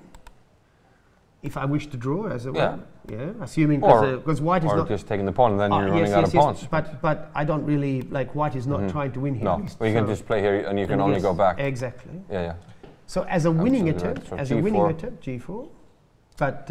unfortunately he takes, rook takes, bishop takes, and After d5, that's... well, d5 is an implicit draw off, as it were, because... implicit draw offer. Because you take away white's last pawn. Yep. And after this, it's game over. Okay, so I think that's a big escape for the German Grandmaster, to be honest. I'm sure Cheparinov was... Excellent result for him. I mean, he's going to keep his presence there at the top of the table. So we've been told that Gwaine Jones, in fact, drew with Tania. Maybe we should just see the end of that game. See the end of that one. Fantastic result for Tania again. Yes. I believe that if she gets a very strong player tomorrow, as in an over 2700, it may be that she gets a GM norm even if she loses. Well, it depends. We have not done the calculations yet, but she has 3 out of 4 against 2600. Yes, exactly. So that's what I'm saying. If she gets a high enough rating, then the needed points, she may be be able to come tomorrow with a glass of wine to the table, as it were. Very impressive. So maybe a quick look, because we were looking at we saw we had this position before. We went a bit further, of course. We had we had this queen on h3, and the queen went back to d6. Yeah, this one. Okay, and he tried to create something with b4, trying to create the pass pawn, but she calmly took it. a3, queen h3, king g7. So she just keeps checking. King f7. Yeah, we're getting some info on the norm situation. If the opponent is somewhere 2500 plus, she might need to draw to get to get the 9-round norm.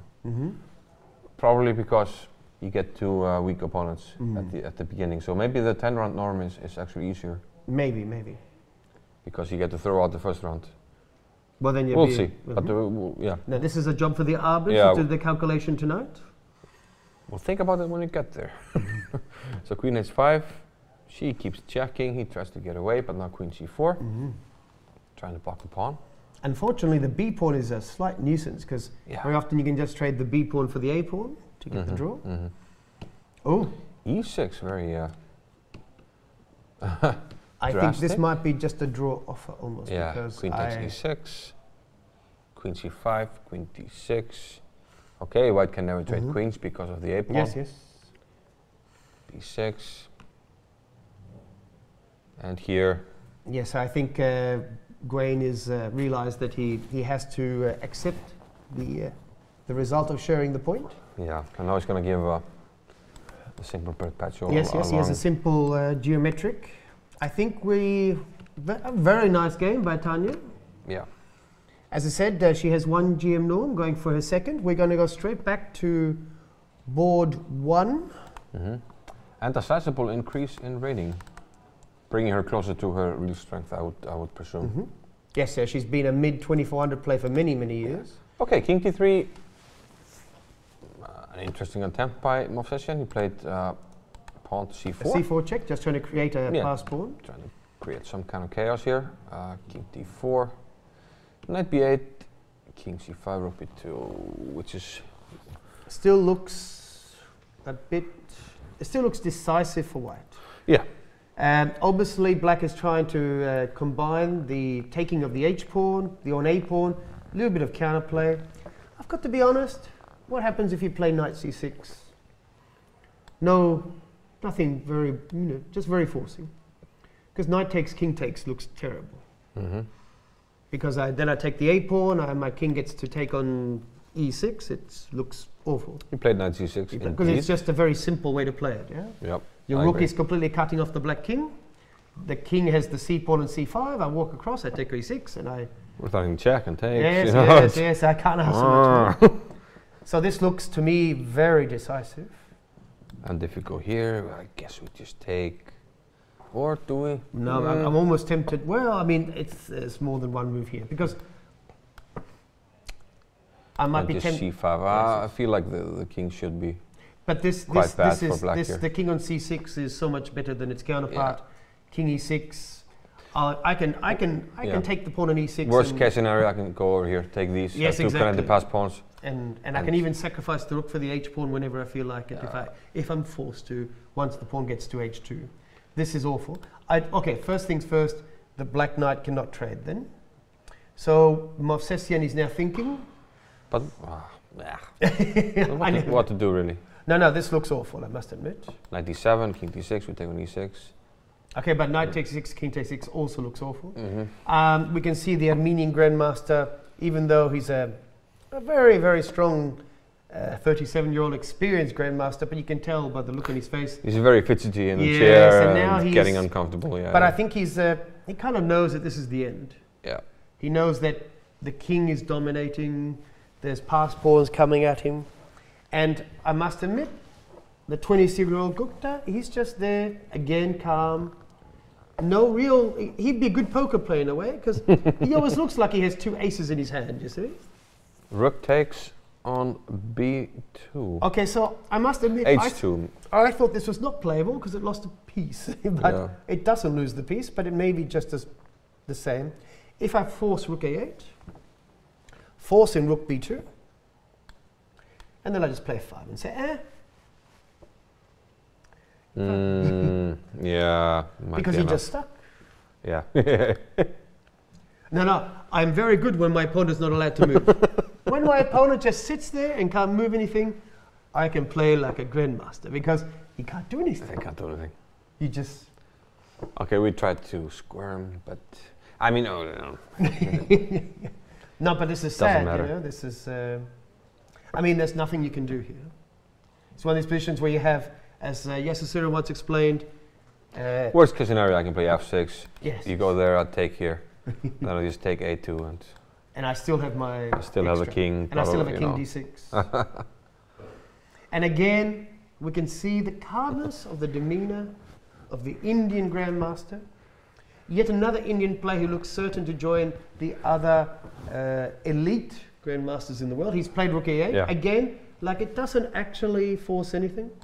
I'm willing to predict that rook b2, f5 and resigns will happen. What do you think the difference right now in the heart rate would be? I actually think that... Massive? No, because I think that Gupta's a little bit excited he's going to win, but I think Movsesian is... He knows his fate is done. f5, as predicted. It's so simple to play. I can't imagine him being able to defend. I predict the handshake will appear now, because, again, you can't actually make a move. This is the Black Knight in Monty Python, and he's run out of limbs, basically. He's run out of limbs. I think he got the left foot. He got the last foot. He's kicking with one last toe. He's kicking with one foot. No, I'm sorry. I just don't even know what Movsesian's going to play. He's going to play what? Push the pawn to a3 like it actually is going to do something. I mean, we even already looked at that f6 or whatever. Yes. Oh no, he's got the hunch down. He says, "Oh yes, could be a strong threat."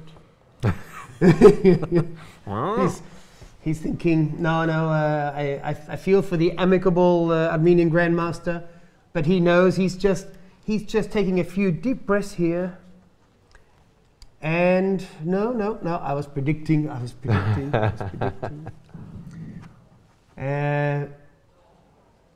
And of course, these very strong solid Grandmasters, they rarely lose. It's up to +9. +9. Usually means something bad has happened. No, but again, it's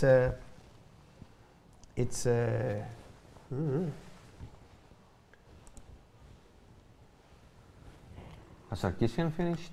Has Sargissian finished? Oh, he did play. Hang on a minute. He took an f5. And e6, I believe, has happened. He believed that pawn coming to e7 could be an issue. A minor problem. Minor problem. Well, yes. Among other things.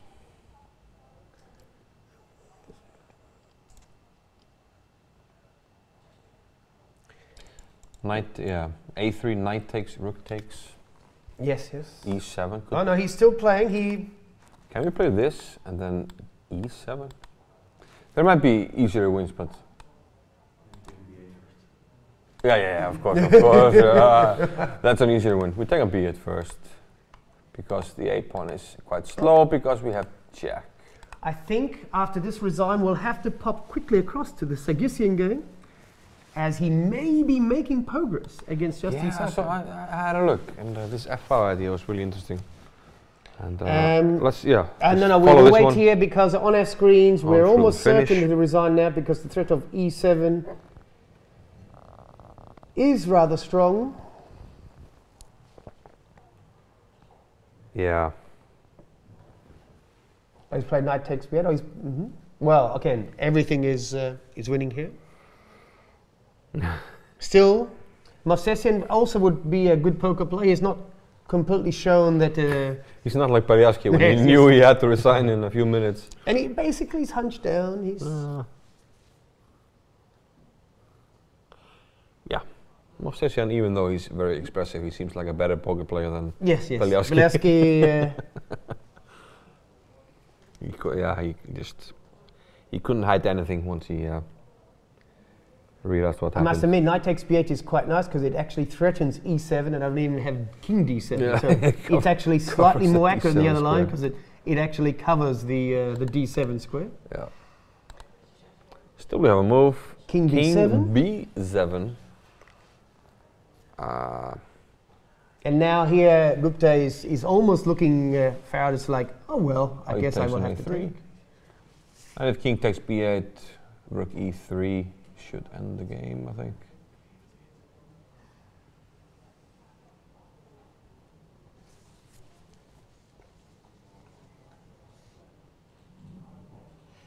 And now? Now a handshake. I believe he had an expressive straight across. I thought he was resigning. Yes, there he is, yes. Okay, he's not happy, of course. Not happy. Well, another excellent game by the Indian Grandmaster. As you can see on our screens, they're just analysing it now, without actually doing let's move the pieces on the board. Without doing the Beliavsky Mamedyarov. Yes. I think now we should have an isolated Grandmaster. Here he comes quickly going, put those kings on the board fast. We should probably quickly go to Sargissian and then we can wrap up. Yeah. Very interesting because we thought that this position was actually quite hard to break through, but we have to go back a little bit. We have the webcam. We have to, yes. Let's go way back. We had this position with the king on g6, and we thought black had a fortress, but I think he found a nice idea. He put the f pawn on f5, which looks counterintuitive because it looks like everything is well protected. You have 3 defenders on the g5 square. But okay, I push the d pawn. Now you have to block it with your bishop, and now you bring the g pawn. Bishop e7. And now we can see the idea, of course. Bishop e2. He's repositioning the bishop, getting ready for something, and this something is b4. B4. Now you're taking the bishop He's away. He's creating pass pawns, trying to create pass pawns on both sides of the board. So we can't take with the pawn because the a pawn will start running. So bishop takes, but now we can play g5. And once it takes, f6. So we believe that if we go back, that it's better. Sorry, bishop takes b4, g5. We believe that h takes g5 might be the better move. Because the idea is that we leave white with the f pawn instead of the h pawn, and I think in his bishop's opposite color positions, much closer. We want everything tucked in toward the center. Your king can control things better. You want the pawns closer together, indeed. So after h6 here, for example, capture, my pass pawn will be the one on f6. So I play king takes f6, for example. I have my 2 pass pawns, but instead of having a d and h pawn, I will have a d and f pawn. But I don't think it matters. No, you think this is you think this is still easily winning? I just play king. I just block your king. You can't really do anything. And then I just play king e6 and d6. No, king e6 and then first d6. And then d6. Yes, it looks. Why does it go back? King e6. Stay there.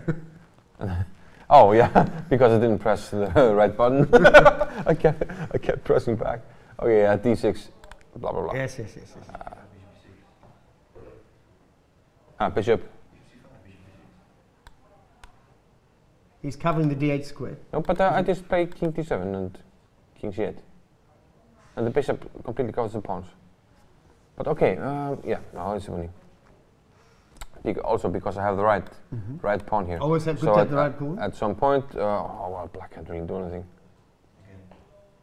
Okay, so King d7. At some point, we should go now to the actual game that's happening. Yeah.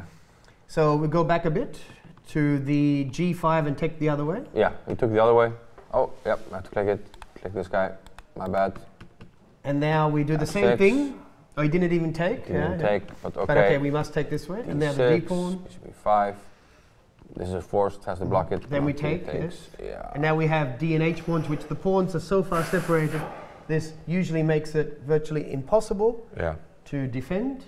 And also, this being, again, the right colored rook pawn will make all the difference. Very impressive plan. So this Is looks this like... the position then? Yes. No, hang on a minute. Yep. King takes g5. Yes. And this looks clearly winning. Again, the king can attack the d pawn. We can just protect it with bishop b5, bishop g4. And we still have the h pawn. And we'll collect the bishop and still hang on to the d pawn. Yeah. People like the tactics, but this but might actually be the most instructive game. This is the most instructive because in reality, white went straight for king g6, knowing about this breakthrough, and therefore he knew he was going to play this slightly anti-positional looking f5 pawn move, but still able to generate g4, g5. So an incredibly instructive game for white. Yeah, h takes g5 looks perhaps more tenacious. But you're still getting the two passed We would pawns. have to analyze a bit more to find out some truth there, but nonetheless, I think this was the most practical try. I think that while Justin Sarkar is basically calculating his final fate, we could even read out the results. Why not? Let's do that. So round 8, 2 rounds to go. The absolute business end of the tournament. So Abhijit Gupta, he wins, bringing him to 7 points.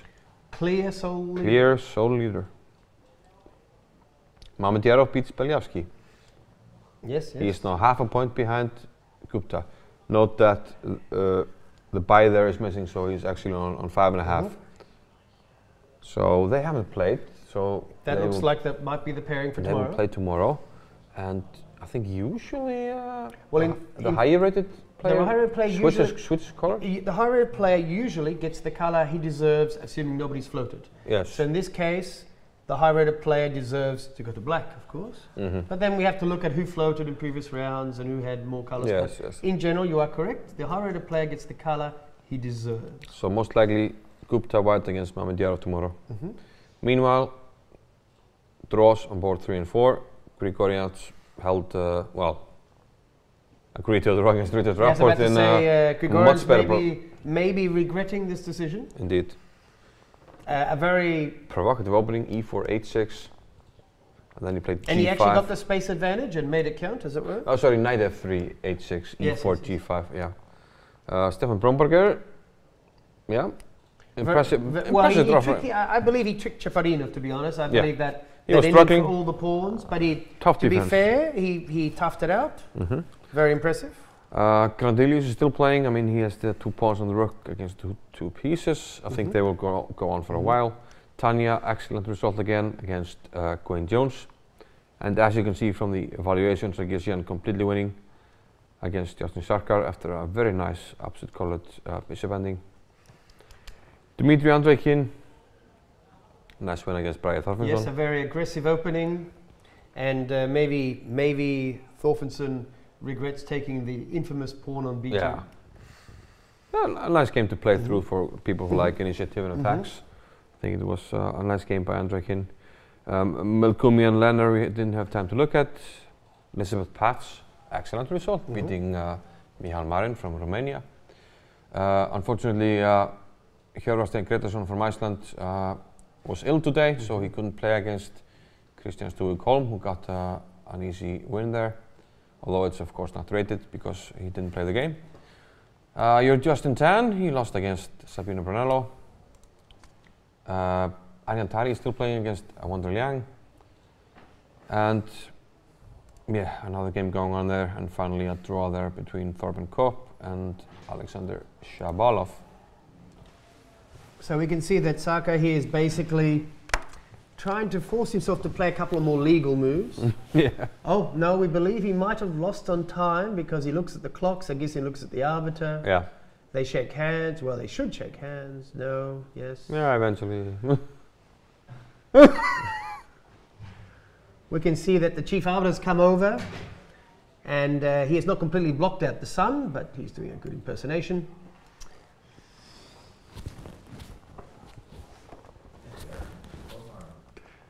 And there Omar, yeah, Omar arrives. Soon, yeah, and now they. Yes, well, he lost on time in a completely lost position. There's Omar Salama, the chief arbiter. And they're signing the score sheets, yeah.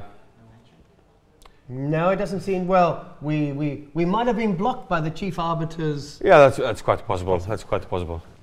Yeah, yeah. But anyway, yeah. Around 9 tomorrow at the customary time. 3 o'clock local time. Again, the time difference well, it's is 7 difference Pacific time. So that's what? Is that 8 o'clock in the morning US time? Pacific? Yeah. So if you're an early riser, then we'll see you tomorrow. But if you live in England, same time. If you live in the rest of the continent, in Central Europe, 1 hour difference. Correct. We'll see everybody at 3 o'clock tomorrow. Thank you very much for watching. See you then. Thank you.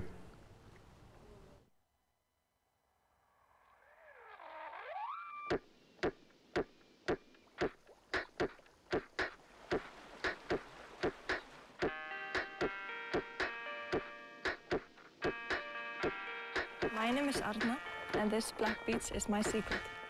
Hann sett á sig húfuna og hélt heimaleið.